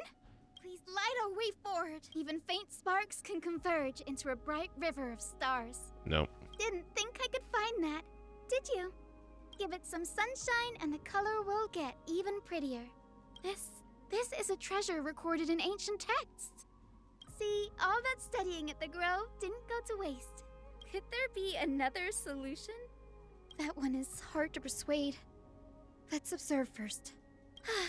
What a full day. A good night's sleep is basically guaranteed.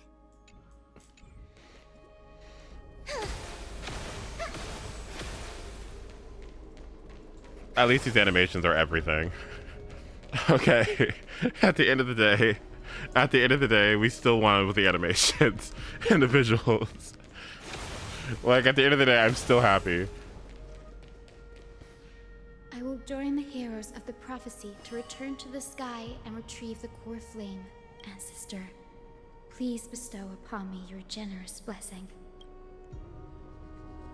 Oh god, here we go. Skip this narration.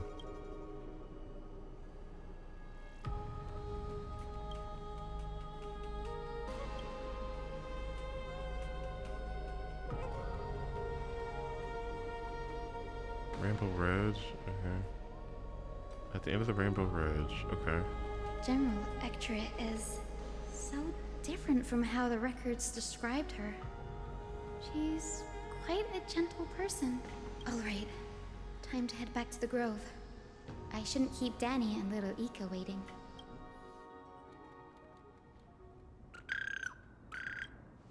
It went great. Your spirit water art was a huge help, Danny.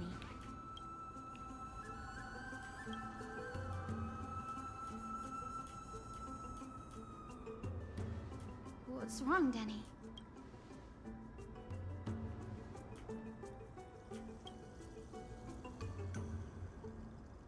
At the end of the Rainbow Bridge, the Skyfolk will mend dusk and dawn.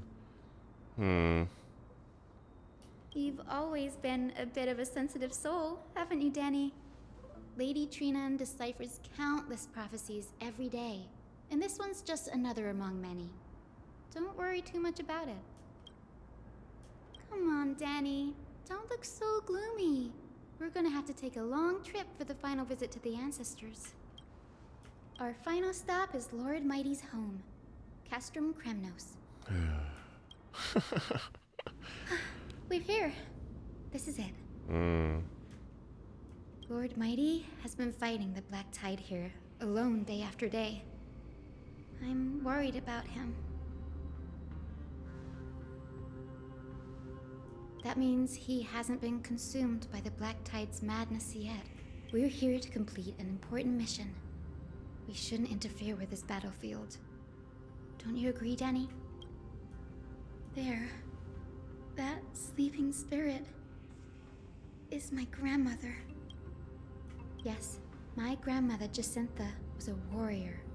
She represented the Twilight Courtyard in the Kremnos Festival. She fought her way through every challenge and reached the final stage of the Kremnos Festival. She was just one step away from securing a peace treaty for the Skyfolk, but was ultimately defeated by the champion warrior of that time. I've never looked too deeply into the details of such ritualistic violence. The scroll simply described it as a glorious duel. But behind the glorious duel was a tragic end. Not long after the festival, my grandmother's injuries worsened, and she passed away far from home. This prophecy tablet was left here by the Kremnoans to honor her final wish. Her death marked the final collapse of the Twilight Courtyard, already fragile under the shadow of war.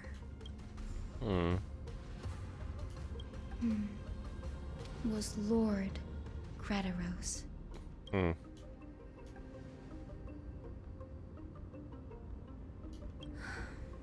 Seeing him lying there, gravely wounded, bleeding out, I can't put what I felt at that moment into words. You got an animation, or? When I heard Lord Gradaros took that fatal blow to protect Lady Trian, all those tangled feelings faded away. To quote Lord Finan, Gradaros must have done that to become a better man. My boyfriend would constantly hear that old line as dispel the gloom, restore the fries. The fries. I mean, it makes sense, right? Your team's HP increases, Eco starts attacking. Yeah, it makes sense. Yeah. Also, hi, Eternal. Good morning.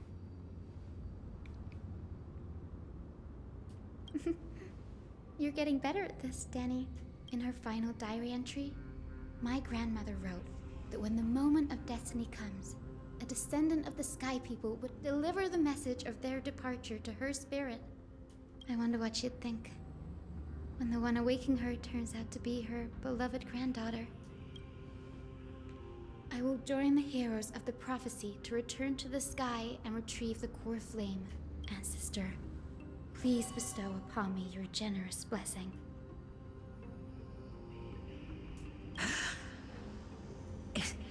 Is this the world of the living? Wait.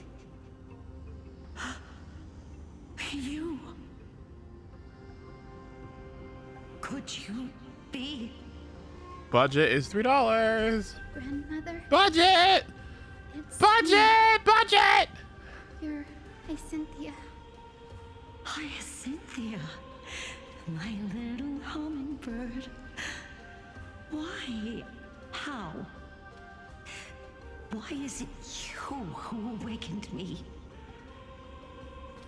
I have never imagined this.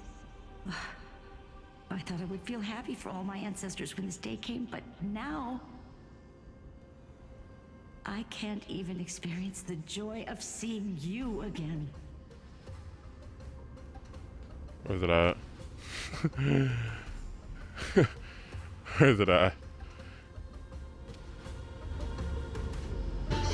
Oh, this is very low budget. I like it. Less is more. Less is more.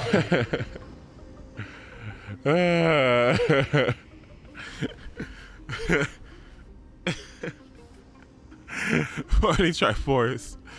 Do you remember that you and Father took me to my very first sky ride when I was 8? Back then, you wanted me to pick one accessory out of 4. The sun crown representing nobility, the storm bracelet symbolizing strength, the ice ring embodying wisdom, and the radiant pendant signifying kindness. Grandmother, do you remember the one I chose? You spoke an innocent little prayer, infusing a faint thread of light to that modest pendant. Yes, and I remember how surprised you were. In all those centuries, no other child of the Sky People had ever made the same choice I did. Hyacinthia, there was a time when I thought you were a timid child. You never had much interest in swords or battle and had no relation to that fiery determination and strength in our blood. Yet I've told myself, that's not a bad thing. If my hummingbird could live her life in kindness and optimism, then it'd be a good thing. I never thought the burden of retrieving the core flame of Aquila would fall to you. Don't worry about me, Grandmother. I believe what makes someone a Skyfolk isn't just outstanding strength, but the capacity to shape the world. When the world cried out for a hero to challenge the gods 1,000 years ago, Zeliosi stepped forward and began the flame-chasing era. And now, as the flame chase journey nears its end, this broken world is crying out for something else. Healing. Isn't it poetic? A saga that spans 1,000 years, began with Sky, and will also end with Sky. You're still as optimistic as ever, just like when you were a kid. If your mind is set, Hyacinthia, then carry your resolve through to the very end. Return to the sky with my blessing, and watch over this world on the threshold of salvation.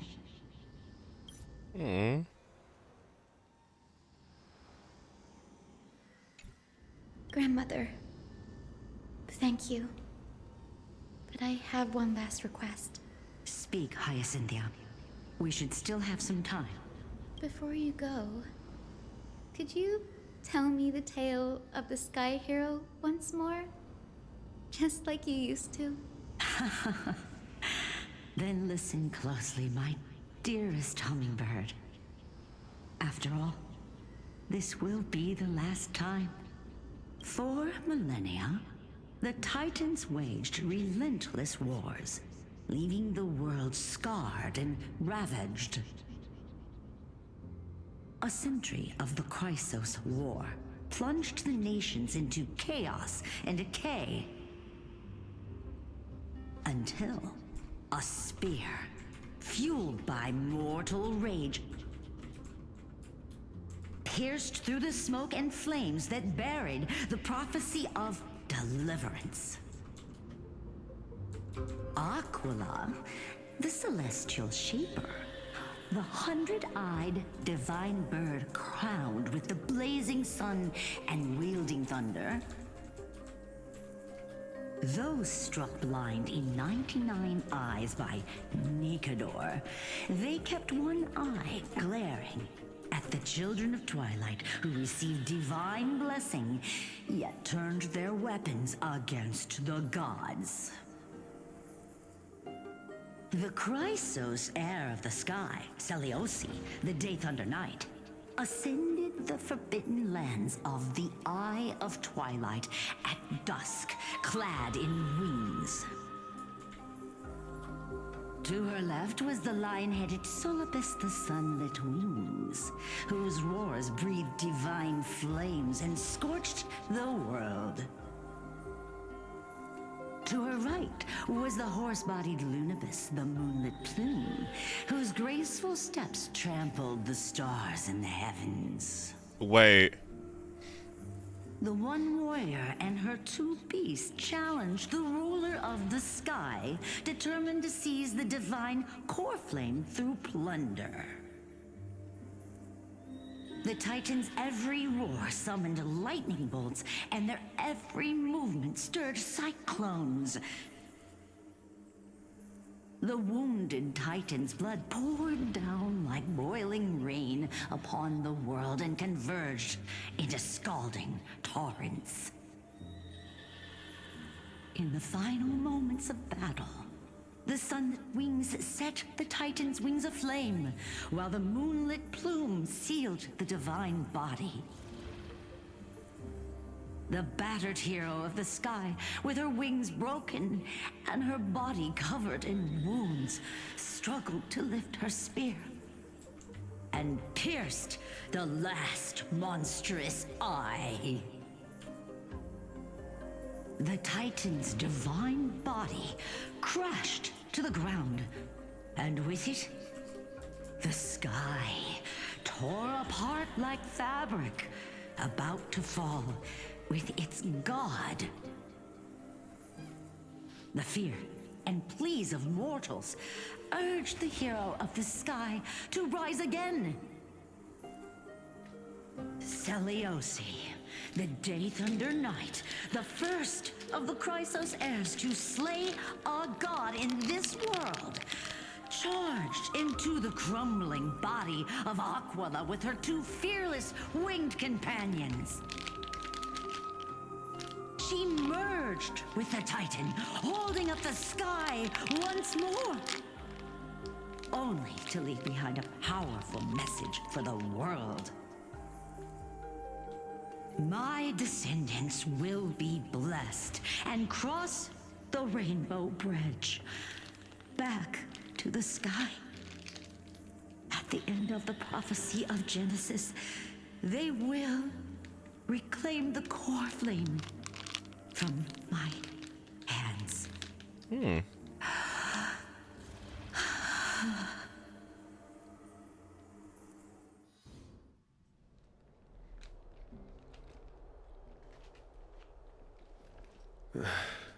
Today's the day. Wow, I didn't expect it to be so lively up here. Are these people here to send off the Chrysos heirs? There's Finan. Let's go talk to him. This seems like a good stopping point.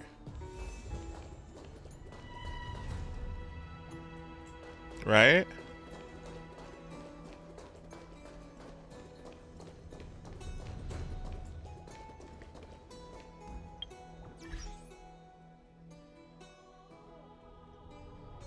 How far into this am I?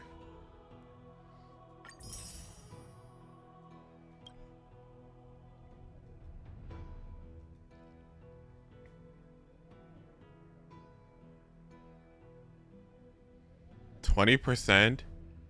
I'm 20% into this. What?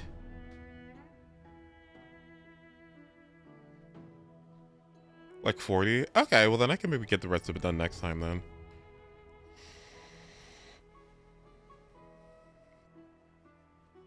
I feel like I did some strategic skips to try to make it not as... Yeah, well getting the crux of what they're trying to say with these kind of things.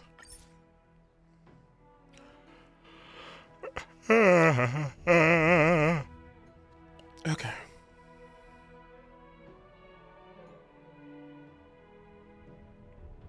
.3 isn't that long. What about 3.4?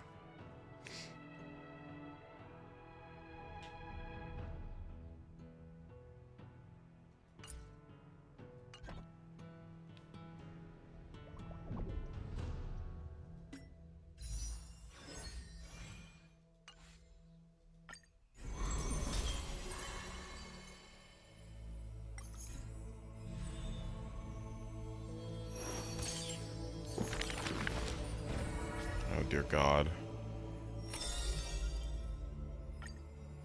Do y'all read these? I mean, I sometimes do. She can see the most. I will be skipping. I want the gems. Yana, that just teach the sound last. I had a dream. Wine in the go.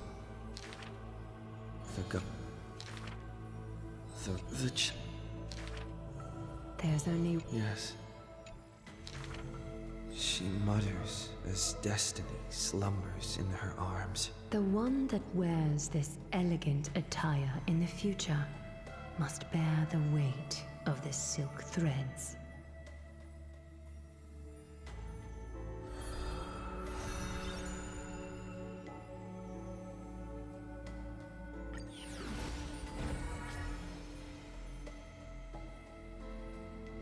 These arts are really good too.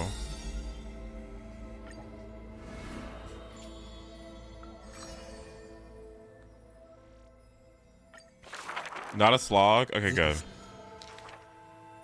Father, why did our ancestors revel in... Oh God. This and the Maybe... The blessed, the child and thunder and heat. But where the girl's eyes often gazed was the wine dark sky, gloomy and bleak. The god is also sick. But her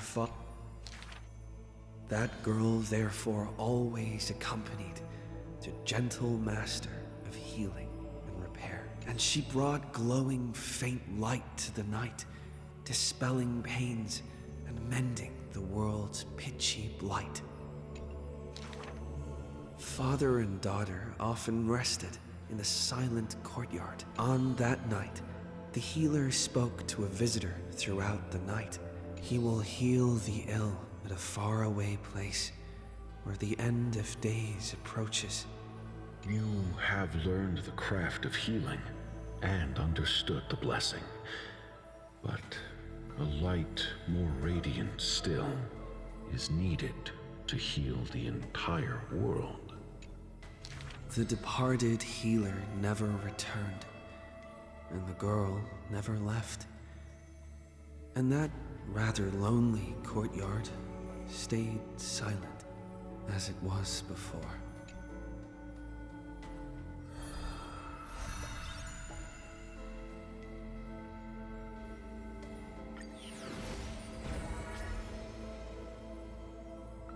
Oh gosh.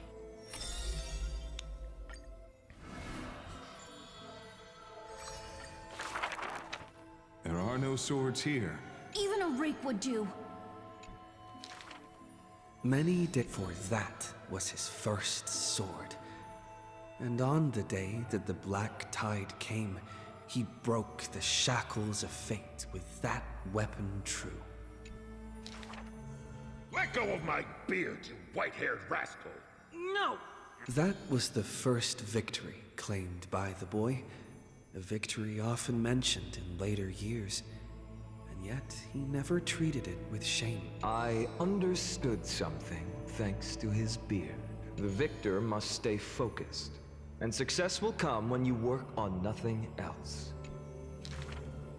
Knowledge is also a power used to smite. Whilst so he devoured thousands of books, skimming through to glean the martial powers of might. But unenlightened wisdom is merely dust. And when the next calamity approaches, all he recalled is flight. Thus, his books are always worn into shreds, for each book was read endlessly till he remembered every detail slight. When first arriving at the holy city, he was no more skilled than a soldier, except his ambition. Even the deliverer from the sky must have their beginnings in the soil of the nations. The elders in the holy city scorned, casting him into barracks in derision. But none expected this new recruit of unknown history, made his name in one mission. Some asked him, which teacher caused such improvement? He answers with countless names, including the Inquirer's own. Only one who treats the world as their teacher can bear its eventual destiny. Those with golden blood are bound to succeed. The golden heroes are born as gods, beloved. Such words echo in the man's mind. Yet he knows glory is not where the journey begins. He misses the buried rake, worshipped the enemy with the long beard, mended his tattered books, and polished the barracks' dust-covered gear. What forges a hero is not destiny from above, but the long journey that follows. Now he stands here and looks back, and his past twists into a winding path. The long road to the sky. This is like a character. And towards the blazing white sun, he pens down Deliverance's name. This is a good character. Oh my gosh. Ah. That is a good character. Okay, I have Cypress still to do too. Hold on. Awards, please. Thank you.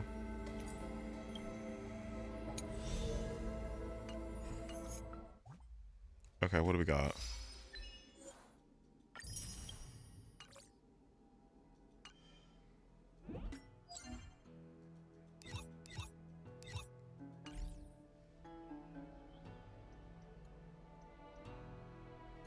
Yeah, I appreciate the effort that I'm seeing. Ooh, what's this? What is this? After this in the museum, cosmic representative battle increases by 1. A cosmic fragment? What?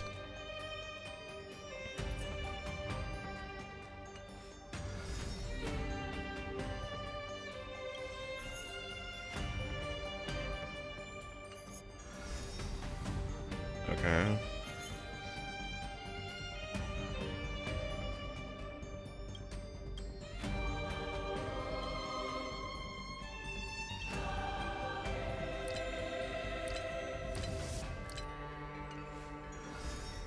Start ritual. Is this a hard one? Yes.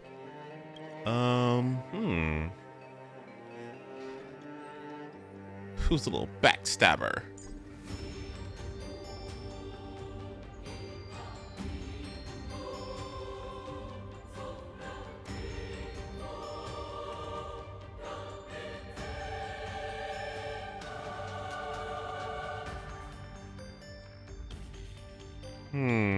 Trying to think.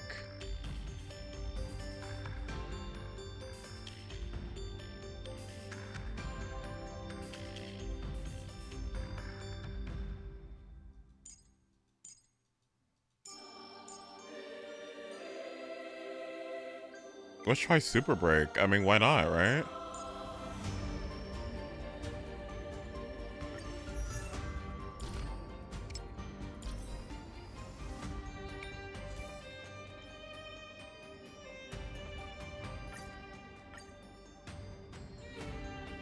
Assassins for break. Okay, thank you.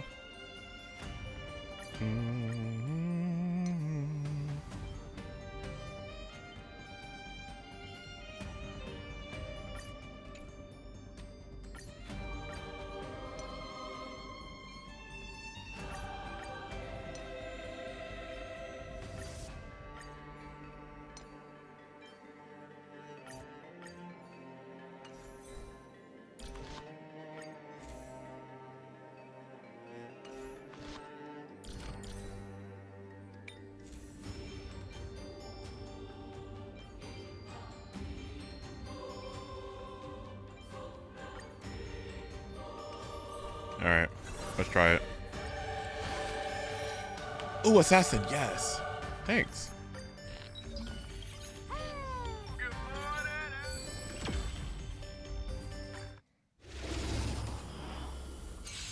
Oh, I hope it's not bad. Existence is unity. Share good fortunes. Dreams do come true. Time to cleanse the filth. Let the show begin! Oh. All will be I got that new swept break away light by cone, by the way, the Battle Pass one. Oh. Dream vanished.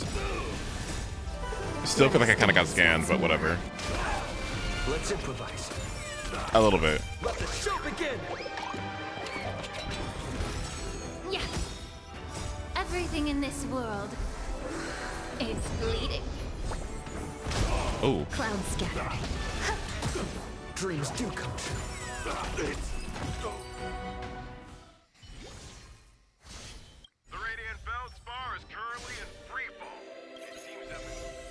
Assassin, you said? So what would you do with Assassin? Or with Super Break? Speed? Attack doesn't really matter. Damage dealt. Skill points?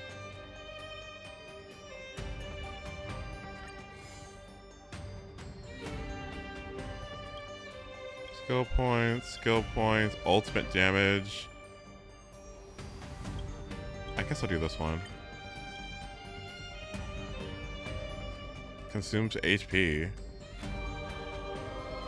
Sure, I guess.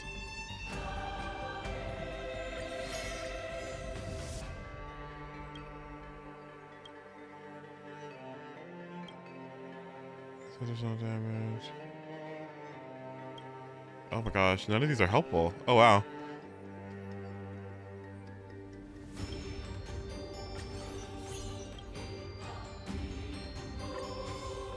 Oh, here's some. Oh, thank God.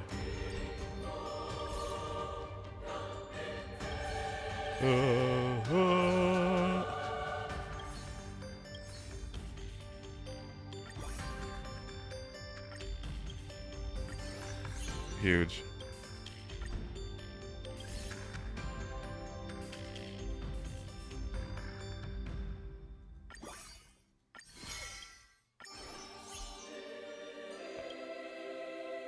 Skill damage? That's not gonna help me.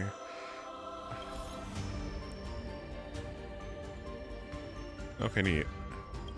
Execution damage. Okay. This should count as your weekly Divergent Universe run, by the way, but whatever. Eternal. Oh, those skill points are You met huge. our goals. Let's improvise. Time to cleanse the filth. Let the show begin! Let the show begin! All will be swept away by the wind. Dream How was the story? Well, I didn't finish, but it's fine so far, yeah? Oh. Dreams do come true. Be of your body. It's not too shabby. Everything Yeah. in this world is bleeding. Oh, Scott, I'm only like 40% into it, apparently. Apparently I have a lot more to go. Clouds scattered. Let's improvise. Oh, that's nasty. Berserker is very risky with non-HP scaling characters if you don't have a way to heal. So I probably should only do it with like Hyacinth or something. Lancer pieces? Bye. For every 10 you possess, you get an additional 3. Ooh, that's good. I like that one. For every 20 damage dealt, the amplifies... Ooh. For every 2 victories you achieve against your opponents, all of your pieces gain 2 experience.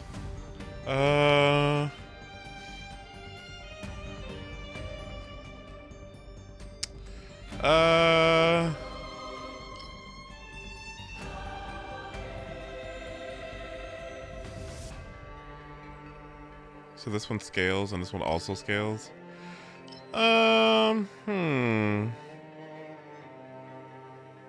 Interest. I mean, both.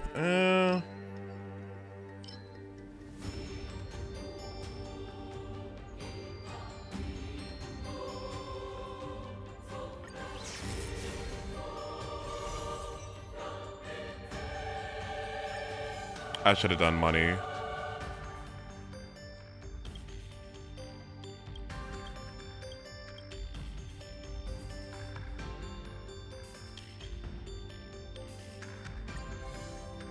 Assassin, yes. Okay.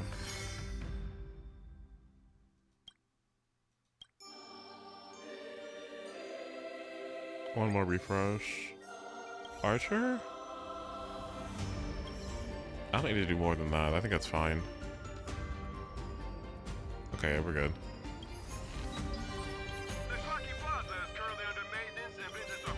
Administering Tide. See ya, buddy.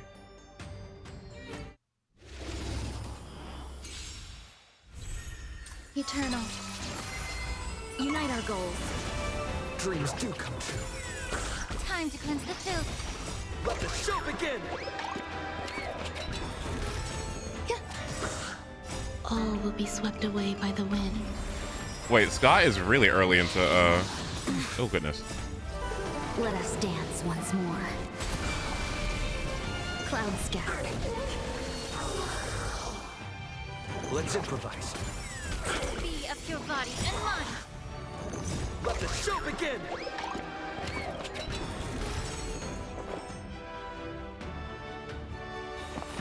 Existence is unity. Dream vanished.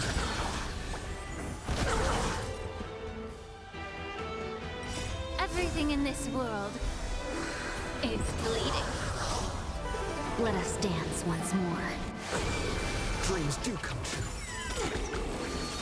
Nice.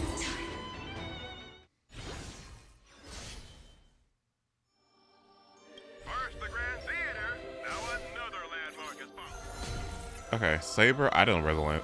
What? Reset attempts when choosing command spells? Sure?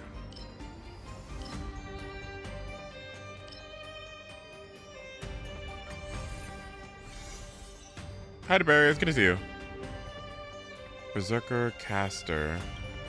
Blah, blah. Let's see. Refresh. Assassin.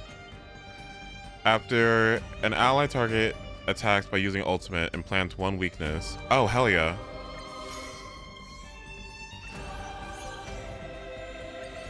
Huge.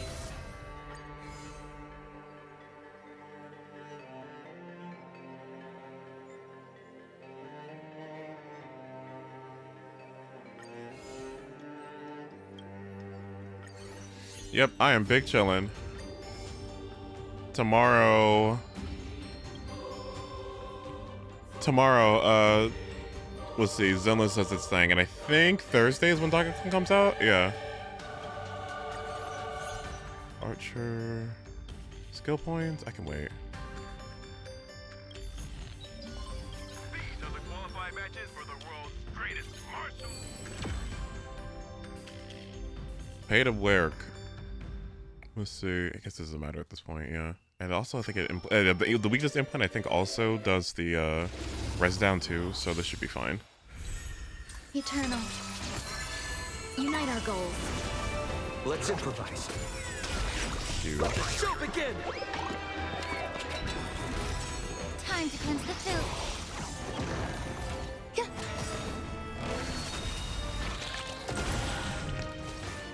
All will be swept away by the wind. Dream vanished. Let us dance once more.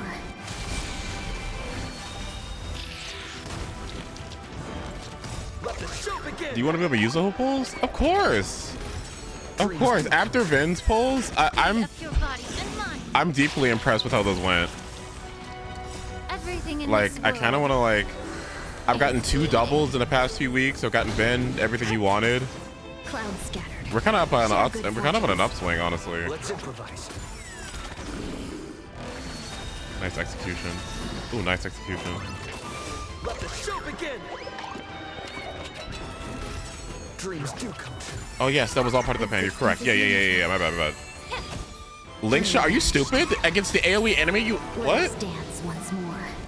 Will we do a Q? Sure, why not? Let's improvise. Time to cleanse the filth. Let the show begin! I don't remember Vin's pulls. No, Vin's pulls were outstanding. We got E2 Saber, E1 Archer, and Saber's life count, and we won every 50-50, 75-75. And got an early. Yeah. It was kind of nasty. Oh, God.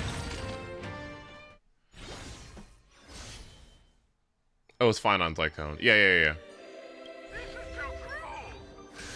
I'm going on in a week. I'm going on a trip, and I won't be able to go on my HOYOs. Can you log into my accounts for my Welkin?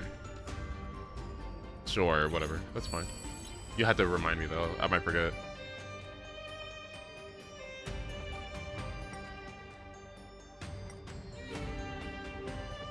Oh, nice. Okay, cool.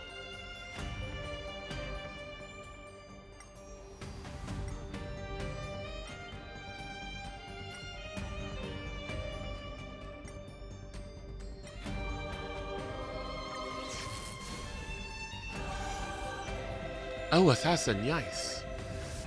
Yes. Damage doesn't matter to me.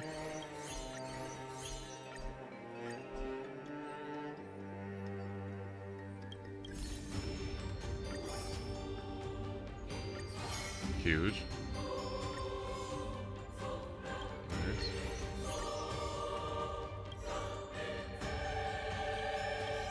Insufficient coins. Ooh.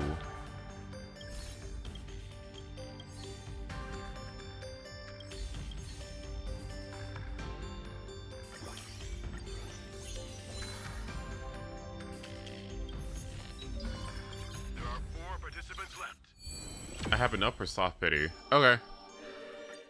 And Zenless? How many people are getting? I feel like most of us are getting YUZUHA, right? Like, we're not skipping it. Zenless support? We've only had 2 limiteds? Oh, yeah. Dreams do come true. Let the show begin!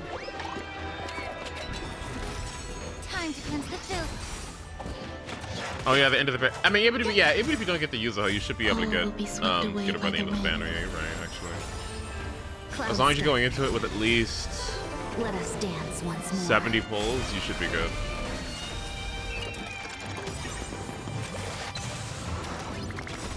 Okay, let's say like 100. Yeah. Everything in this world is bleeding.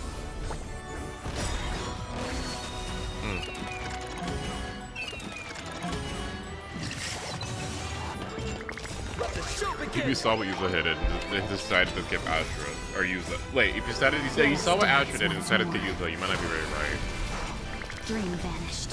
What Astra did to all of us and like desperately needing a support so bad for our teams, but we had to like throw around Lucy and stuff. Oh, it's gonna be awful for Lucy, by the way. This is gonna suck for her, but yeah. Is bleeding. Oh.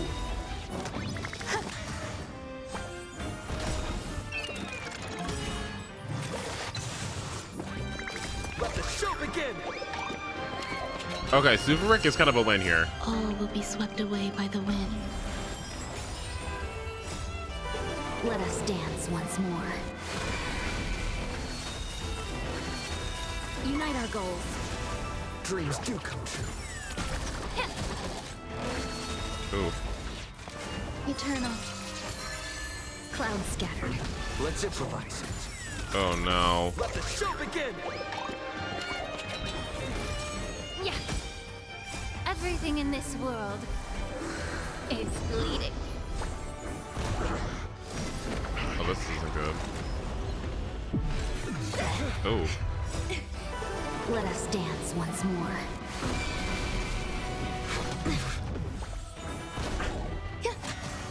Dream vanished. I feel like there's room to make stronger the more use support. That's what lighter is. But that's what I would argue lighter is. All will be swept away by the wind. I mean, that's what I argue all stunners are, really, honestly. Stunners to me are niche support. To me. Be of your body and mind. Everything in this world. If that makes sense. Is bleeding. Ooh, bye.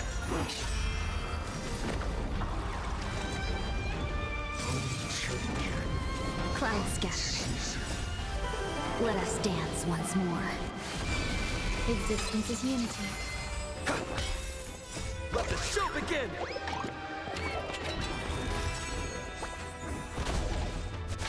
You better not.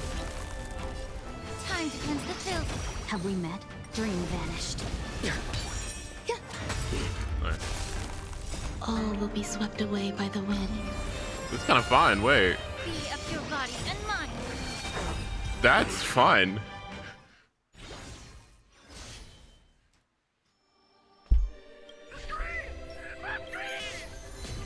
What are you yelling at, buddy? Okay, let's see.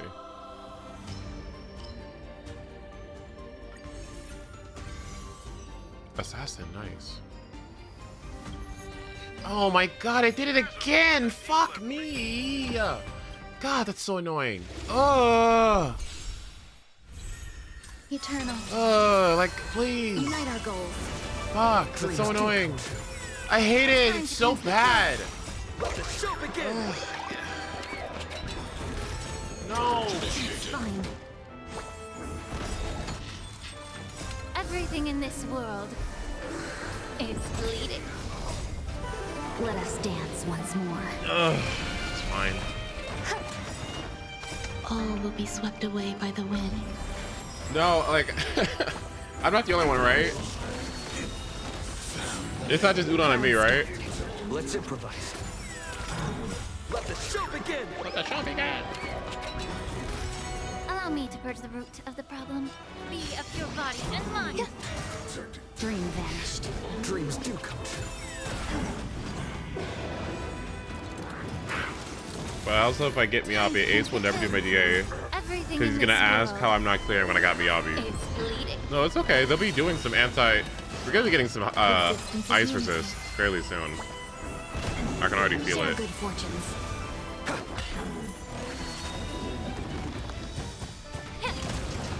Why is Linksha basic attacking? I don't know how people play this game on auto battle only.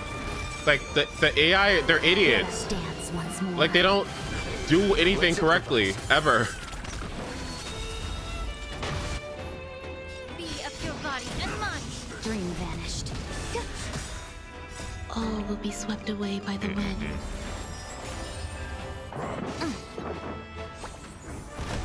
Dreams do come true. Okay, now let's not fuck up again. When the number of pieces in your slot is less than 7, nope. Nope. That's kind of cute. That's kind of huge.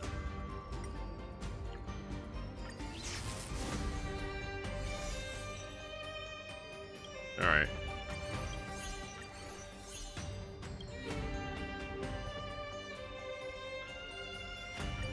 It's kind of huge.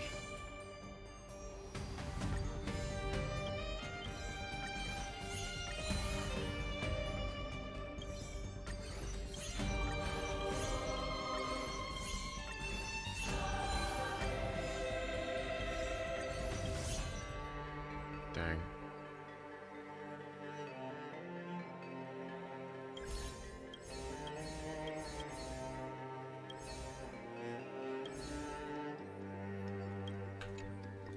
Nice and poor. Ugh.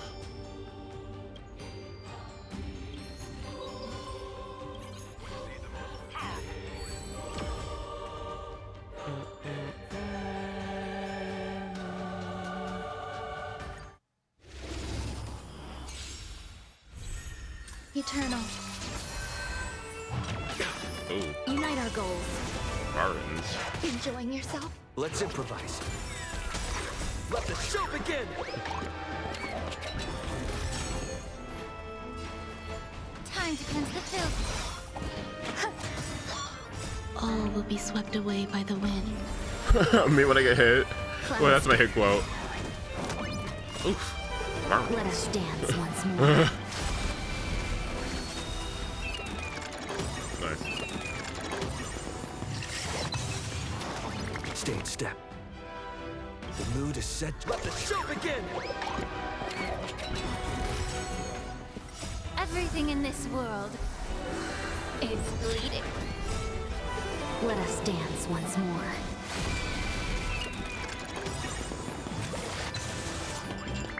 Let the show begin.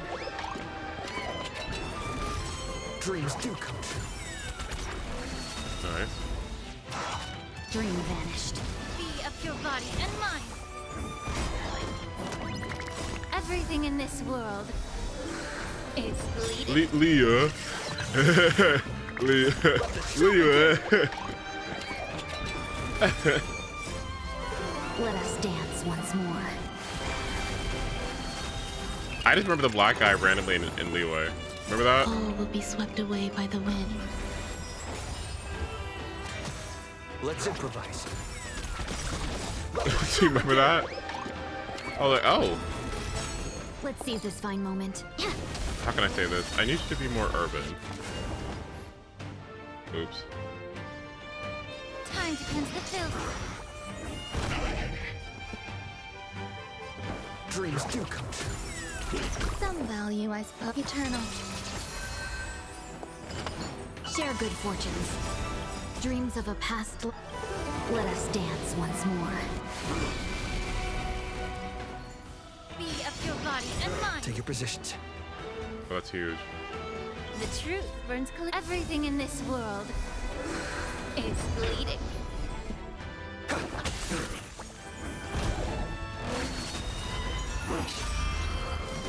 Oh, that's not good. Cloud scattered. Let's improvise. Is she an idiot? Why does like ugh? Let the show begin.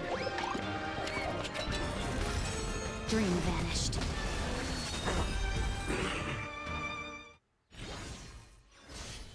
Oh my god. She got annihilated. That's it? But it was so fun. It's already over? It's done? Oh, this sucks. Please continue the challenge.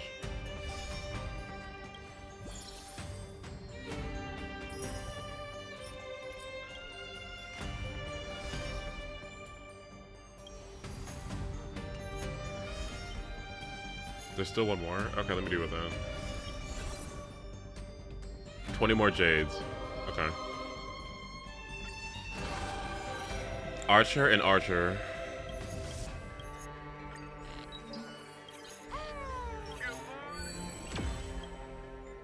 Archer and Archer. 2 Archer pieces kind of does set me up for victory. I probably should switch my teams around that.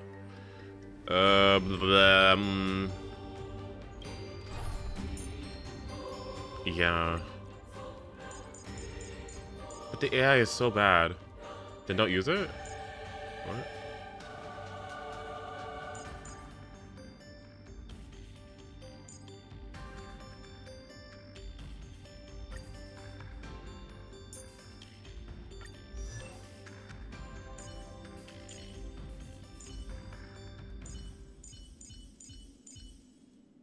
And why is my hyacinth so slow? What the hell happened?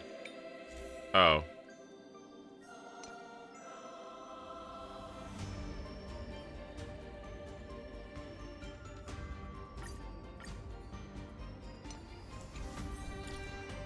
Okay, much better.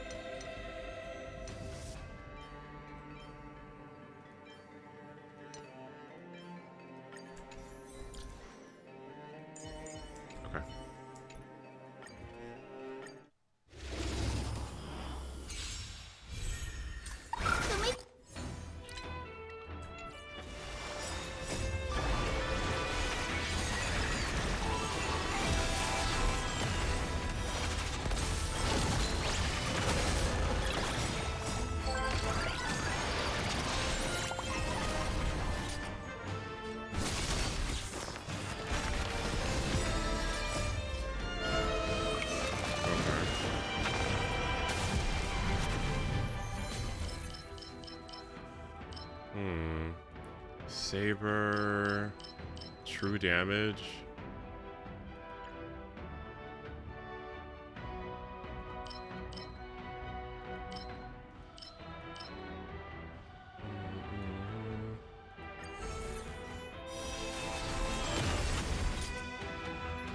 Wait, did I pick the wrong one? I picked the wrong one, didn't I?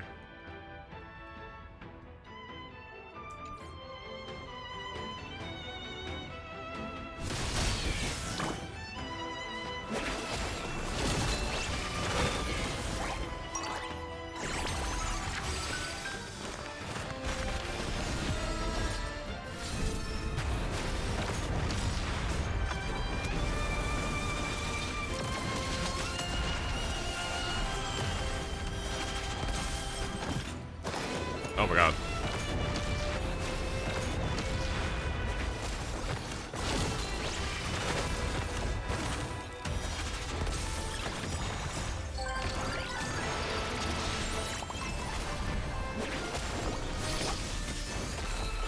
What is going on?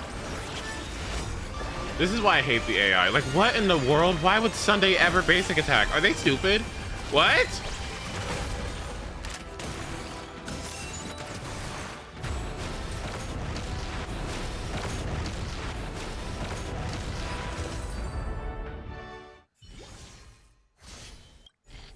I've got to see this. Okay, Berserker pieces?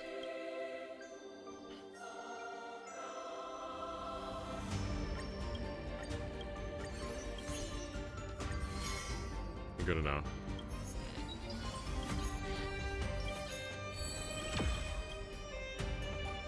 Okay.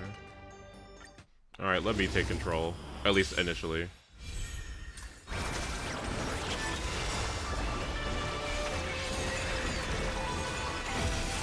What makes you get the little buff things?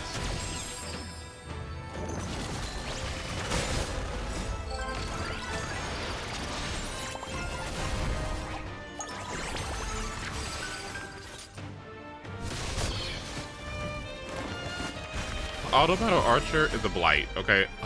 Don't, like, just don't. Okay, let's see. Gabolg. Let's see.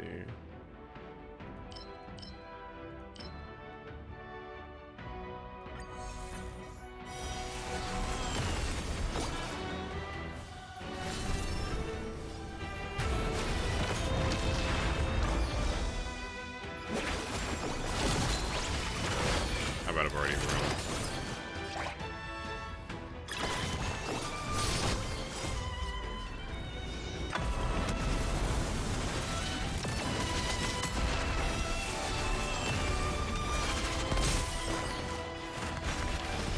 Okay, let's try. Now I get one back. If Tribby will... Tribby?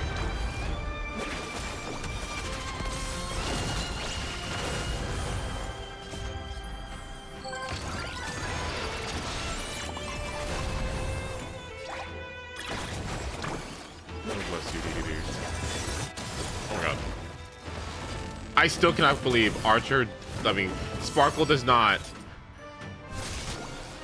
I can't believe Sparkle does not have a cleanse. I still can't believe that. I still find that, like, incredibly obnoxious.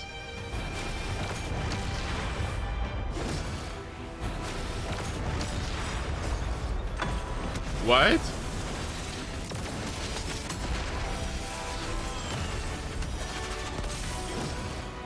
Oh, wow. Nice. Is there a reason why they keep on giving us free hunt units? Because all they need to do is add some extra units and they can't do anything. But Cypher should help with that. Gains 100 star coins after 6 opponents are eliminated. Immediately gain 30. That's kind of a big one.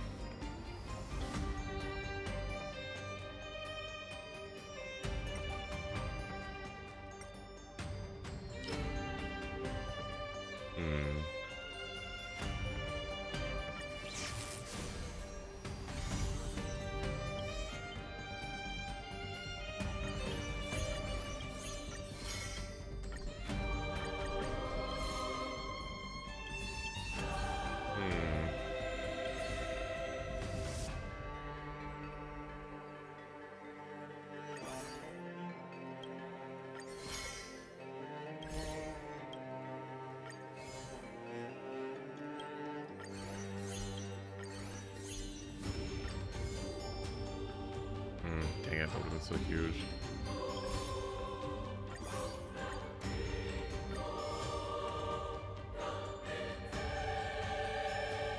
Come on, one more.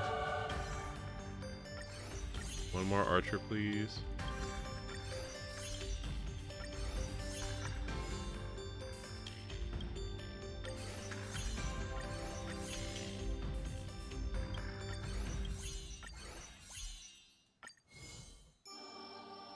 Okay, one more. Huge. Max HP. I'll have to do it later.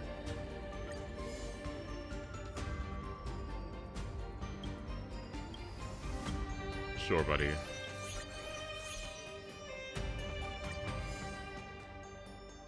Okay. Topaz beat my ass last time.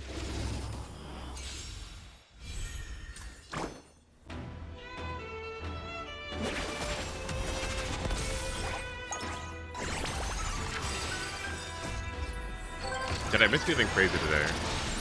Oh, hi, Borg. Good to see you. Oh my god. Not really. I don't think I did any pulling today. I mean, really, I'm just doing this right now so I can force another temple so I can get Sunday. I am fully committed. Ooh, hello. Rule breaker. I need this.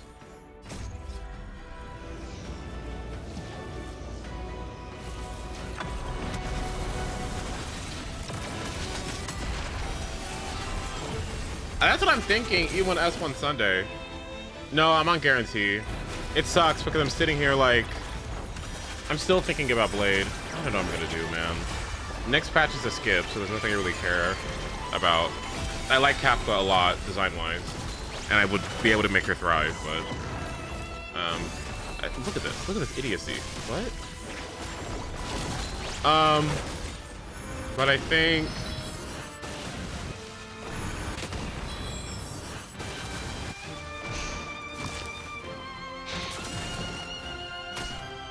it would apply to Eco. It would apply to Eco, it would apply to Fuyuan, Numbi. Yeah, it applies to pretty much everything, yeah.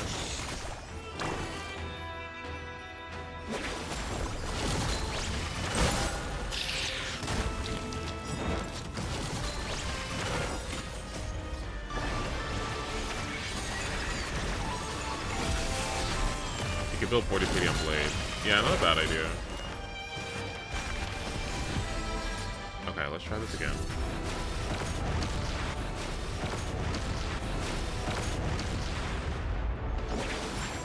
That was underwhelming.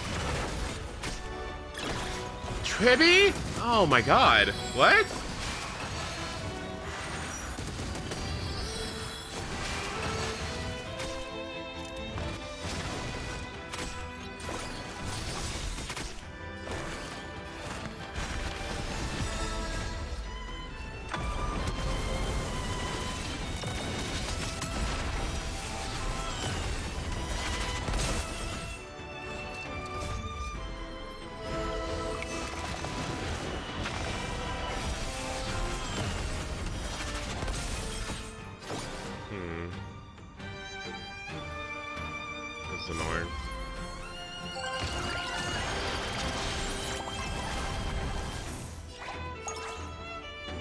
Oh, what?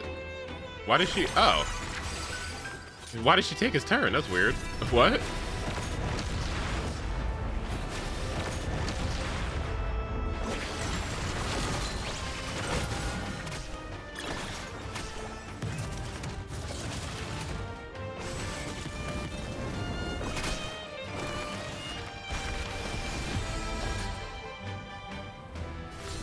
Four didn't seem like a lot.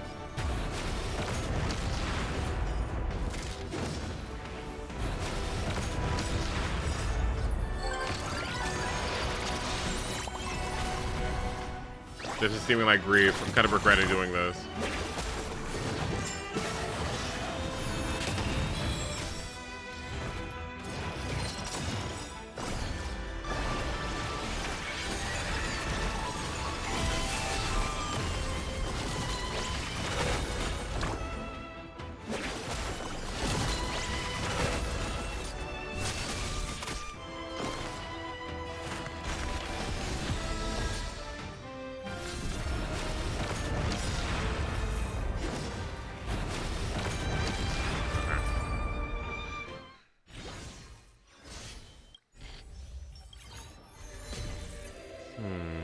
true damage. Ooh, raises Archer's item resonance by 2. Oh, thanks.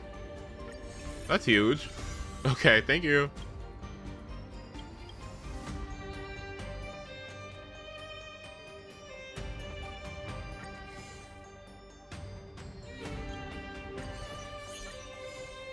Okay, huge.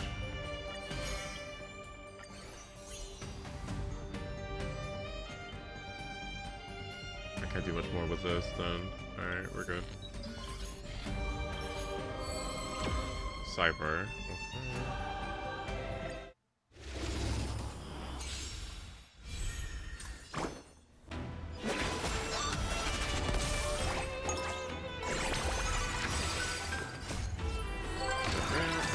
Up to 8 action value, is that what that means? Okay.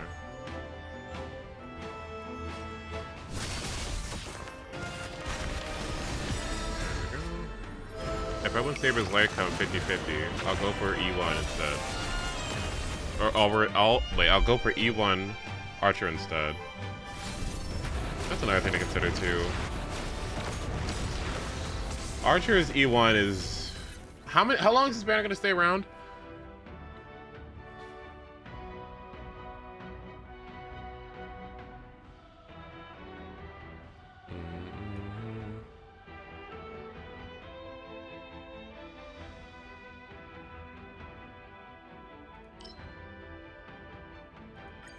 A long time.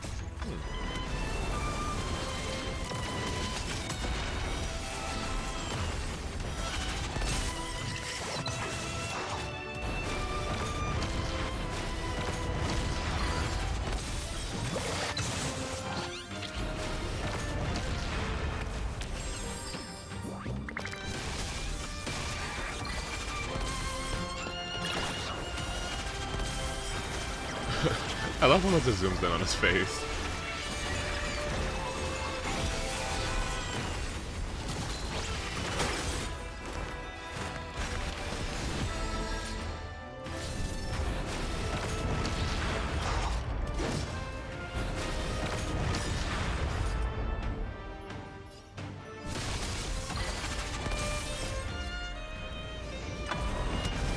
Maybe I do go for Sun's light cone. I mean, it's Sunday's light cone. It's like the light cone. I mean, how many light cones in general are just like bleh, but like, it's like the light cone. You know? It's like Heisen. I should do a light cone tier list.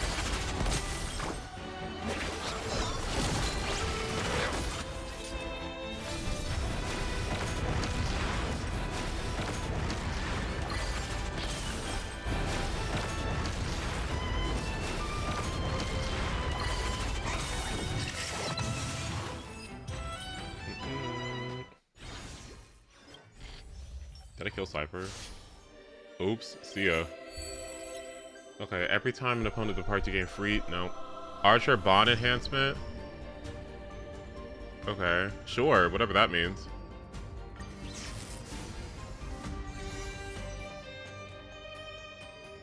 Rider? Wonder what Rider's good for.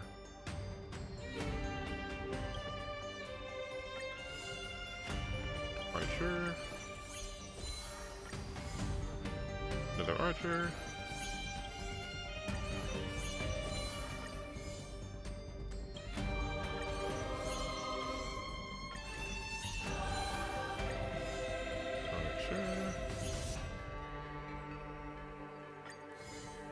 E2 Sunday. Yeah.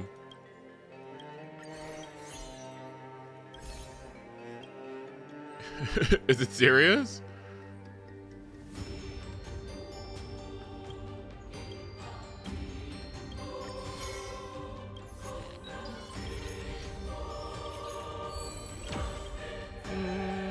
You know, low-key, E2 Sunday actually kind of sounds really good for Archer, doesn't it? Because he gets his turn immediately turn 1.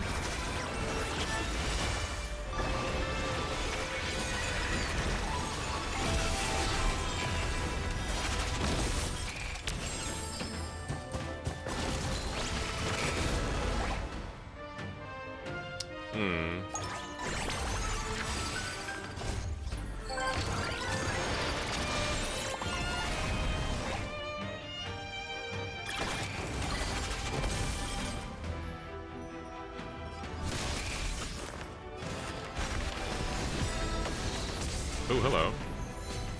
Ooh. I gain. Is it? What is this?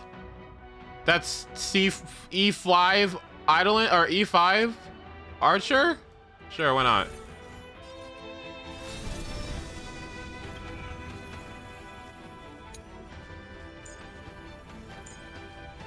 Oh my.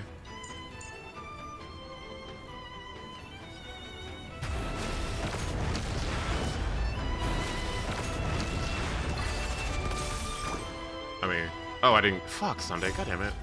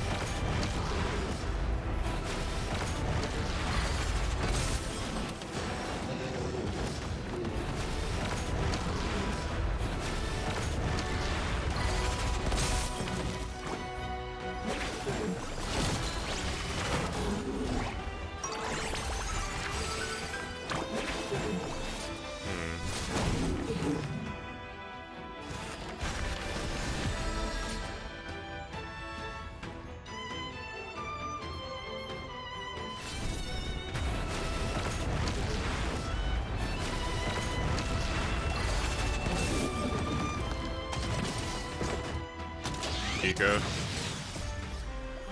Huge highs in advance. Wow.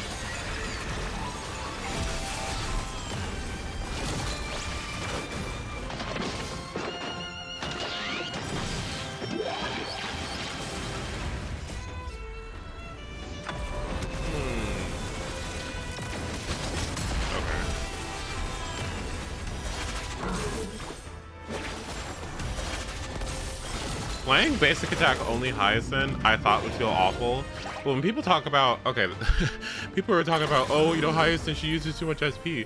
And it's so funny because I'm like, okay, what if I just fucking didn't? Like, what if I just didn't? And that's how I've been playing her, and it's like, not even the worst thing ever.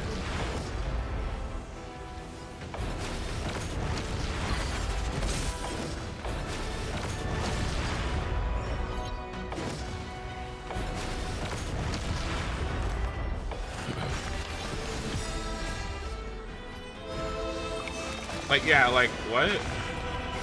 For what? For a little bit of extra damage? Like, it's really not that serious. And plus, Ika and Hyacinth have so much aggro anyway, they always get up ult anyway, so it's like, I'm not gagging. Like, I'm not, like, crying about,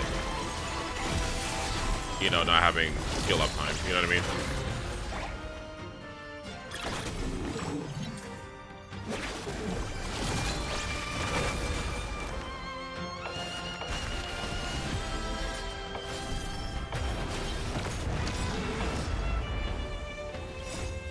Really wanted to use one of these later, but it's okay.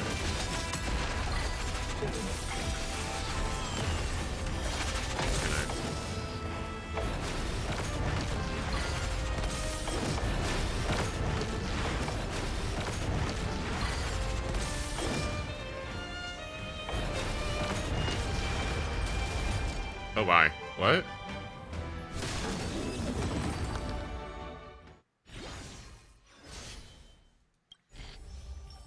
Show me the way and have some sunshine is what she says, I think.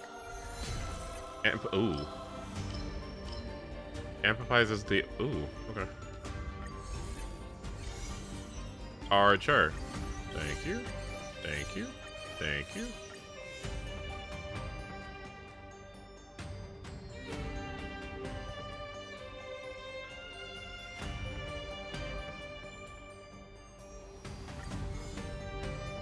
Oh, nice.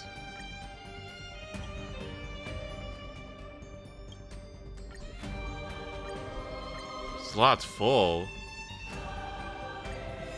Can I get my last archer piece, please? Please. Hell no.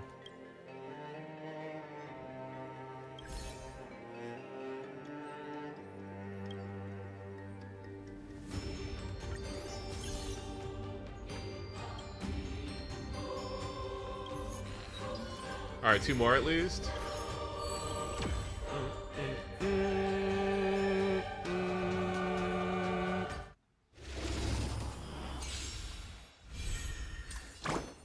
Basic.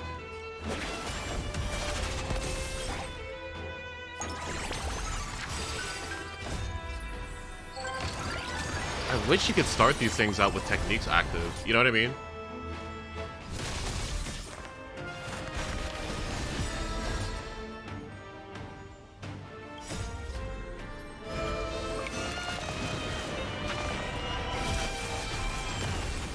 Alright, here we go.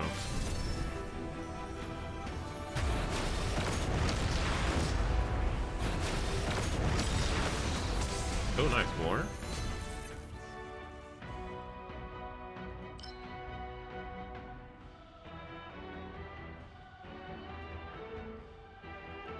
What? If Archer is on the team, it additionally causes him to immediately use his skill, which does not consume skill points. Oh, neat.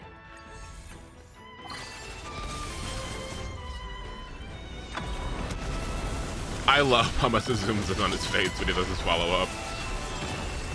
It's such a jump scare.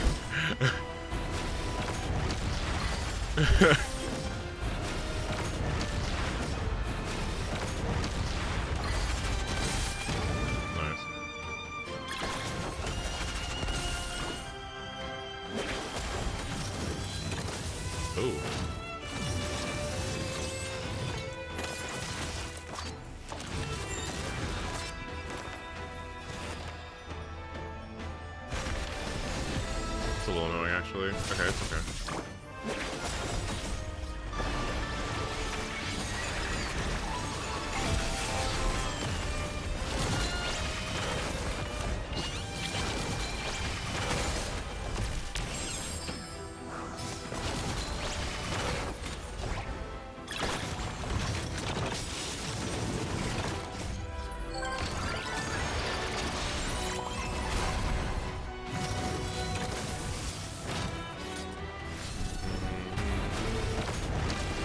The song is really good too.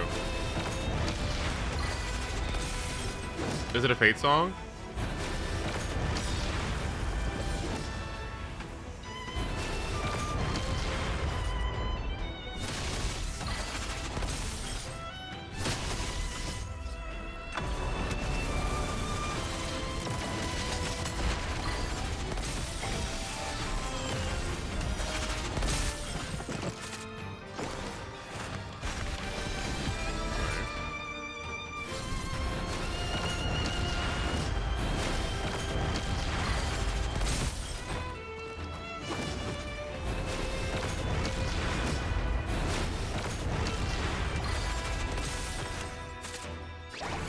Oh, that sucks.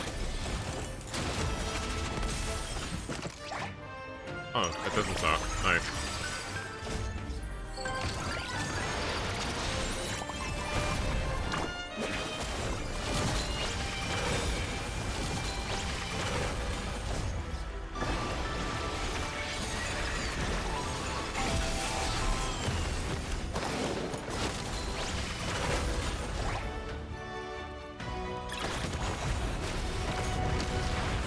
What the hell? She just got one shot. Branya?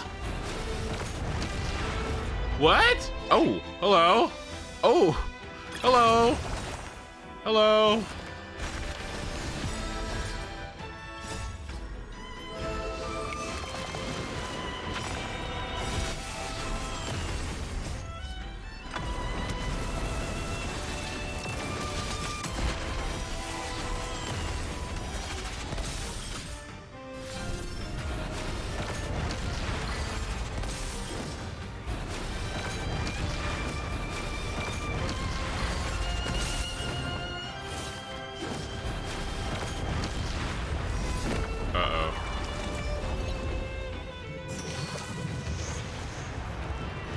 Oh my god.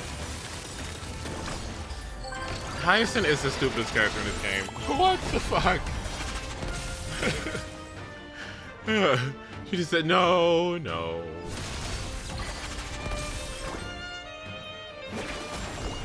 Has anyone who has Hyacinth ever had anyone die? Like, ever?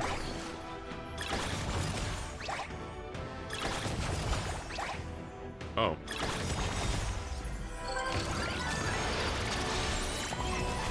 That's all you want. Listen, what I'm seeing... Okay. You can glaze Luocha all you want. And Gallagher and all the other characters, okay? I'm sorry. I know. Like, Hyacinth is the root of all evil. I get it. Ooh, her light cone is Paola. Ooh, I get it. Like, ooh, it's remembrance. I get it. But, like, seeing, like, Luocha and Huo and all these characters just dying, like, with abundances on their team and healers on their team, it's not premium enough. It's not premium enough. You are a limited sustain. You cost up to 180 pulls, and I'm dying? No.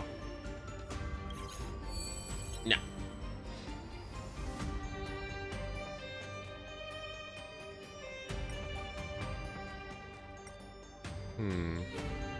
Oh, all these are kind of bad. Oh my god. Oh, nice.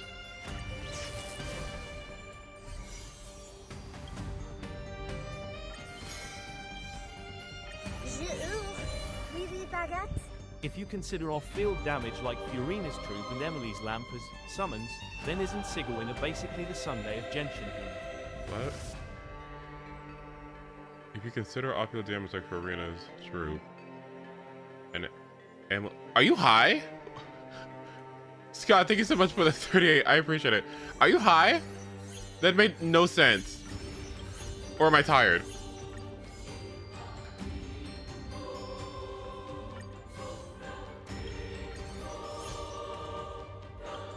Right, shouldn't Luocha had that passive? I fully agree with you. I 100% agree. Girl, I thought that said cruiser. Oops. Oh, it did say cruiser. Oop, who's cruising?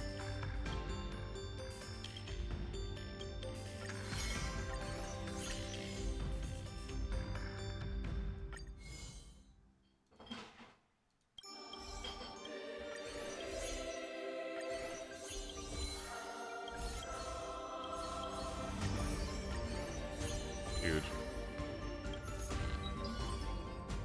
Because Siege Wind buffs off-field skill damage, which are basically summons, so Siege Wind is Sunday.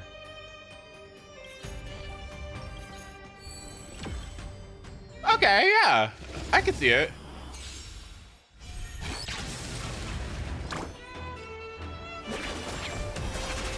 Okay, Puppy is like the best person to understand abstract thought. If there's ever an abstract thought, Sunday just, or Sunday, what? Puppy just gets it.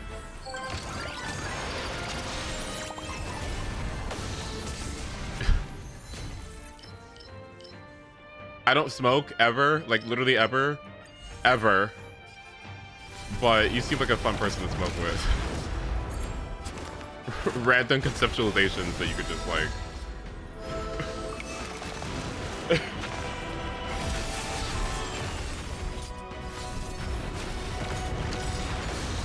Oh my god.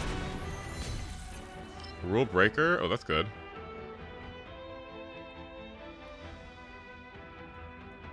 Starting the next battle? Oh, I don't know if there's gonna be a next battle.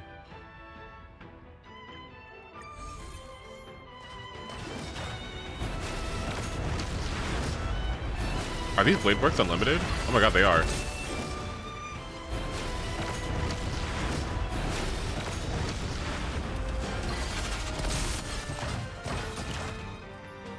What about my ult?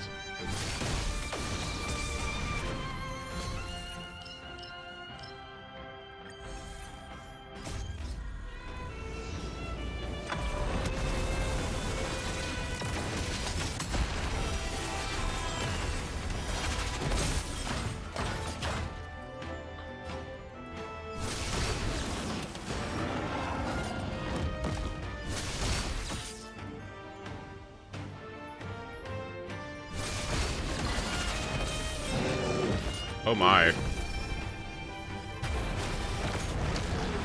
This character's stupid. I mean, the buffs are stupid, yes, but like.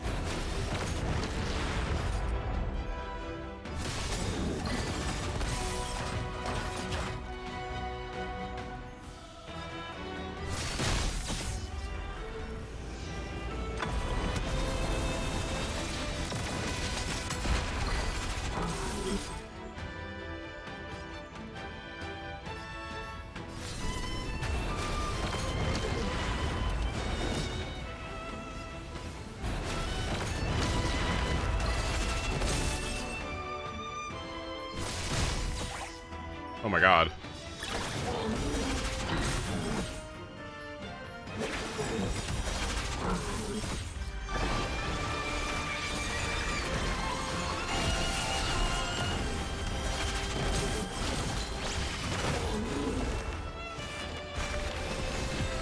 I'm too square to smoke. I'm sorry. Like, I'm just a big old square. I'm not gonna do that.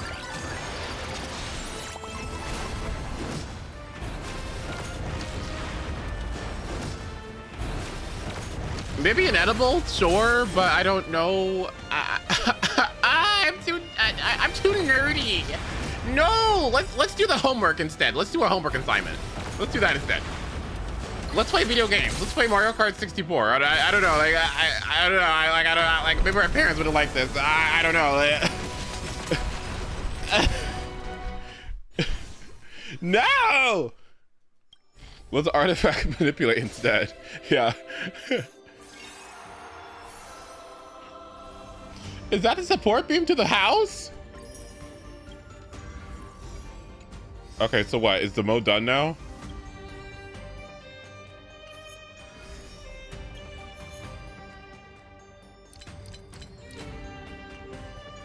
All done? No, but it was so fun! GG's. Oh. Sucks.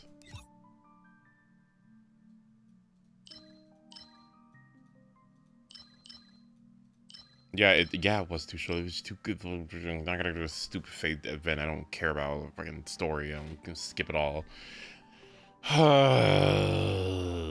Whatever. Oh, but you know what we can do?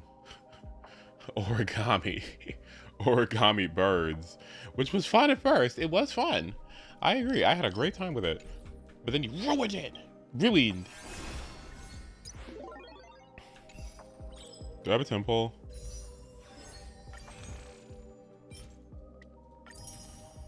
That's 2. 8. Sunday, please. And am I sure about Sunday? Finon, Tribute E2, Sparkle. I pulled Sparkle here. That is the funniest thing I've ever heard in my life.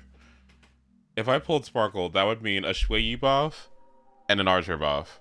I would easily be able to hit her speed requirements because my highest sim gives 30% free speed, so hitting her 160 nonsense would be dramatically easy.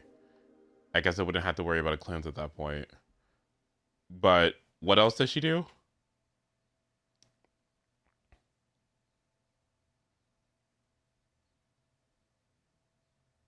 It's Sunday, because when Topaz gets buffed and she becomes a hyper carry, Sunday is going to be buffing Numby. But did 40% the... Please? Oh my god.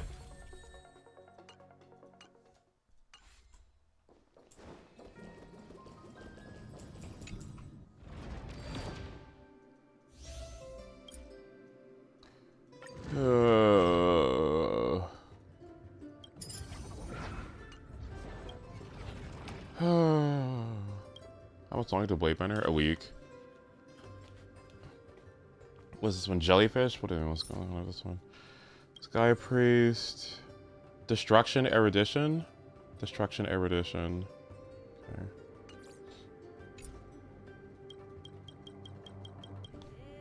How hard do I want to make this?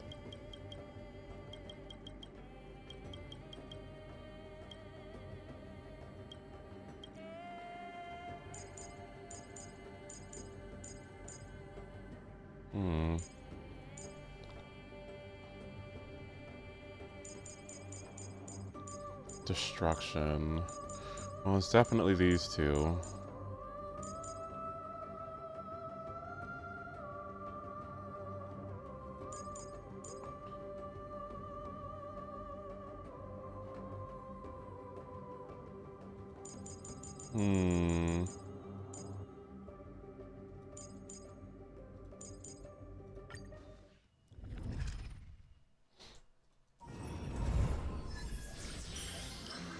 Oh god, it's Castorus? Oh Jesus. Okay, well then.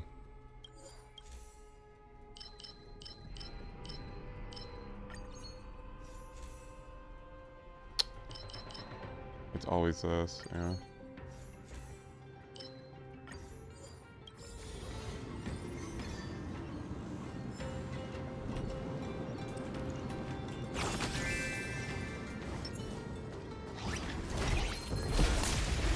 Nice.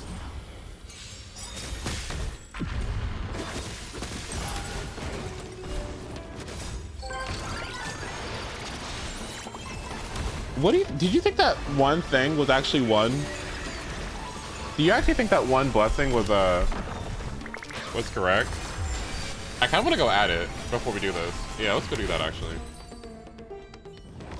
I'm quitting.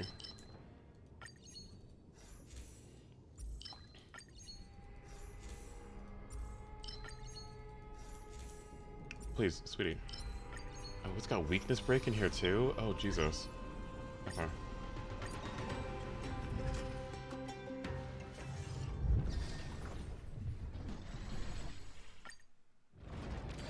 This mode is so fun to me, like, I'm so surprised that, like, it like, look at, like, how long, it takes 70 days to refresh this? Why does it take so long to refresh it? Am I just, like, addicted or something? Like, because this doesn't take that long, to me. It's like, what else is there to do? You do the story, it takes 4 hours, 5 hours, 6 hours, and then you have 2 events to patch. There's nothing else to do in Star Rail. You open up the game, you farm some stuff, and you turn it off. Like, what else is there to do? This updates way too infrequently to me. After this is placed in the museum, restores HP to 20% after entering a domain. Stupid.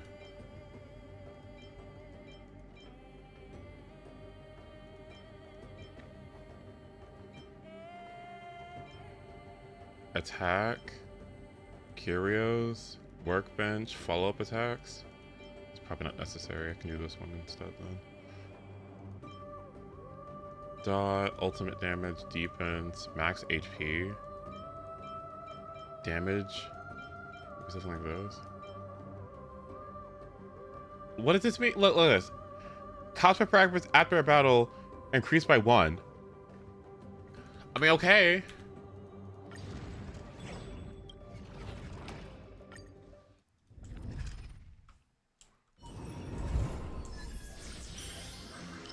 Unfortunately, that's why I dropped it a while ago. The cycle ended too fast. Wait, what? When a physical character becomes the target of allies' abilities. What? Oh, okay. Lose 4% of your money. When entering a new type of domain, lose 25. What? What? These are all awful! What?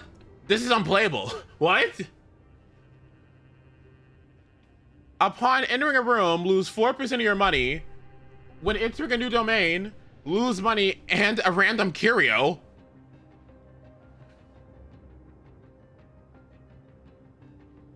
Or lose all my energy. Okay, we restart here. What in the dog shit is this? What in the dog shit is that? Okay, goodbye. It probably is going to give you the same things, too. I think you're actually supposed to do a fight. I think you're supposed to do a fight, and then...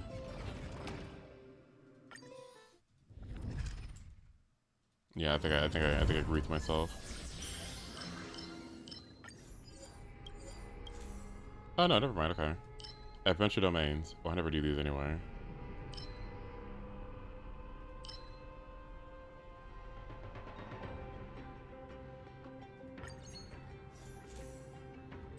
Weighted curios? That seems good. I usually do these, though. More money means... I mean, I like this one. I usually always pick combat nowadays. I've had enough of the occurrences. I'm not sure about you guys, how you play this mode, but occurrences have fucked me over for too many times. I like, nope. I'm sick of negative curios ruining my life.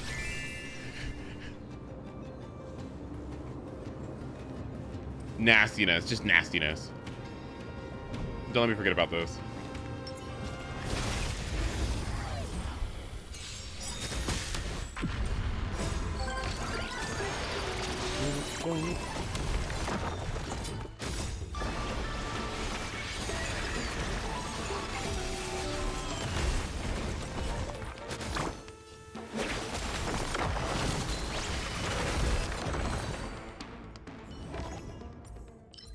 Oh, I guess I haven't gotten Rame yet. You're so right.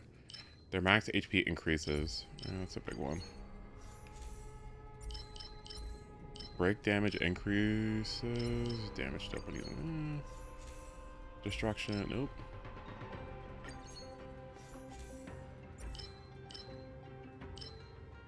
Speed is really good for my team.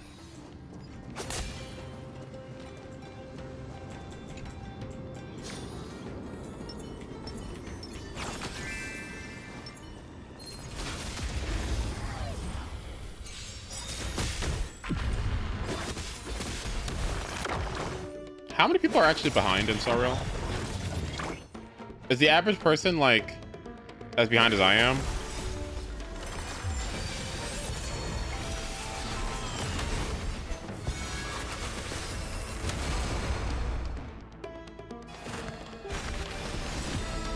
Like story-wise, yeah.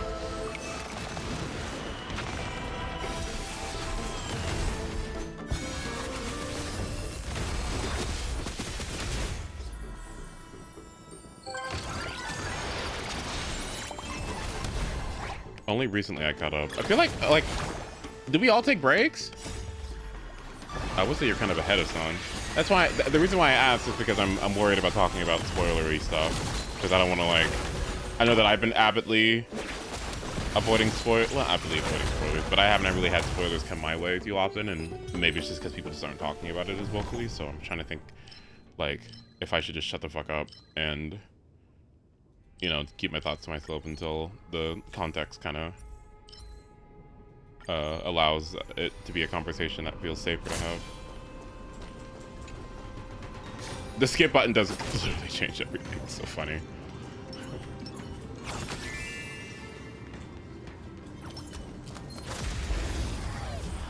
It's so good.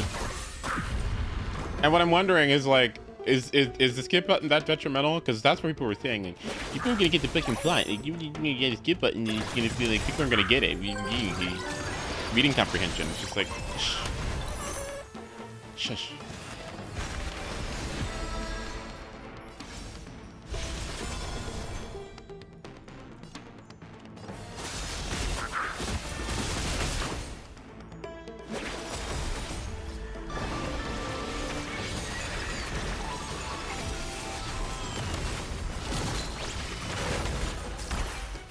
Oh, here we go.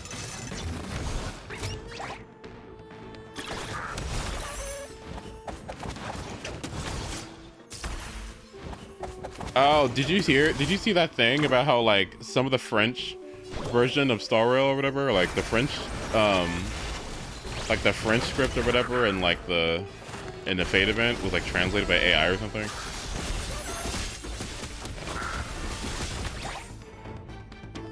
Oh, here we go.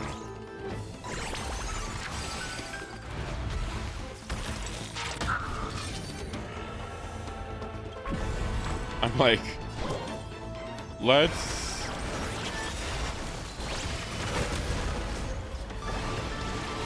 relax, y'all. Like let's, you know. Where's the budget?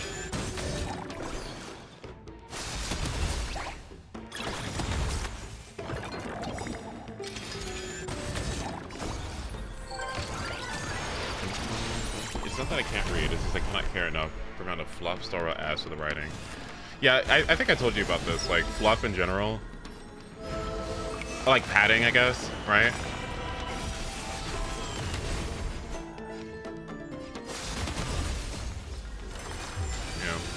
Especially if you're a new player rushing for the end game, you won't care. So skip is godlike, but I admit some of the story can be redone. I also think like you could also just like use external sources to look up more information about things that you might have missed. I think it's also valid too.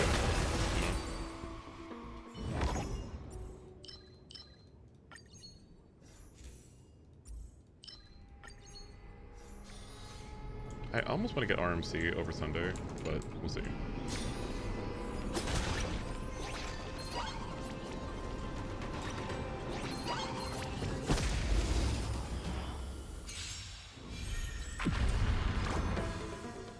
I kind of understand the fear, because this is a live service game that relies on metrics to dictate certain things, so the fear that the story may be ignored and underfunded if HOYO books use a lot of people's... Oh, yeah, huh. If people skip too much, then... Well, I'm sure there's more people that don't skip that too, yeah?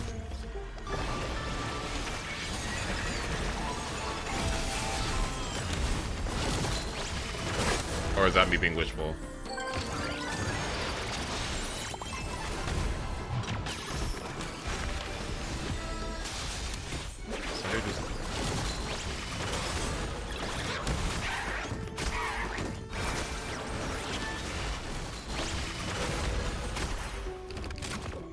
Okay, the Acheron thing was a little, the Acheron thing was, yeah.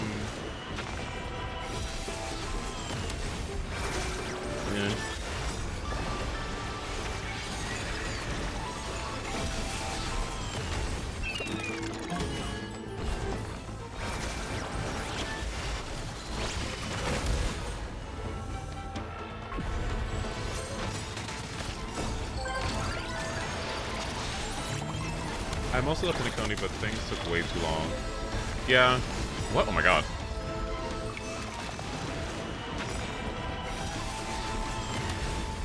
If I see another female character, put her hands on her cleavage and talk about something intimate. What, you mean like this? This animation? This?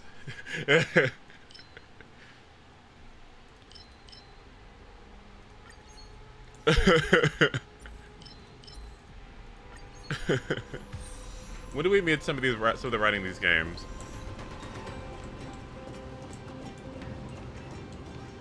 Wait, when do we admit some of the writing in these games, even more so in the Honkai series, is redundant? I think it's okay if some of it is. I mean, yeah, like, it's not all gonna be a winner for me. I can already tell. Like, you know, we're having a good time. We're having fun, right? You know? But, they can't all be winners. Let me tell you. I almost want to go attack boots, if I had any. If I had any. Ugh.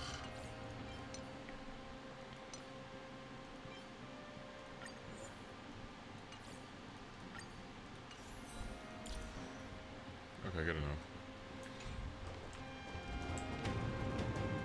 Yeah, I like the game. I'm liking a lot recently, but yeah, I definitely think like the... Ooh, that's nice. Story presentation type things. Although entirely subjective.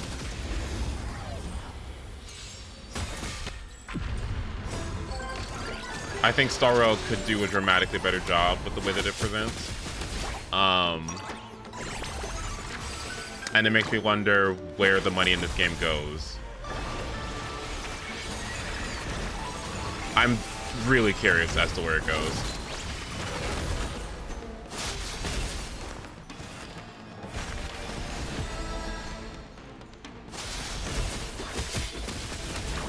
It feels like it goes to like... Well, I don't even know.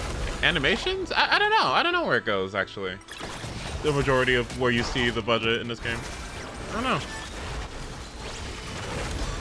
Genshin is definitely its world, right? And I think Zenless is its animations and, you know, actually creating the character kits and stuff. But for this game, I don't know. I don't know where the budget goes.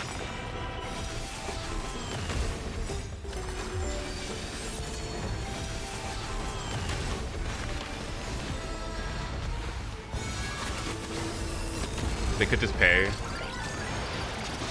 workers at a higher rate. Could be that too, yeah.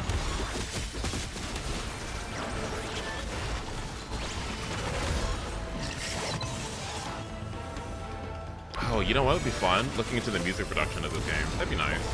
I think this game mostly has good music. All of AMPHOREUS is kind of like a skip for me, but like, yeah, it's pretty good. That's good. I think I have a boss coming up, right? Yeah, I do. Cut away the heart of strife.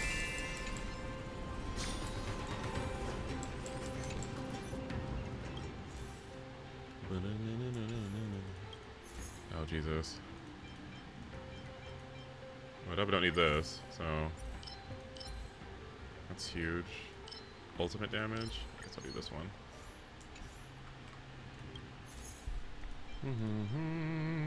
Speed by 12 and... Blazar charging? Okay.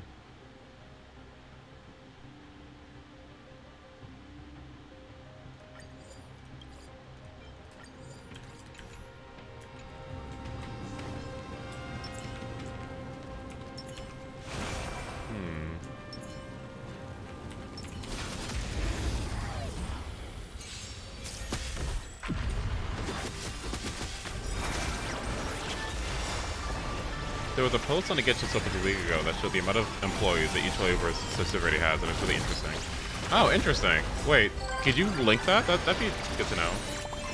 Genshin has double the amount of devs that HSR does. Interesting.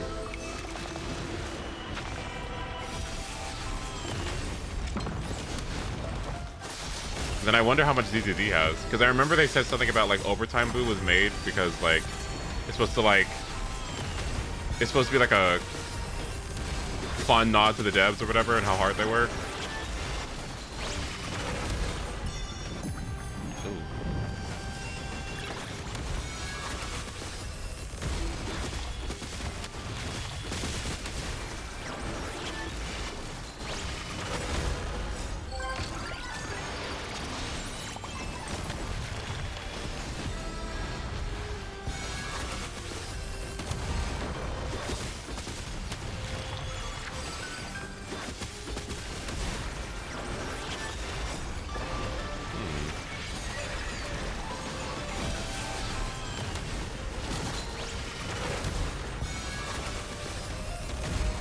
Please, my energy. No.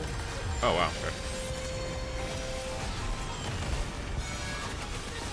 Okay. ZZZ has about 1,000 devs. Oh, yeah, that makes sense. I can see that.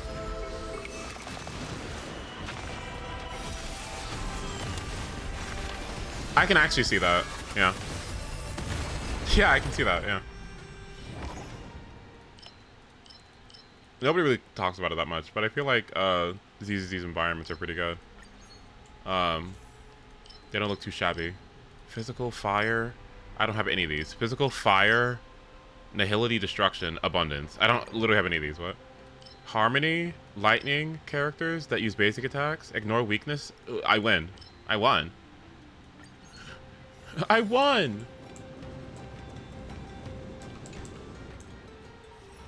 Genshin has 2,600 devs. Really now? Working on that old-ass fucking game? Really? Really? Really? Huh. Really? That's interesting, really. Huh.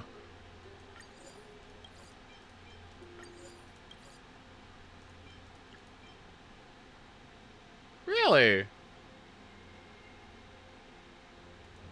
Huh. Yeah, wow, huh.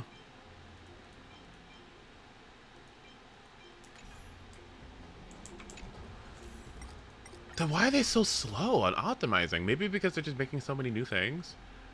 It could be that, yeah. That was huge, by the way.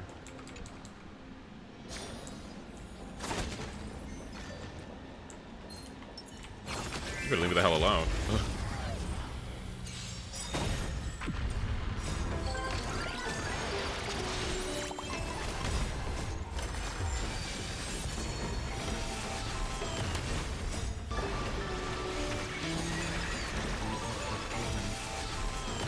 I want to know what management is like at these HOYO companies.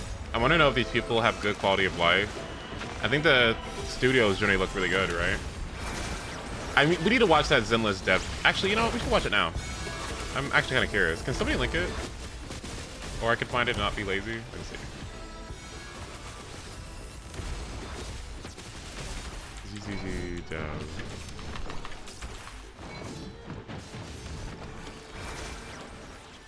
Okay, where's that? Expert challenge. Alright. Because I have not seen it yet.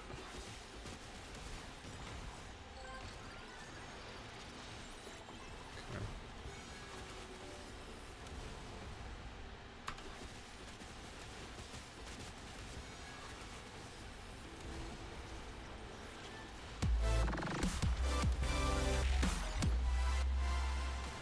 这是在录的吗？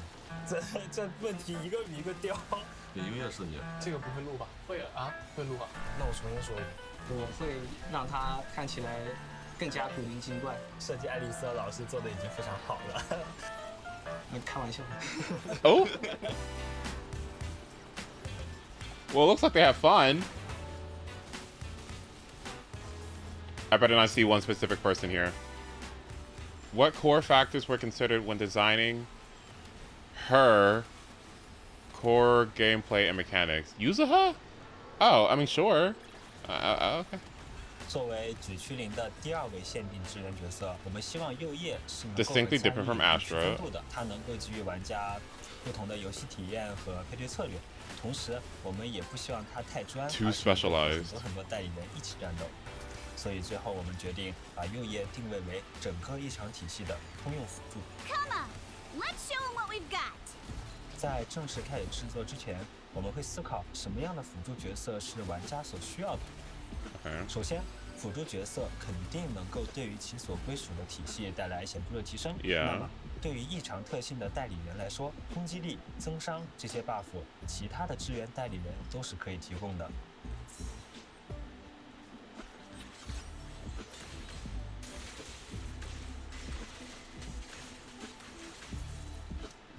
但目前却没有任何一个角色能够显著提升整个队伍的异常继续效率，进而提升属性异常的触发频率。那是不是说我们让右叶提供一个全队异常继续效率提升的 buff 就可以了呢？但仔细想一下，这其实是不够的。紊乱是目前异常队伍非常重要的出伤机制，而能够持续触发紊乱的最佳状态，其实是2种不同的属性异常继续效率相同。然而，在实战中，我们会发现绝区灵的现有角色之间，他们的异常继续速度其实是有一定差异的，在配对中很难达到最佳配平，从而最大化输出。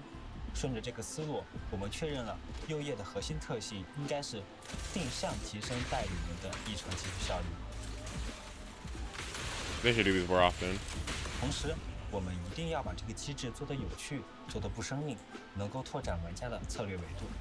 最后，通过不断的讨论和迭代，我们决定来做染色吧，让我们把选择权交给玩家，让玩家自由地决定在什么样的战斗情况下，让哪一位角色的异常继续效率提升。综合来看，我觉得右叶是一个在策略维度上非常好玩的支援代理人，希望神将们在实际配对使用它的时候，也可以感受到它机制上的乐趣。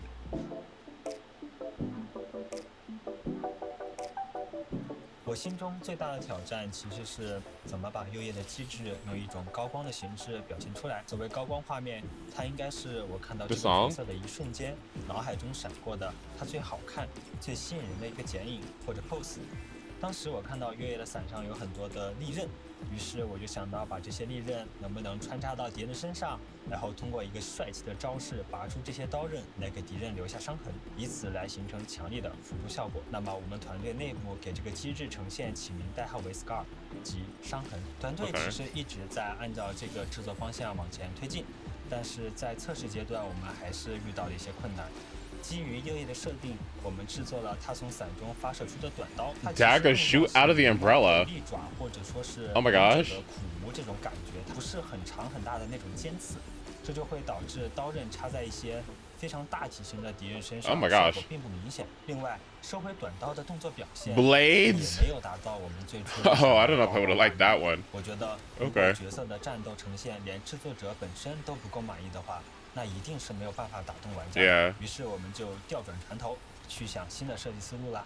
旧的方案被推翻后，我们整个制作团队一直在密切讨论新的想法。虽然时间其实是挺紧张的，但是大家都不肯妥协，一直在搜寻表现效果明显又有角色个性的呈现形式。就在这个时候，原画同学提供了一个灵感，将伤痕和糖果的表现形式相结合。我们一下子就觉得这是我们想要的，因为糖果本身就是右叶常用于恶作剧的道具。能够在战斗中出现糖果的意象不仅可爱，画面效果也明显，能够很好的解决之前的问题。所以我们决定把原来插刀留下伤痕的表现，改为让敌人身上炸出糖果来。原画同学十分给力，很快就根据游戏内不同的5种属性画了5套不同的效果。我们也以此为基础制作了5套不同的特效，每一套特效都包含了4到5种不同的食物。例如敌人被染上物理属性的伤痕后， Wow, there's different candies that appear based on whatever attribute anomaly they have? Wait a minute, did you know that, Puppy? That's so good. Wait, that's cool. I didn't know that. 例如敌人被染上物理属性的伤痕后，身上会爆出饼干、曲奇等符合属性元素的食物，而像冰属性、火属性等也会有各自对应的食物。That's awesome. 右叶古灵精怪的 Did you not know that? Yeah, that's why I just proclaimed I didn't know that. 制作是经历了非常多的变迁和调整的，光我这里的策划方案就有整整5版。其中有3版都是完全不同的制作方向。右叶的核心机制染色从最初到现在一直都没有变过，即使它的表现形式以及从最开始的拔出利刃、留下伤痕，变成了现在的糖果炸弹、食物迸发。我觉得在坚持角色的核心机制的前提下，尝试用不同的表现形式来承载机制，并呈现出角色独一无二的个性，是战斗设计过程中既有挑战又非常有趣的一环。就像 Scar， 它早已不再是它的字面意思，但却以另一种甜甜的方式保留了下来。其实并不会的。首先，右叶的动作模组actually it was not. 战场角色的动作要少。比如呢，右叶是我们第一个拥有双支援突击的一个角色，可能现在很多玩家还没有注意到这个小细节，但其实这体现了我们绝区0制作组的一个制作的态度。无论是什么角色，只要能够提升他的战斗爽感，能挖掘他动作潜力的尝试，那我们都会愿意去做。再举个例子，右叶许多招式的镜头是特别定制过的。比如说，它的强化特殊技的演出镜头是我们制作团队用了一整个下午，很多个小时，一点一点反复的调整出来的，只为了右叶最终跳起来的时候，跃向玩家的时候，这个画面是可爱的、俏皮的，能让玩家觉得这就是右叶。此外，还有一个小家伙给我们制作过程中带来了很多的困难，那就是右叶的狸猫阿福。右叶和阿福在制作过程中，他们是2个相对独立的模型，用在战斗中呢，他们又存在着招式上的联动。每当右叶攻击完之后，把伞放回背后的时候呢，阿福都会做出伸爪这个动作，把伞接在自己的怀里。接伞的动作呢，会根据右叶的攻击招式也会有一些区别。在他做休闲待机表演的时候呢，阿福 Oh, that's cool. 和他性格的一些小动作。This job seems extremely stressful and annoying, by the way. 会出现很多的 bug。狸猫这样的一个衔接动作，我们基本上都要花费几天的时间才能完成。我们之所以去努力打磨这些动作细节，只是希望让玩家能够感受到阿福是一个鲜活的、有生命的，是与右叶共同战斗的伙伴。Don't get scared now! Fire!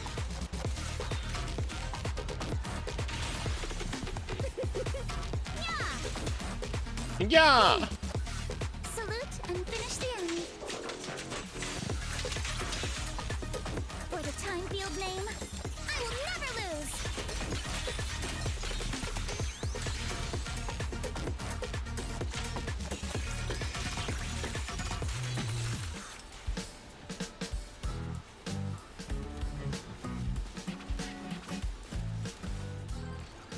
What core experiences Alice provided to the players? 是绝区0第一个物理属性的一场代理人，我们希望能在强化这个角色的战斗爽感的同时，展现他的人设魅力。从角色本身的设定出发，爱丽丝是一个大小姐的形象。Bear witness to the noble principles of the Timefield family. 虽然有时候也会有胆小的一面，但认真起来的时候，依然是充满了优雅、严肃、干练的气质。我们想要把这种角色特质在战斗中呈现出来。如果可以用无限来概括简单战斗动作的话，那么爱丽丝战斗动作的 Wait, what? 就是线性。 No, this is important. What? 气质小的一面，但认真起来的时候，依然是充满了优雅、严肃、干练的气质。我们想要把这种角色特质在战斗中呈现出来。如果可以用无限来概括简单战斗动作的话，那么爱丽丝战斗动作 Linear 是 strikes 线性传刺。为了增强爱丽丝战斗的段落感和节奏感，我们在她的许多招式中加入快速的小段位移和冲刺，同时伴随着更频繁的出招。此外，我们还为爱丽丝设计了一个非常帅气的蓄力攻击招式，来放大爱丽丝的战斗手感，并作为终结一击。我们希望玩家在操作爱丽丝战斗时，能从她的动作表现上获得视觉和心理上的正反馈，并且觉得她做出的动作是忠于角色人设的。作为一个物理属性角色，我们想把爱丽丝的特效做得干净利落的同时，又可以与角色配合，凸显角色的节奏感和打击感。对于爱丽丝的很多帅气优雅的姿态，我们也会制作相应的残影特效来凸显这些 pose， 也会对一些刺剑的效果做些夸张化的处理，增强角色的打击感。在爱丽丝发动一些强力的攻击时，会生成剑气和剑光，来强化视觉的表现。同时，特效也是为角色本身而服务的，所以它所表现出来的效果也必须符合角色的。Pots, have a good day, okay? Thanks for coming around. 打击感是一个综合的表现，它受到很多方面的影响，比如动作的节奏、音效和特效、手柄和屏幕的震动反馈，以及打击命中的定帧等等。对于不同的游戏来说， Have 实现 fun. 打击感有不同的做法。 At work? 这和 I mean, 每 okay, 个 we 游 don't. 戏要表达的感受是相符合的。而对于爱丽丝来说，我们觉得它带给玩家的战斗体验是干净利落。那么营造这种感受的基础就是动作本身。爱丽丝的动作设计是非常 A rhythmic feel to them. That's what I'm looking for. 打一拍一拍的攻击，那么它的特效的表达和定帧的大小就会特意的往这个节奏上分配。在这一招的攻击收尾动作时，我们就会给角色大一点的定帧；而在攻击的前段，那这个动作的定帧就会小一点。这里可以给大家简单介绍一些有关打击帧的基础知识。在我们玩绝区0操作代理人打击到敌人的时候，大部分情况下，代理人和敌人都会产生一个动画定格， Okay, fair. Okay, fair. 称之为定帧。我们给定帧分了很多档，类似2帧、3帧、4帧、5帧，再往上。Dear God. 大部分时候，代理人和敌人定格的帧数会有区别。例如，爱丽丝的连续补钩命中敌人时，敌人的定帧会比爱丽丝的定帧少1帧。这样做的目的是让敌人会比爱丽丝先结束定帧，并早1帧开始动，从而先进入到受经验值的动画中，然后再被下一招打到，再次进入定帧，以此推进，直到连招的结束。这样一来， That looks so 一方 nice. 面，角色的关键帧 pose 就会在玩家的视觉残留中定格得更久一点；另一方面，敌人动得更多一点，可以更多的展示受击的反馈。虽然只是1帧的差距，但这样设置后，整段攻击的节奏是脱落有致的，感受上也比较舒服。当然，还有其他影响打击感的元素，比如设计特效。爱丽丝攻击时会有动作和剑光的特效，攻击命中时，角色与特效会同时产生定帧，敌人的动作与他身上绑定的特效也是。但是受击特效是不受定帧影响的，它会创建在攻击命中的点，正常播放，这也是强化打击感反馈的一环。顺带一提，攻击命中的正屏也是不受定帧影响的。作为一个可爱的突袭人，我们在战斗中会去尝试还原一些仿生行为，例如在爱丽丝发动闪避反击时，会有一个自争鹰的袭击动作。此外，大家会发现，当爱丽丝发动了强力招式后，例如3段蓄力攻击，她会随手把剑扔在地上，然后从身后再掏出一把新的剑。其实插在地上的剑是特效，而非独立的模型。这样的好处是不需要把额外的武器与角色绑定。在游戏内，爱丽丝将武器掏出后，会在地面上残留一段时间的特效。同时，爱丽丝手中的武器将被隐藏，然后会从背后掏出一把崭新的武器，此时手中的武器将再次显现。所以实际上，我们只为爱丽丝做了2把剑的模型，能让她在单手持剑、双手持剑，或者是换手持剑中合适。Oh, that's cool. 能让玩家感受到爱丽丝有无数把剑可以使用。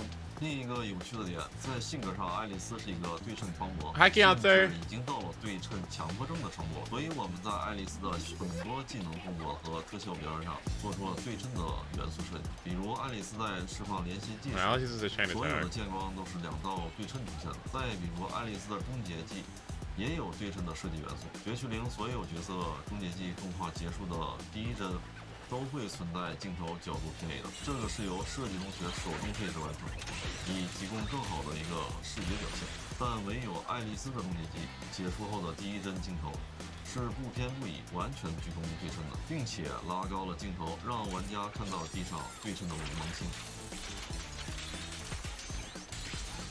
五芒星在许多文化和文艺作品里也有神秘学的含义，我们觉得这也和爱丽丝所属阵营怪盗墓的格调相符。此外，为了增强爱丽丝3段蓄力的表现力，我们在技能发动的同时做了类似万花筒的效果。因为万花筒在任何角度上看下去都是完美对称，就像爱丽丝期望中的自己一样。类似这样的对称设计，在爱丽丝很多技能上都能体现到。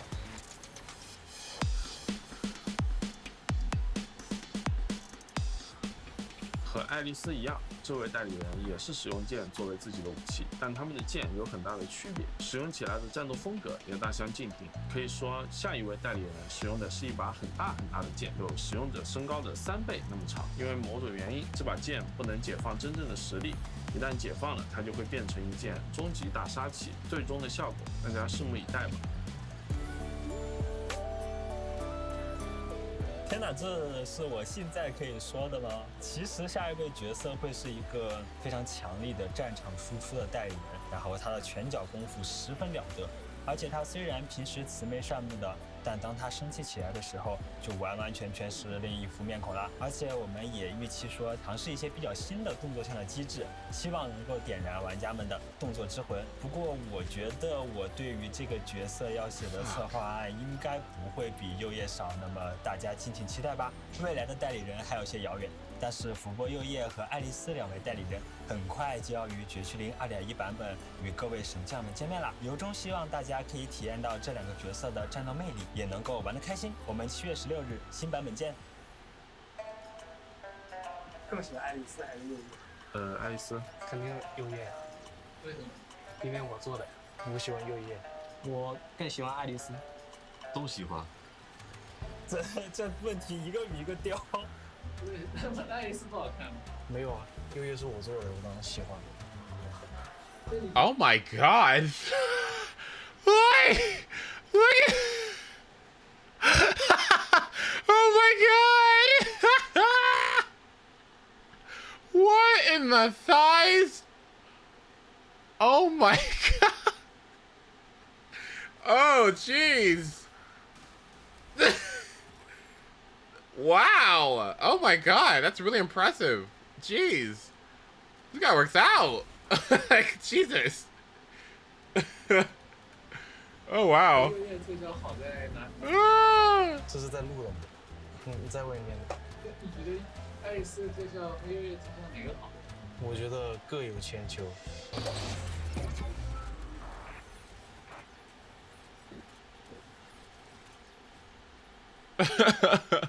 Jeez. Okay. Music equals powers.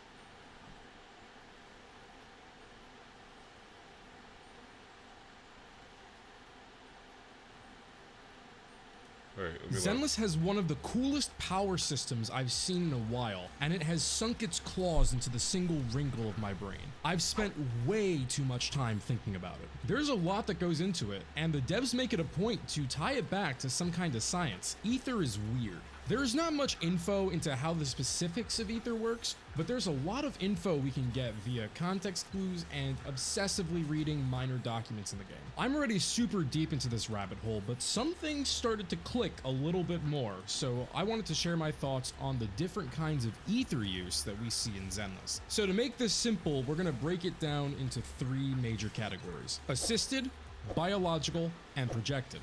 Okay. Now, we don't know about whether aptitude is more present in Thyrans or other species or not, but we've got an argument for it being the case with Onis.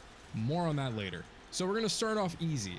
Assisted use of ether is the general use of W engines. They're resonating with external ether in the environment to make effects for the agent based on how they're tuned. Drive disks further amp this. We can think of them as like the frequency that's playing out of the W engine. So in that way, everyone kind of uses ether to protect themselves. Now, before we start looking at the biological section, I'll give you a minor spoiler warning for agent stories and some part of the main story. So yeah, before you say it, biological can technically apply to everyone. Everyone alive has a base level of ether inside their bodies. That's just a fact. The major difference is to how the body reacts to it and whether they're able to utilize it in a useful or different way. So a great first example is Vivian with her super weird foresight power. I have a video with my thoughts on this already, but the long and short is I think her brain is overclocking. She takes in a bunch of signals without knowing, the brain puts a pretty solid picture together and slams it in her face with a touch of metaphor so she can process it easier. This would mean that her relationship with her internal ether is inherently stronger than other agents, and that can be for a bunch of reasons. For now, we're just gonna say she was born that way and she had a fucked up childhood. Yanagi is a more interesting case, as it kind of puts eyes on Onis like Sokaku too. So for a quick recap on Yanagi, she was a soldier on a mission to take out the Oni chieftain in the war against the Onis back some years ago. She ended up solving the problem peacefully by kind of becoming the Oni chieftain herself. Sokaku's sister was the chieftain, and to stop the war, she sacrificed her own life. To make sure the other Oni recognized her as the new chief, she had her blood transfused into Yanagi. So on the surface, big whoop, war's over, right? She doesn't explode with power or do anything crazy. However, we see that something's up now with her fits of blindness. There's a common misconception that Yanagi is slowing time when she fights, but that's actually taking in all the info and reacting that fast. Her ultimate voice line in English kind of points to this too, when she says, mind and body. Which, you know, would be the 2 things being overclocked. Should there be a biological component to ether that can affect the user, Yanagi is another case of overclocking your brain. The only difference is, it's not really her ability.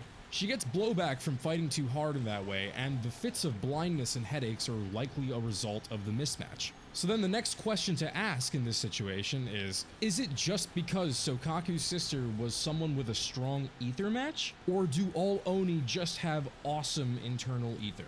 Now the third and final one is probably the biggest kicker. It's Harumasa, and that might be a little bit of a long shot, pun intended. He's got ether aptitude regression syndrome, which is a rare disease that gives you a pretty hefty boost to your ether aptitude at the cost of destroying your innards when you get older. The disease is so rare and understudied that there's no cure, and the oldest living person to have it made it to 26. In Harumasa's case, the disease hits his heart and lungs. Being in and out of the hospital growing up, he looked up to a doctor that took care of him and also taught him how to shoot a bow and use swords. Well, yeah, he was a weird doctor.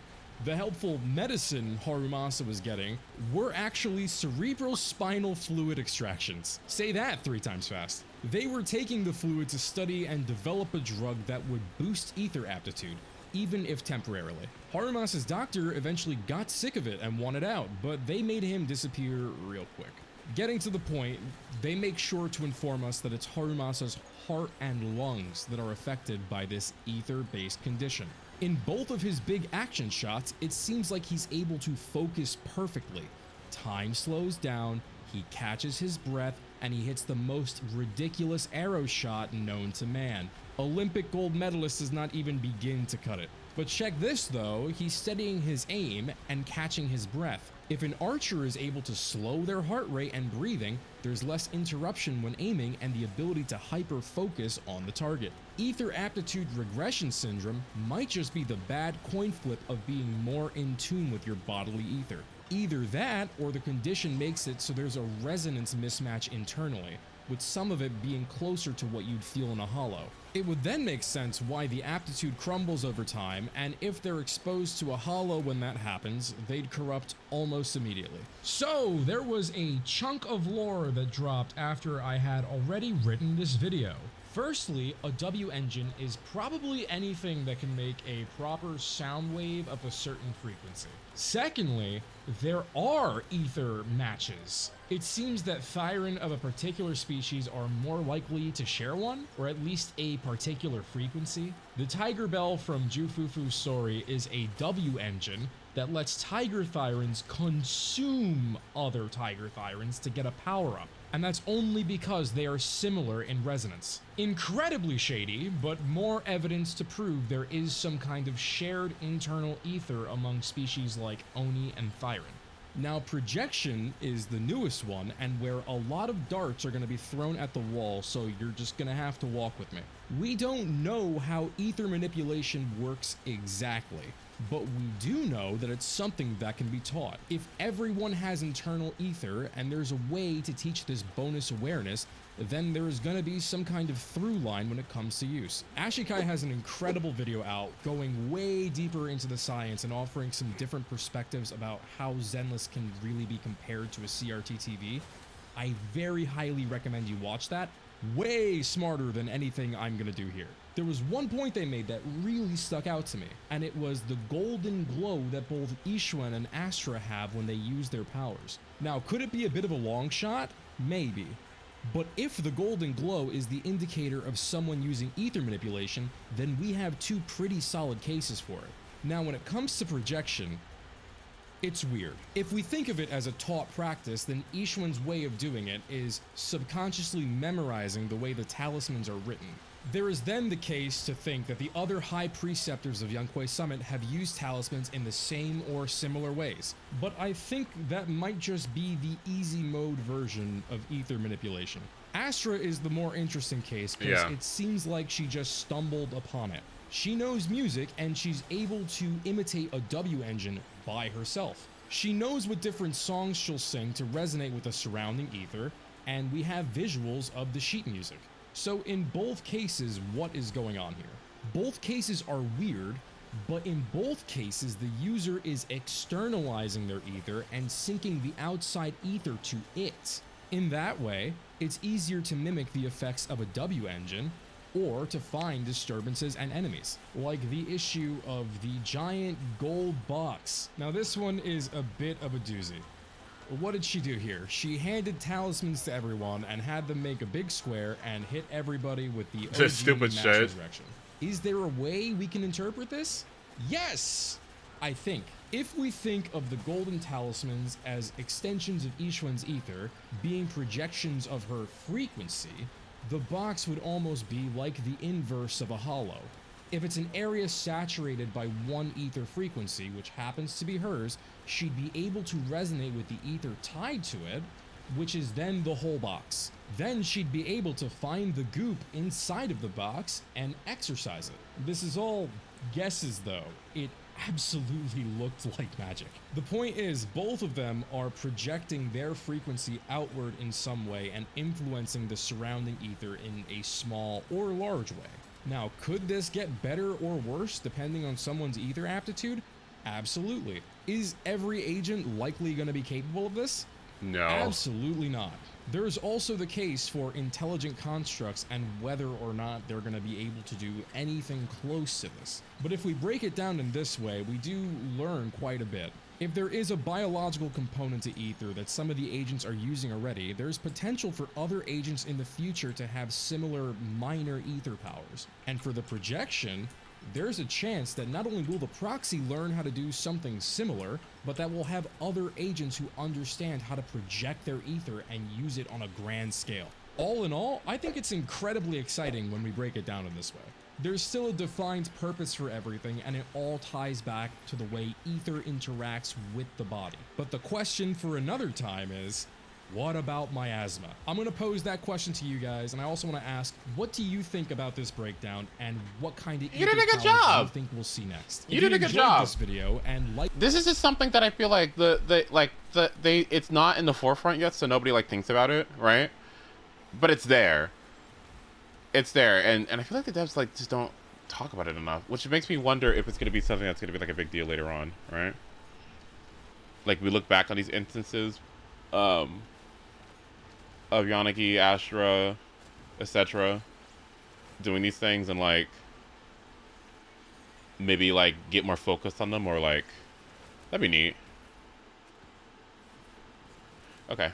I am going to go, probably. Yeah, I'm probably going to go to bed now. I'm not super tired, but I should try to So sleep. my friend made me this beautiful loaf of milk bread, and it reminded me of the Wagyu I had in my freezer. One that I borrowed from my brother and got caught by my nephew. Auntie Lisa, what are you doing? I figured this would be perfect to make a Wagyu katsu sando. Trimmed a piece of the meat and then coated it in flour. I used the last of my chicken eggs to make soy mirin eggs for an upcoming video, but luckily I had quail eggs to use as the egg wash. Dropped it in oil, and I promise you, I did not mean to overcook the meat. I meant to pull it at 130 degrees Fahrenheit, but it was at 108, and literally the next minute it was at 173. Obviously, Ooh. use your air, but I was so confused how it could heat up that quickly within a minute. For the tonkatsu sauce, I'm using a recipe from CJ Eats. Added the sauce to the toasted bread while wondering how in the heck I managed to overcook the most important part of the sandwich. After trimming the edges and making it all neat, I realized it wasn't that overcooked. The fat was rendered and the sandwich was delicious. Shout out to friends who make you bread unexpectedly, and to brothers who never question you for your freezer raids. So my friend made me this beautiful loaf of milk. What else Make do I it from have? scratch. It tastes better anyways. Ghee is hot. That's so much butter. That is so much butter. Are you joking? What do you mean just to make it yourself? That's so much butter. You gotta get like a bunch of things of butter and then render all the water out of it. That's how you make ghee, but the reason why you buy it in the store is because it takes so much fucking butter. Turning this butter into ghee, Oh, or in oops. other words, clarified butter. And why on earth would you even make ghee? Butter is actually 20% water, and when you're making ghee, you're removing that moisture and the milk solids, giving you a pure butter fat goodness. We're gonna go in with 1 pound, but you could even do this by the kilo. We're essentially just simmering our butter until the milk solids start to separate from the fat. It raises the smoke point of butter from 350 degrees to about 450 degrees. That allows us to sear our vegetables and meats with it. The second reason that it's done is that if you can't have too much lactose, then it's a really good option for people who don't have a good time digesting that kind of stuff. And the main reason we do it is because butter. Anyways, as soon as you see golden bits start to float to the top, that's when I recommend that you stop simmering your ghee. And this is what essentially gets left behind, the milk brown solids butter. and the water that we evaporated. A nice brown color to it. Ghee is one of those things that I actually approve that you buy at the store. It's just about saving money at this point. not really Exactly. quality. Ghee is a little bit more calorific because we did remove the water and the milk solids, so just be mindful of that too. Now let me clarify that I love you, baby. Take it from I clarify. That's good. The videos I've watched with him, I didn't vibe with his humor. You just hate fun. You hate fun. You hate entertainment. You hate joy. You just don't like anything fun. Maybe you should stop being a fucking unfun Freddy. Yeah, maybe you shouldn't be so bitter. Maybe you should live a little. Maybe like a little smile, maybe.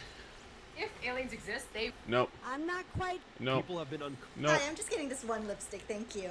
Nope. Someone said on the East. Nope. This intermission is perfect in every way. I'll put a bomb in the stream. Well, pumpkin pie. Wait, I want to look.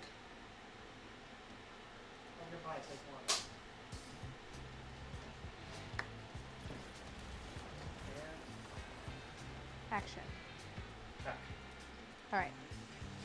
Hey everyone, I'm Claire. Welcome to my home kitchen. Today, in honor of Thanksgiving, I am making one of the most sort of classic Thanksgiving desserts there is, pumpkin pie. And I am partial to my version of pumpkin pie, which uses caramelized honey and brown butter to really complement and round out the flavors of the filling. It's a delicious recipe and one I hope you try.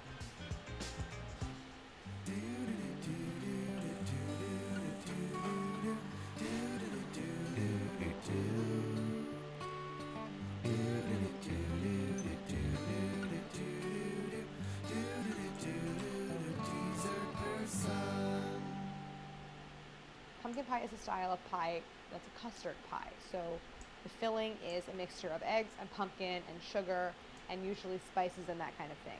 Now, I kind of understand why people don't like it because often I think it's not very good.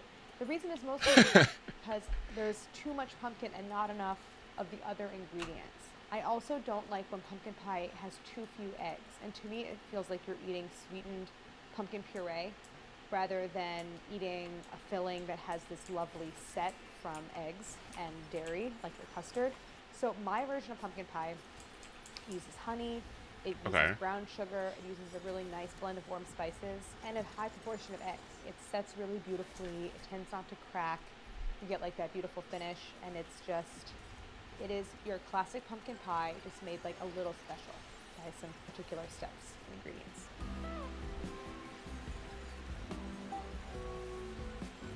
Special equipment. You are going to need pie weights. This is very important. So this is, because it's a custard pie, and it's only a single bottom crust, we par bake the crust. So we bake it before the filling goes in. So you need something to weigh it down as you're baking. I just use rice. Buy a bag of rice. It's very inexpensive. I don't really bother with pie weights. And I use rice because I fill it all the way. So you got those.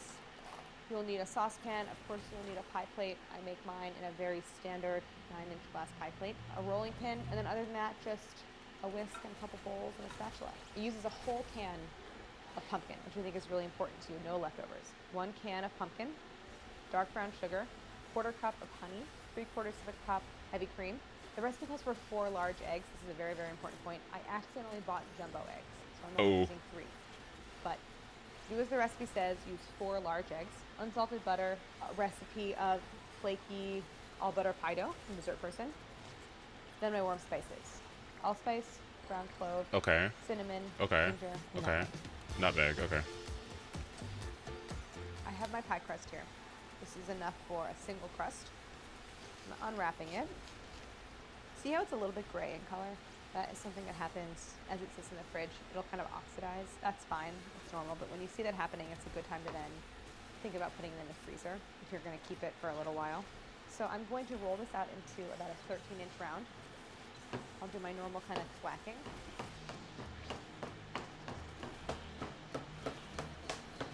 Insofar as pie dough, the recipe, it's really all about the technique and not so much about the ingredients because there's very few ingredients.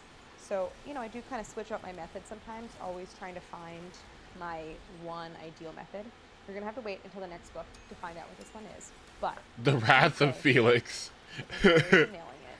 Because you want to get just the right hydration where it's easy to roll out, it doesn't crack, but it's not so soft that it becomes a little bit tough and gummy. Not cracking, it's really a pleasure to roll out. And you also get the butter kind of flattening into these streaks. So just really feeling good about my pie game lately.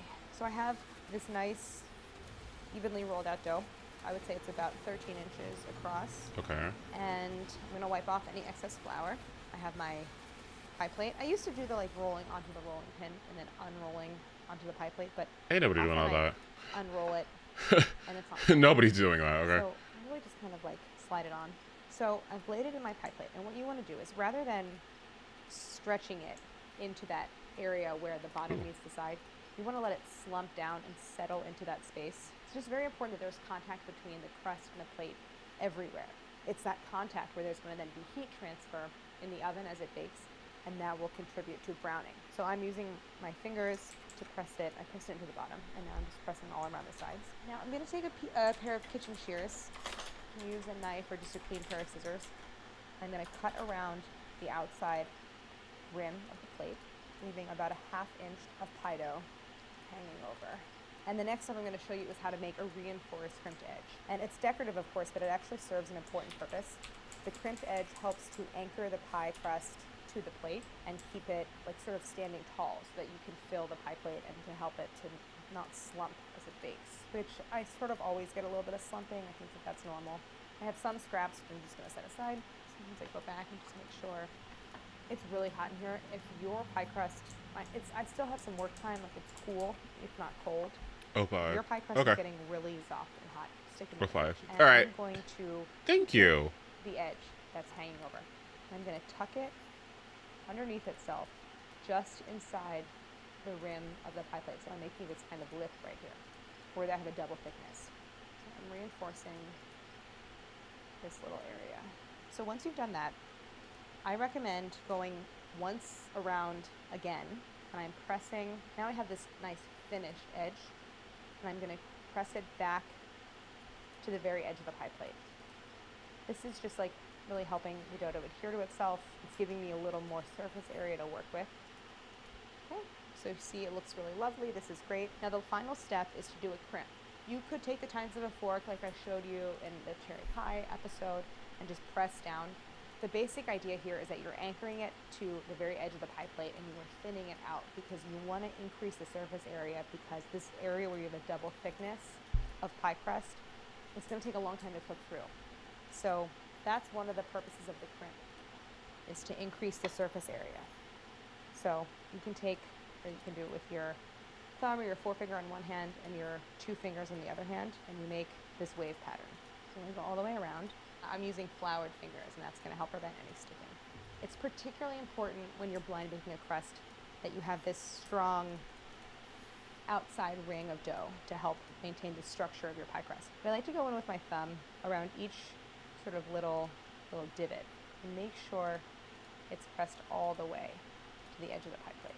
And I'm on borrowed time here with this pie crust. It's pretty warm, so I'm trying to get this into the freezer as soon as possible.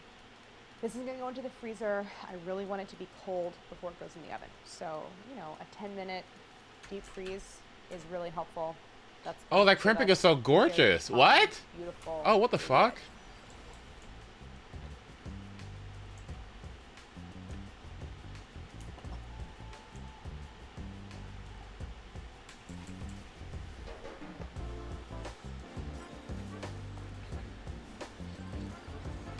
My pie crust is cold. This is much easier to work with. I have my bag of rice here, a rim baking sheet, because there will be some butter drips and everything. I'm gonna first line my pie plate with foil.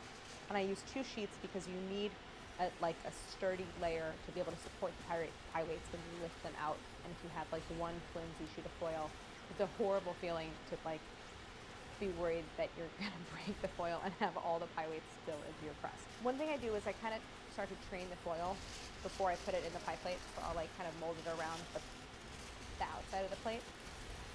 So it's just in the shape that I want it. You don't have to do this. It's sort of my very particular way of doing things. Then go ahead and place your sheets inside the crust. Now that it's frozen, I'm not worried about messing up the crimp or anything. It's very solid, so it can stand up to this. Make sure you work the foil into every little area. You want full contact between the foil and the crust, just like we wanted that same contact between the crust and the plate. That looks good, and now your pie weights go in. I like rice because I feel like it fits, it fully takes the shape of the vessel, you know, like there's no gaps, and it's heavier than dried beans for its size, so I just think it works really well. So you can see I filled it all the way to the top. In terms of volume, it's about 4 cups, about a quart. This is gonna go in my oven. I should say that I preheated it to 425. So we initially bake it really hot, and that's because I want the outer ring of the crust to set, to hold its shape. And then we lift out and bake again at a lower temp. So, but this will, at this stage, goes in for about 20 minutes.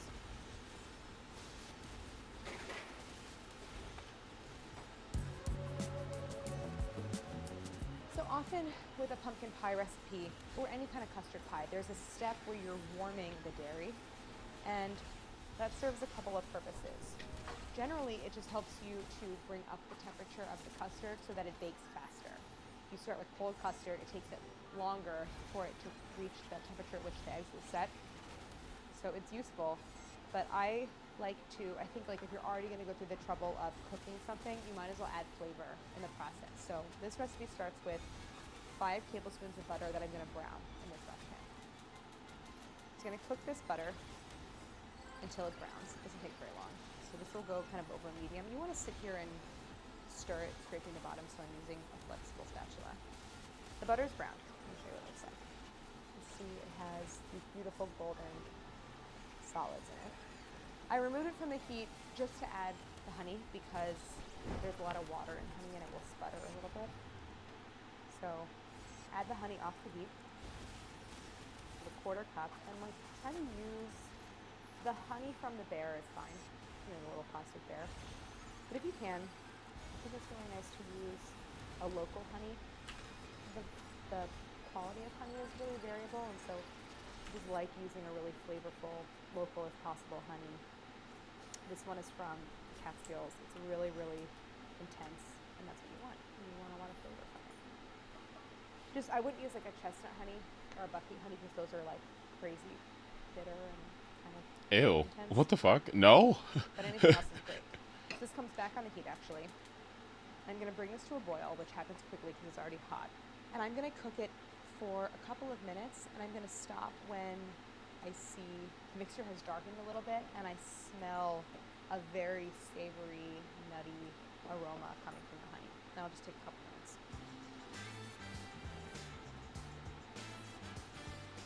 So this mixture is done. I'm going to remove it from the heat and slowly add the cream. So I'm going to bring it over toward you. We had a little bit of a debate about what caramelized honey actually smells like, and it's going to depend on the honey that you're using. I decided that it smells like mushrooms. No one agreed. I'm right. I'm going to slowly add the cream because it's so hot that it will sputter. It's like when you're making caramel. And you add the liquid. Don't be alarmed that this is in the cream. That's just solid butter fat. That's normal. So just go ahead and stir that together until smooth. People are very averse to seeing chunks of things in their dairy, but don't worry. In this case, it's normal. I just want to say there's little specks floating in here. That is also normal. That is the brown butter. So that's a good thing. You want to see that. Okay, I'm going to set that aside. And basically, we are making custard. So I'm going to start in the bowl with my eggs and sugar. And when we stream in the hot honey cream mixture, that is tempering. So this follows, you know, it's a little bit different, but it follows the basic method for custard making. So I have my eggs. I have 3 jumbo eggs. That was an accident. I meant to buy large, but I didn't. And as such, I'm only using 3 because the recipe calls for 4 large. I think if I were to use honey as the only sweetener in the pie, it would be almost overpowering. So I'm using some dark brown sugar. But first, just going to whisk these to break them up. And once they're mostly free of streaks, you can add your dark brown sugar. Use light brown. You could use granulated. I mean, I like the little molassesy touch of brown sugar. So whisk that. So you want to whisk this until it's slightly lightened in color and in texture as well. It'll be kind of... So when do you add the pumpkin then? One thing I love about this pie, besides the flavor, is the like intense, beautiful, deep orange color of the filling. It's a really rich color. Okay, now I'm going to add the pumpkin. I have 1 full can. It was important to me in this recipe that you use an entire can because, like, what are you going to do with a 1/4 cup of pumpkin puree? It's particularly annoying leftover to use up, I find. I'm going to whisk that, but first I'm going to add my spices. I'm going to add 2 teaspoons of cinnamon. Use any that you prefer. If you love cardamom, use cardamom. If you hate nutmeg, leave it out. It's up to you. If you are like this is super awful. partial to the pre-mixed pumpkin pie spice, go for it. Whatever you like. I'm adding 1.5 teaspoons ground ginger. Could add a little fresh. You're feeling kind of fancy. Then 1/2 teaspoon each allspice and nutmeg. I actually have like a weird sensitivity to nutmeg. I find it sort of medicinal tasting in a lot of cases, but not in pumpkin pie. I really, really like it in pumpkin pie. Sorry. I cannot remember the amount of ground clove. I think it's 1/8 of a teaspoon. I'm just gonna guess. 1/4 teaspoon. 1/4 teaspoon of ground clove. So whisk that really well. Hold on, shut up. You want all the spices distributed, obviously. And the last step is just to stream in your hot cream, honey, and butter mixture. And we're just adding it slowly because this is just like what you do in custard making. You slowly add the hot dairy to the eggs so that they don't curdle. It's not so hot that you're going to cook the eggs, but this is the right way to incorporate it. This is done. This is ready to go into the pie. I will just set it next to the stove and wait for the crust to be done. And actually, it's about time to check it. So I'm going to pull it out and show you what it looks like. And at this stage, this is when we're going to take the waste out. All right, this looks really good. You can see that the crust has puffed and it's getting golden brown. Would you say the crust is puffy? Carefully, very carefully lift the foil out. The foil is aluminum. It heats up and cools down like that. So it's not even hot anymore. The crust is hot. So be careful to not touch it. I like to, it's another nice thing about aluminum is you can kind of bundle it together and it will hold, just like that. Now at this stage, occasionally, I'll poke a little hole in it. You can use the tines of a fork. But I want the steam to be able to escape in a couple of spots. Now back into the oven, and I'm turning it down. This is a really important step. I'm turning it down to 325 because if I were to put this into that same really hot oven, the crust is going to shrink. And I don't want it to shrink at this stage. I want it to stay like firmly anchored around the rim of the pie plate and not slump. So a lower temp is best at this stage. I just turned it down. Now I'm gonna bake until I see golden brown all the way across the bottom. Maybe another 25 minutes. I basically completely bake the crust so that if you were to eat the crust just like, you know, right out of the pie plate, it would taste good, it would be cooked. And then I add the filling and bake it again. So this is the way I do it. I think it works best. So hot in here, let's turn the AC on and cut.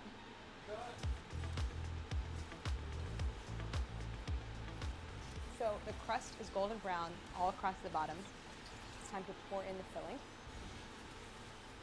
This looks really, really good. You can see that there was like a moderate amount of shrinking of the crust, but that's okay. It's still on the lip. This just gets poured right on top. What I like is that it's not a very, very liquid filling. Ooh. It's easy to transfer to the oven. Like you're not as at higher risk of just sloshing it around. I fill up to the very, very top. I mean, I'm not scraping the bowl, but like I'm using essentially all of it. There's maybe a tablespoon left in there. Okay, that looks really good. You can do a little smoothing of the surface. Now carefully transfer this to the oven. Back in, I'm on 325. Do this part carefully, but again, it's not so liquid that it's gonna easily spill. And then because this is a custard pie, the eggs, as they cook, will puff. So I'm going to bake this until I see the entire surface kind of puffed and even slightly domed, and there will be a slight wobble in the center of the pie, and then it's done.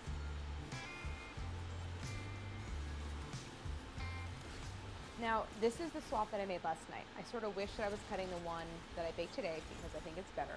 I had some issues with slumping on the crust here, but the filling baked very evenly.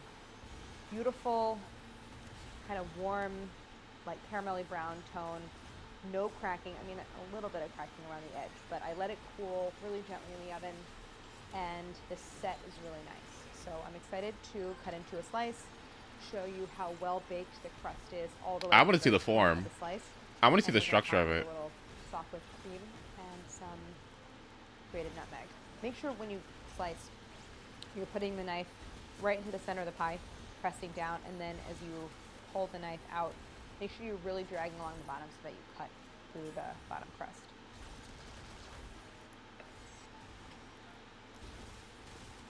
Ooh. That is a really, really nice slice of pumpkin pie. Oh my gosh. And let's see if we can look in the bottom. See how brown it is? There is no layer. Look at the structure. Wet, soggy pastry on the bottom. It's not necessarily crunchy all the way through, although it is in the bottom.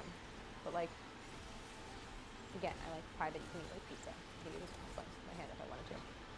This looks great. I'm really, really happy with this. I have softly whipped cream, which means it holds its shape. Or like a block of cheese. Shut the fuck up. That's the texture that I like for pumpkin pie. I'm gonna put a nice big dollop on. Then this is just like, this is really garnish. I'm not adding a ton of flavor, but I think it looks pretty. A little fresh nutmeg on top. I want to talk about the filling because I said at the top how like I don't want it to taste like I'm eating sweetened pumpkin puree. I want it to taste like I'm eating a pumpkin custard. So I want that particular texture that you get with cream and eggs, kind of wiggly texture, and that is what I have here. Why is overcapping stamina bad? I mean, if you have something specifically in mind that you want to farm for, then you can just cap it. It's okay. But it's basically just like time is being wasted because it doesn't the rate of which your oh my god, it's just so tasty. The rate of which your energy charges when you're not playing is or when it's capped out is a lot lower than when it is capped. Pumpkin pie with a crunchy bottom crust. It's not like the spices are punching you in the face or that you're taking out the that's caramelized honey. Everything is working in concert. And y'all are irritating. Pumpkin pie, it's just like the cinnamon kind of just overpowers everything. It's so balanced. But it's not the end of the world if it happens, though. You know, it has the essence of pumpkin, but it's so complemented by everything else that's going on, and it's rich, not too rich. Cuts beautifully. Oh my fucking god! This is my highly engineered, ideal pumpkin pie. Great for Thanksgiving, although I really don't see any reason why you shouldn't eat this all fall and winter long. So easy to make in the filling, and I hope you try it for Thanksgiving. Happy holidays. Thank you for watching, and like and subscribe. Bye, Clay. Oh my fucking god. There's so many cats.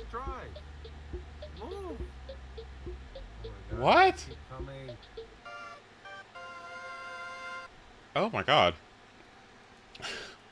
Okay. Alright. Okay, I am going to actually stop now because yeah. Alright. Let me get the hell out of here. Alright. Sunday. I think. Right? The trivia. It's trivia. You know what? Fuck Sunday. We're doing trivia. Okay guys, I'm gonna go. Alright. I love you all so very much. I will see you later on today. I will be streaming Zenless as usual, and I will also still look into Until Dawn. You guys kept on saying like, oh, you know, you don't want to play the new version or whatever, or like the remake, and I'm like, the remake is all that's available to me because I have to get a stupid PlayStation, and I'm like, I'm not gonna do that. Are you crazy? What? Anyway, I'll be around later tonight. Okay. All right, I'll see you guys. Have a great rest of your day and make good choices. All right. I don't know. I guess we're just gonna get the new version. Whatever. All right. Bye.